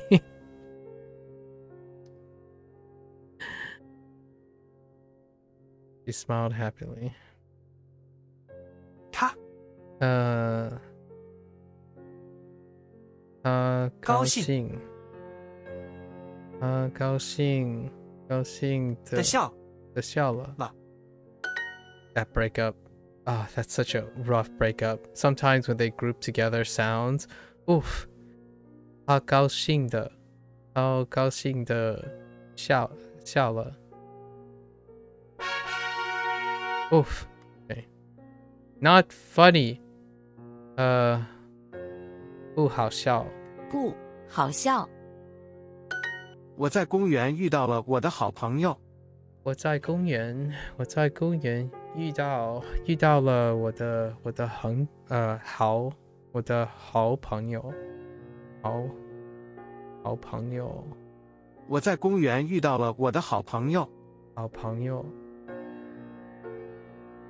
我在公园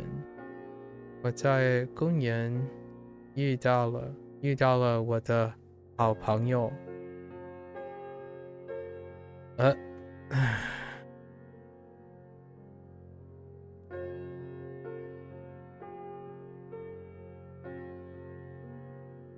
我有很多热情的朋友。我有很多热情的朋友。我在机场遇到了我的老师。我在机场遇到了我的老师。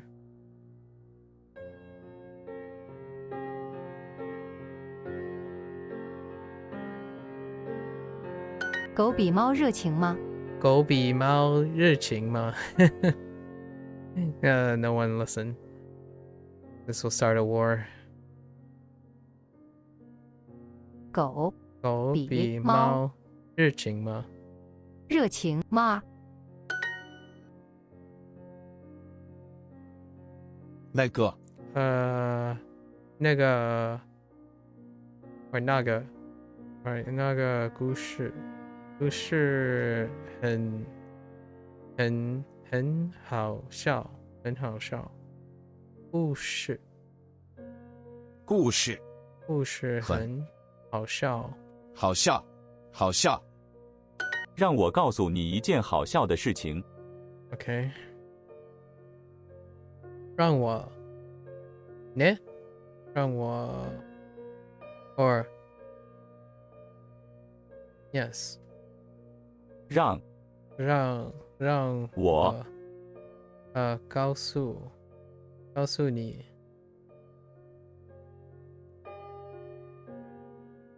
告诉 You know, I haven't wrote 告诉 in a while. So there is something with Japanese for this too. Kokoku.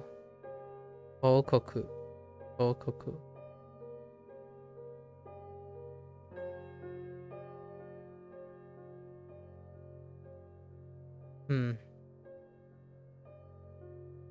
让我告诉你。你一件好笑的时间。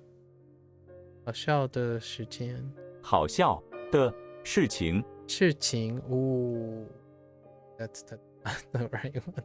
事情。Man, 事情。Oh, but that makes sense about this part though. 是。It's the same 是 in 故事 and 情, which is kind of like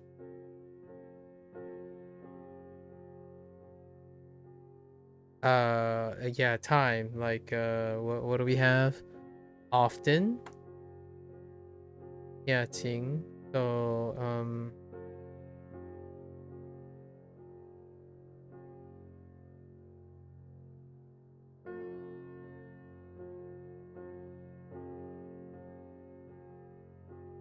outside of 情.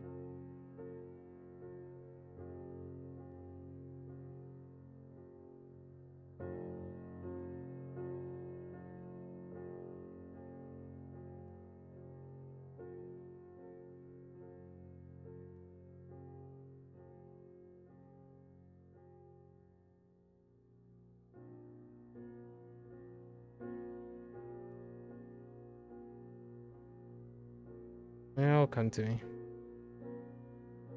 Not coming to me at the moment. Pei Cheng is literally out of the ordinary, I see. So Cheng Cheng is often as normal on a schedule. Yeah, I know. Yep, I know. And Bu Cheng is the opposite. She often helps me. 他 oh, here it is.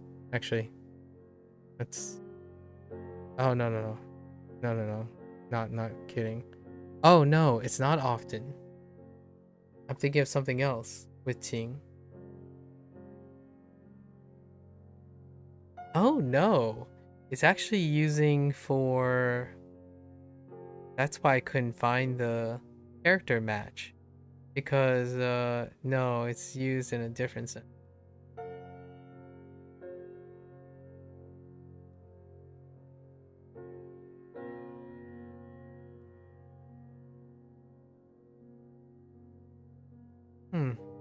Okay. I was thinking of 经常经常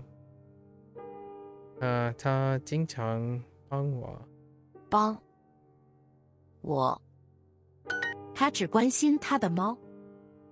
他只关心他的猫 of course 他只关心他的猫。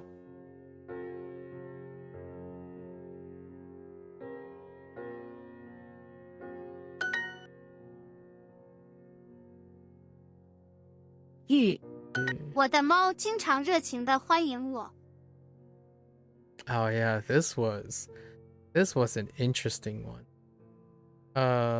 我的猫经常热情的。Oh yeah, it's 热情。Oh wait, how does that connect with? Nah, that's way out of the box. It's too hard to connect. 热情。By oh my god, it's right.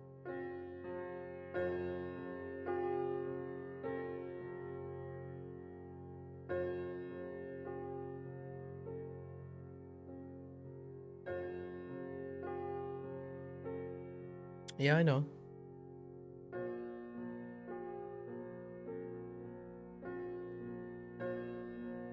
It's not a coincidence. They put in Fei Chang and Ying Chang in the same unit. They're related.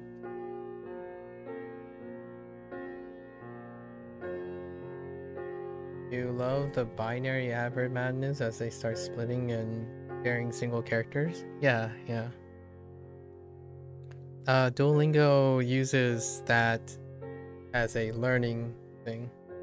It's one of the 5 conventions of Duolingo. One of the 5 conventions. 我的猫经常热情的欢迎我。This one is a really interesting sentence. The other way around took me a while. I'm like, oh, right. 狗 or 猫? I thought it was a 猫. Yes, 是猫。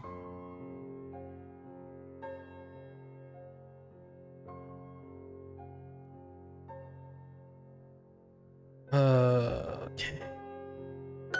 他经常生气。他经常生气。他经常生气。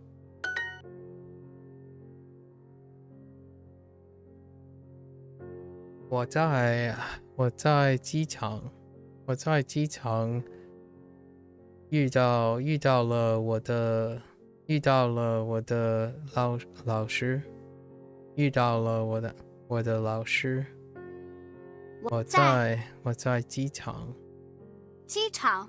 我在机场遇到了我的老师。你的父母很关心你。Bumped into, yeah. 遇到了。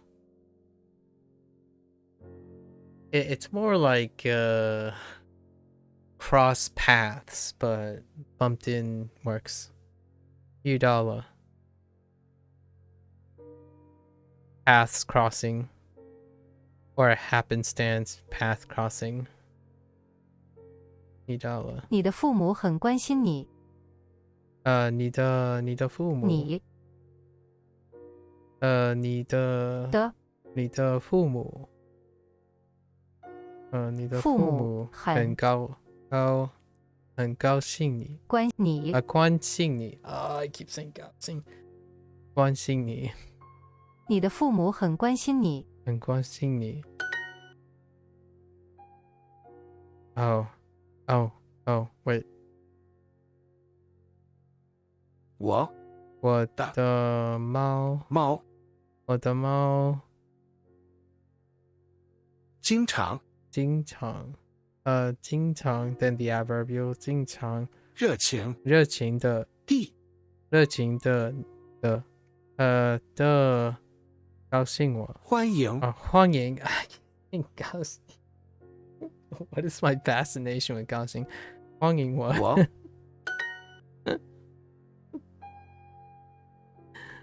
Okay. All right.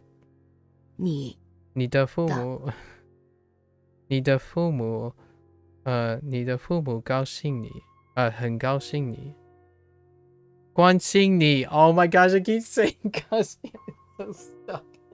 关心你，你的 I need to reset. Hold up. Give me a sec.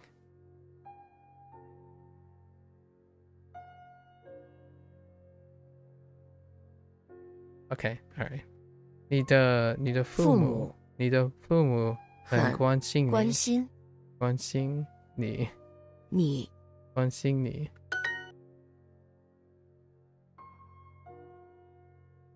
他只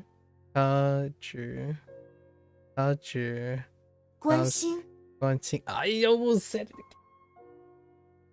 All right, I need to stop. 他只关心 ，Yeah， 他只关心他的关心他的猫。加他的猫。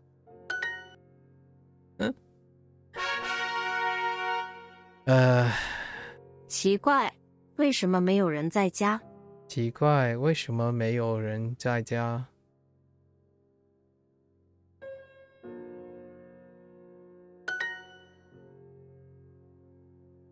？So, this I don't particularly like. So most of the time I would say strange. Why isn't anybody home? Why isn't anybody home? As opposed to why is nobody home? Why isn't anybody home?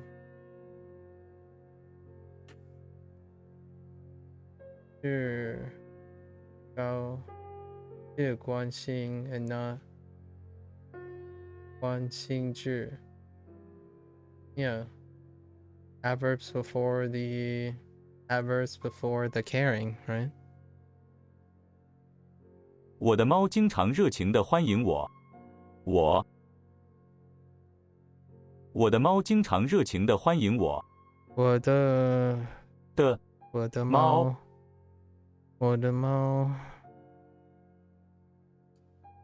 Okay. 我的猫热情的欢迎我。Oh wait, I forgot frequency. 经常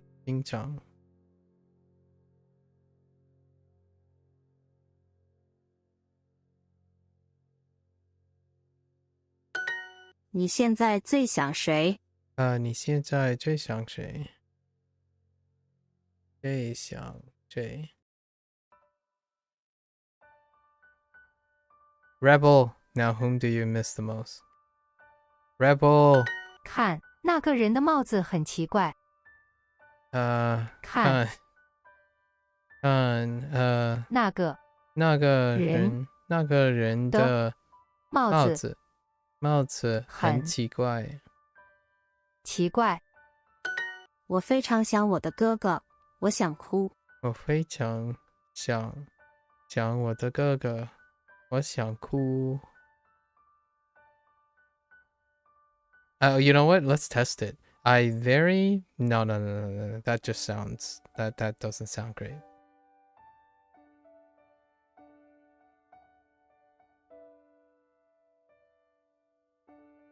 狗比猫热情吗？狗比猫热情吗？ Don't answer that. 狗比猫热情吗？他今天看起来很奇怪。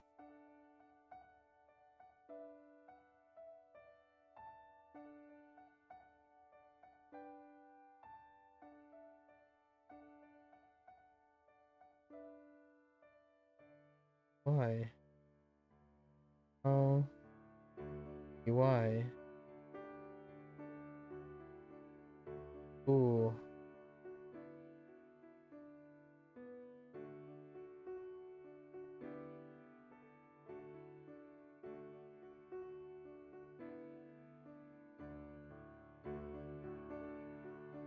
I have one unfamiliar character. Way it's used there.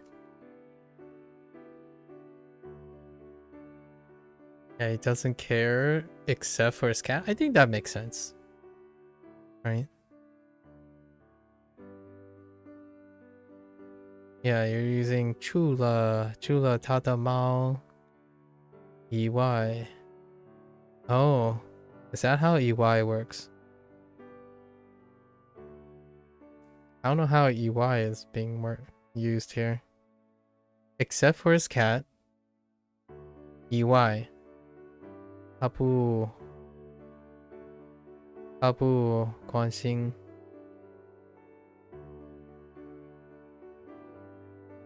Oh, you need EY for that? Interesting. You need to complete the Tula EY. Interesting. I don't think that happened.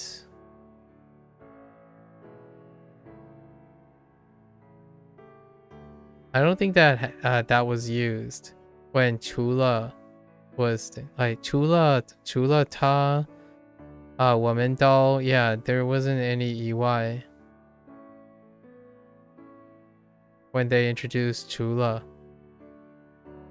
Interesting. Yeah, except for X. Just like Chula ta 除了他我们都认识他 or something like that.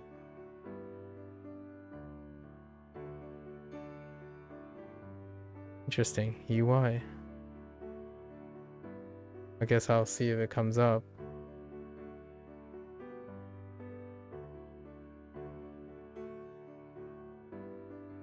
他今天看起来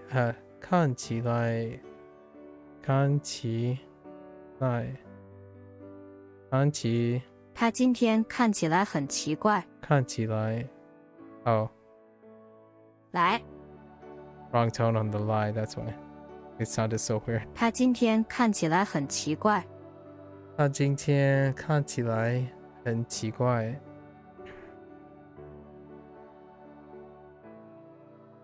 我有很多热情的朋友。 And then you can probably reduce him somehow.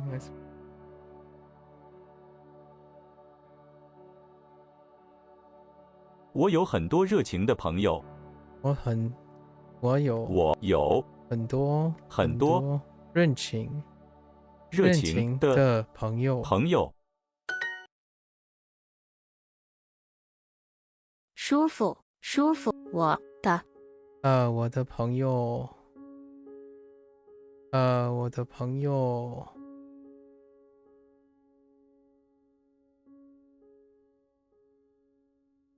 Am I a pep or do I not see it? 朋友。我的朋友生气的离开了。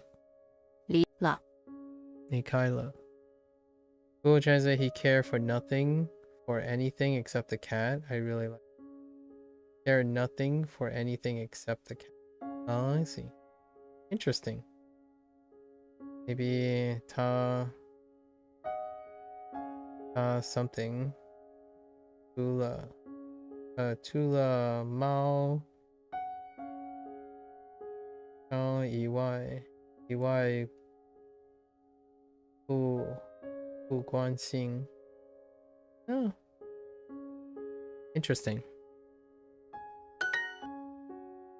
Why do you look extremely angry? 为什么? Yeah, I was looking for extremely. Though the word I was looking for is something more extreme instead of like very much. 你为什么你看起来非常生气。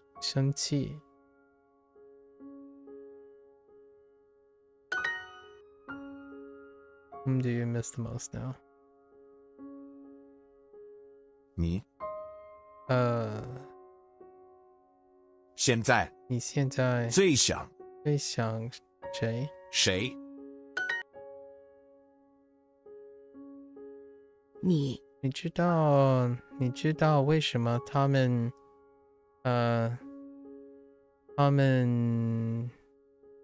生气吗？你知道为什么他们生气吗？吗？ Okay. All right, 15 minutes and a small little dream because it's very tiny. This unit's tiny. Okay. 奇怪 I haven't decided 奇怪 if I'm going to 奇 take 怪 a break 奇怪 tomorrow because of election day. 奇怪 Don't know. I feel like 奇 chilling 怪 with 奇 some 怪 peeps for election day. I 奇 don't 怪 know. 奇怪 It's probably gonna be more than tomorrow. I feel like the election's gonna last more than tomorrow.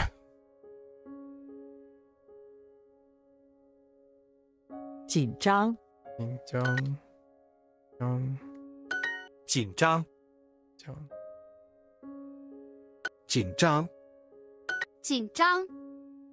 紧张 紧张 Whoops. 紧张紧张紧张紧张紧张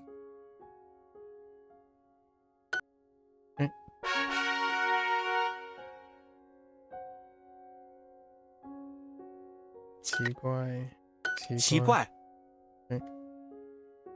奇怪奇怪奇怪奇怪奇怪奇怪奇怪奇怪奇怪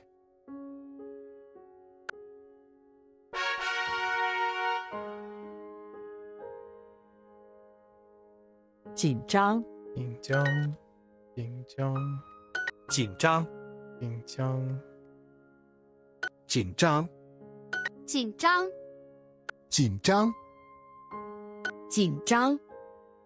紧张紧张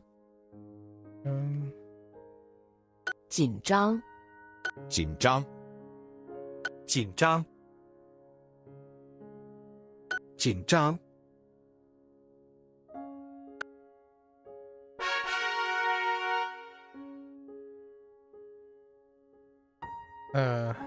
难过奇怪奇难过奇怪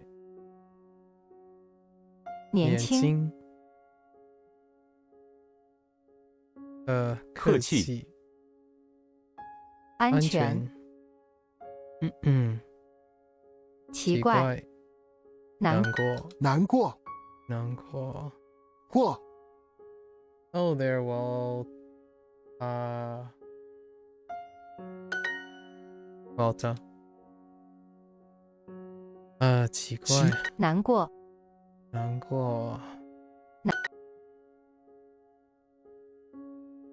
不忙不忙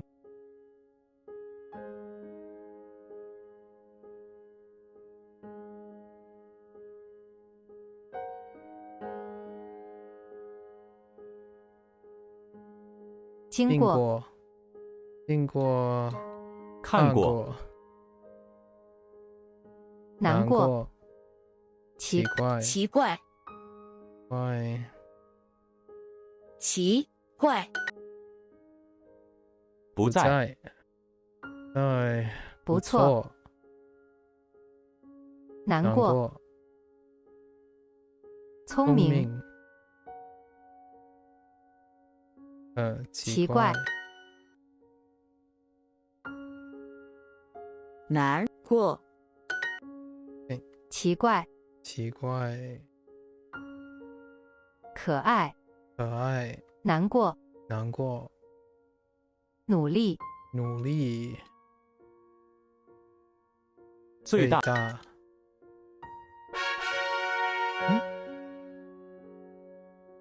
骑，骑，哦，哦，wait，哦，骑马，骑，奇怪， Okay, fair enough.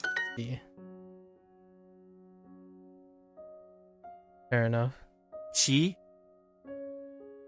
怪，骑马，马，骑马，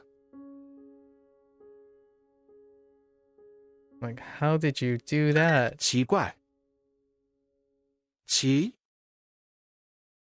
怪，对，骑马，奇怪，写字，咖啡，写错，奇怪，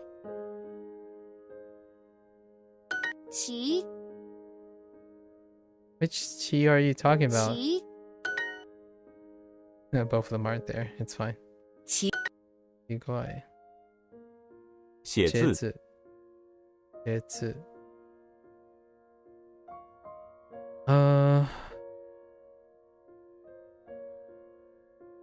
夹克，夹克，写错，骑马，奇怪，骑，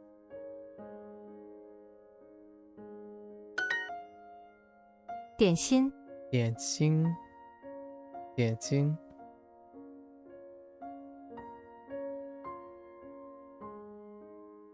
奇怪，奇怪，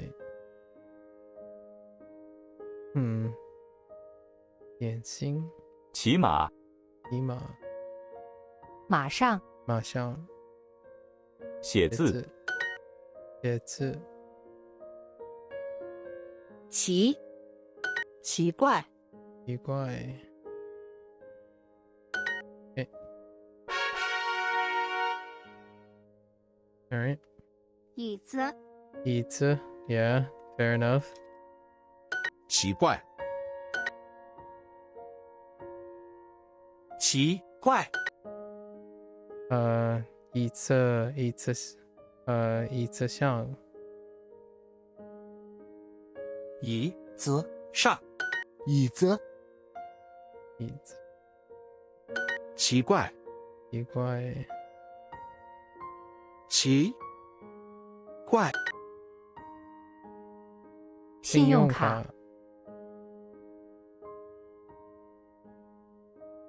红酒，奇怪，椅子上，是不是？奇怪，椅子下，椅子下，椅子下下，下，哎，奇怪，桌子上，奇怪，上个月，椅子下，拉面，椅子，椅子，椅子上，上，这不是，这不是，奇怪，奇怪，不舒服，不舒服，走路，走路 ，Oh no, I thought it was 走路 ，walk 走路，椅子上，椅子上，奇怪，奇怪，Okay. All right.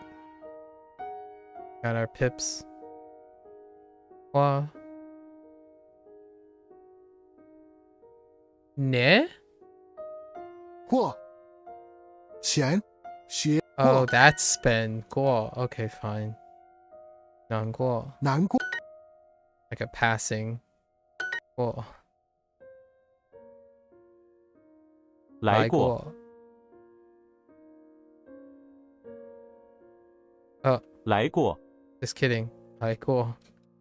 经过。经过。经过。难过，吃过，过，难过，难过，过过，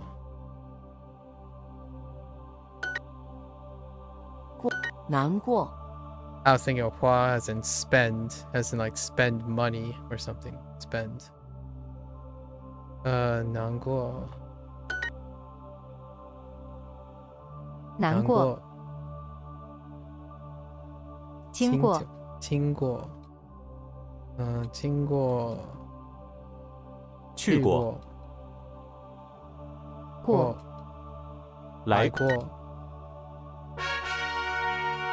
All right.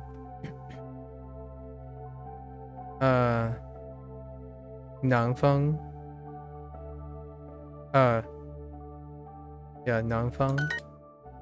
And 难吃。难吃。Okay. Yeah, getting all the nouns in. 南方。南方。南方。难吃。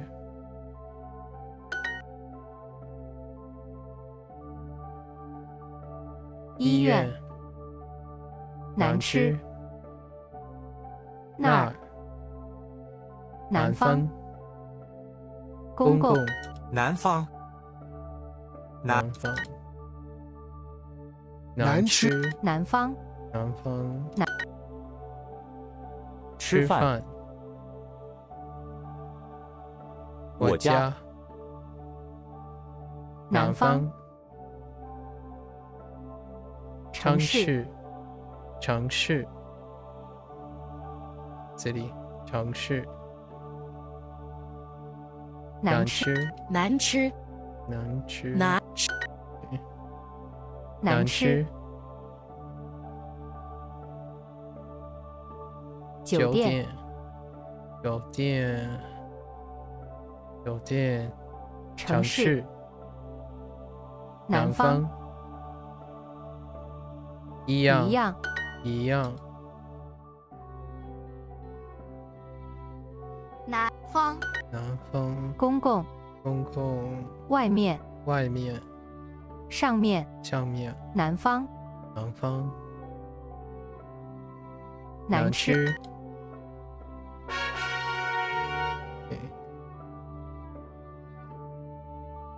很难。很难。很难。很难。很难。很难。Oh my gosh, I can't open up. 很难。很难。对。很难。难过。难过。很难。的很。的很。很快。很快。很难。难过。去过。对。难过。难过。难过。很难。难。很难。难过。难过。难。的很。难过。很久。经过。经过。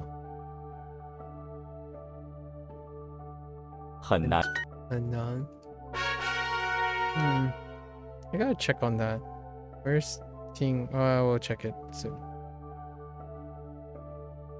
难吃。难过。难吃。难过。难过。去过。吃过。吃过。去过。吃过。难吃。很难。难。难过。难过。难吃。吃。难吃。难吃。难过。难难吃难过很难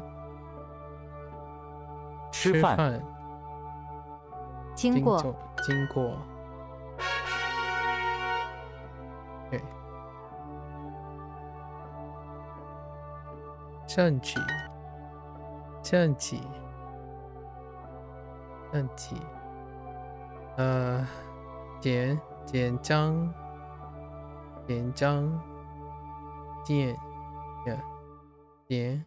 张紧张紧张生气生气生气 Oh, that's 4. I thought that was neutral. 生气 Oh, and it's 生气 Oh, thought that was 4. 4 neutral, but it's 1 4. 生气 Okay, 生气 Okay, fair enough. 紧张紧张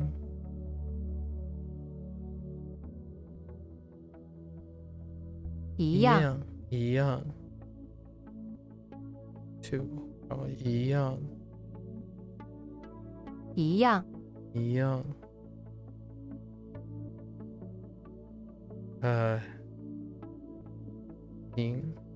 紧张最大容易生气生气 Dang it. I think I clicked on 天气 so 生气 I'm pretty sure of it. Immediately I was like, oh hey, that's a word. Click on it. 紧张生气生气生okay. 医生天气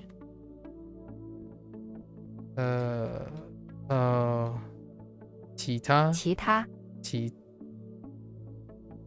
I don't know about that one. 其他 I don't know about that 他 there. 其他okay. 紧张生气紧张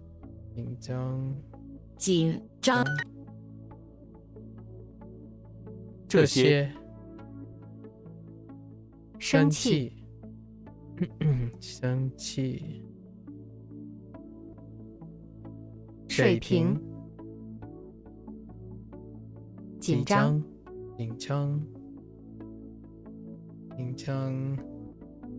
年轻生气紧张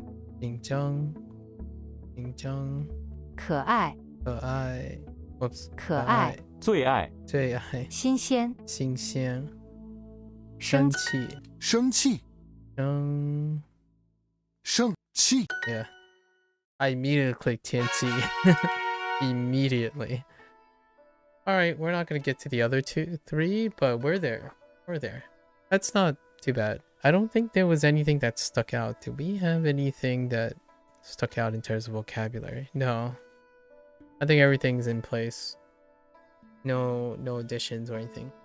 So let me 紧张 I'm having problems like immediately saying because it's the 紧 right 紧 that is throwing me off. So 紧张 and 生气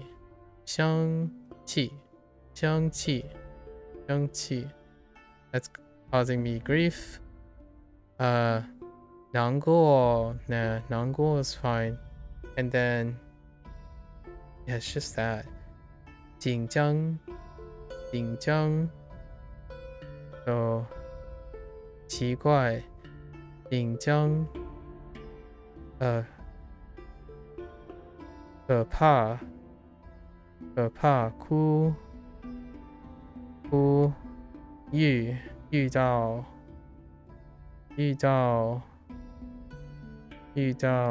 难过，难过，生气，生气，生气，看起来，看起来，看起来，看起来，你知道，帮讲的热情，热情，好笑，好笑。Oh, and I need to look for this. This is what I was looking for. It's 经 right? 经 so 已经经过 okay, 经 Sometimes I think it's 经 and I need to stop doing that. 经 Okay, that's fine. So 进场进场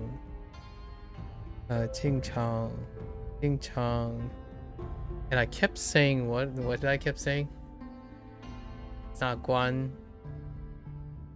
Gao. I keep saying Gao for this.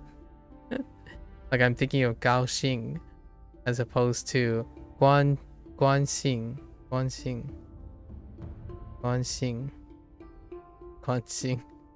said it like 5 times in a row.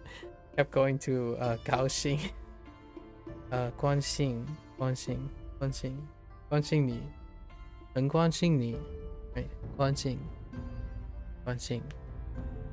All right, so 关心，紧张，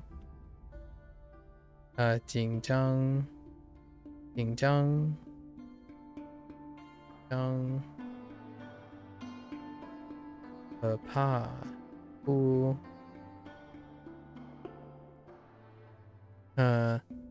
生气，难过。All right, that's a wrap. Yeah, it's gonna be up in the air. I may or may not be. I think we're just gonna do business as usual. Election day tomorrow, or election day in like 36. I don't actually know when the general elections. But to clarify, I am in the United States, right? I am American, and that sounds so cliche in a way, but American English, right? And American. And tomorrow is election day. So for those who are going to partake in election coverage, we'll see. It's a very important day, at least in my opinion. I understand and probably give a potential false impression that I am apolitical. I am not. I actually do think that understanding politics is part of cultural understanding. So while platforms, I try to maintain a professionalism, even though I don't do this professionally. However, I like to, when using platforms for places of political conversation and religious conversation, one can be mutually respectful and communicating and engaging in political issues and religious issues, right? Things of spiritual nature. Oftentimes I talk about it from a scholastic and intellectual standpoint, right? Exchanging perspectives, talking about perspectives. And that, in my opinion, is welcomed on these platforms as far as I am aware. However, I do tend to stray away from making incredibly hyperbolic or one-sided arguments when it comes to perspective, much like the way I talk about culture. So when we talk about language learning, talking about things are hard, things are easy, and things are worth your time or not worth your time, or people suck and people don't suck, that kind of thing, I tend to be a balancing force. So yes, I would say I am prone to being argumentative, in the sense that I like to bring balance to perspectives. If you're going to share a perspective, I humbly accept and mutually love to ask more questions about your perspective. Regrettably, sometimes that makes people defensive, because oftentimes I feel in this day and age, this societal online normative behavior is that when someone asks a question, they are legitimately suspicious, as in an interrogative point of view. For myself, in order for me to show my interest in other people's passion is that I become incredibly inquisitive. I think that's an old age thing. However, I like to assure people that there's no suspect here. You're the one that voluntarily share an experience. And then, of course, in order for me to share something, I like to add to it. And that may be a conflicting perspective, or maybe an alternative perspective, but in no way is it to directly diminish someone else's, or at least I attempt not. I think we live in a day and age where influencers and cloud chasers, in my opinion, have monetized drama and have monetized and normalized opposition and opposing forces and tier listing. Those things, while they are very entertaining, and I use them too, I also watch them a lot. It is often, in my opinion, to keep in mind, to encourage people to be involved and aware, to be competent in things, like sharing a baseline interest in the things that go around in your society and around you and your friends and family, in my opinion, is very different from going around projecting your hyperbolic one-sided arguments, like, oh, you should, quote unquote, vote for this and vote for that and whatnot, rather than being a platform of sharing perspective, right? So, as I wanted to say, related to election day tomorrow, I am someone who is aware and does actually discuss about political topics and religion and spiritualism all the time, much like discussing mental health, multiculturalism, the Anglicanizing of the Japanese language, how Anglicanizing things happen when influence happens from an English-speaking country, right? That kind of thing. It's very divisive, I understand.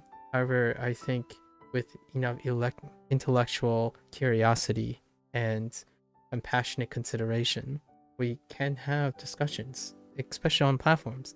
The rules about presenting a platform and stuff, those rules came into being largely due to the propagandistic bent and unintentional sometimes of specific strong opinions, right?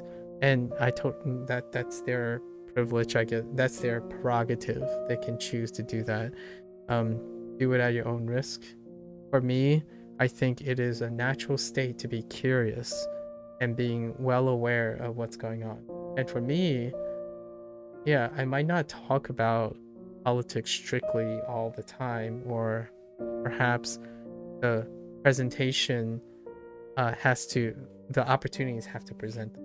And for myself, it is a very important time. It's a very important time for people that live in the United States, at least in my opinion. And tomorrow's election day, so I am probably gonna do this tomorrow as well. However, I imagine it'll be quite a bit different tomorrow, depending. The couple of people who hang around, I believe, are largely intellectually interested people. A lot of them are also American, and there are others who are interested in global culture and politics and stuff. Politics is an extension of culture, right? Even language itself is steeped in political influence. So just thought I'd mention something about that in a non-like aggressive way, more of a hopefully a disclaimer way, to say that it is one thing to go around strong-arming people and gaslighting people.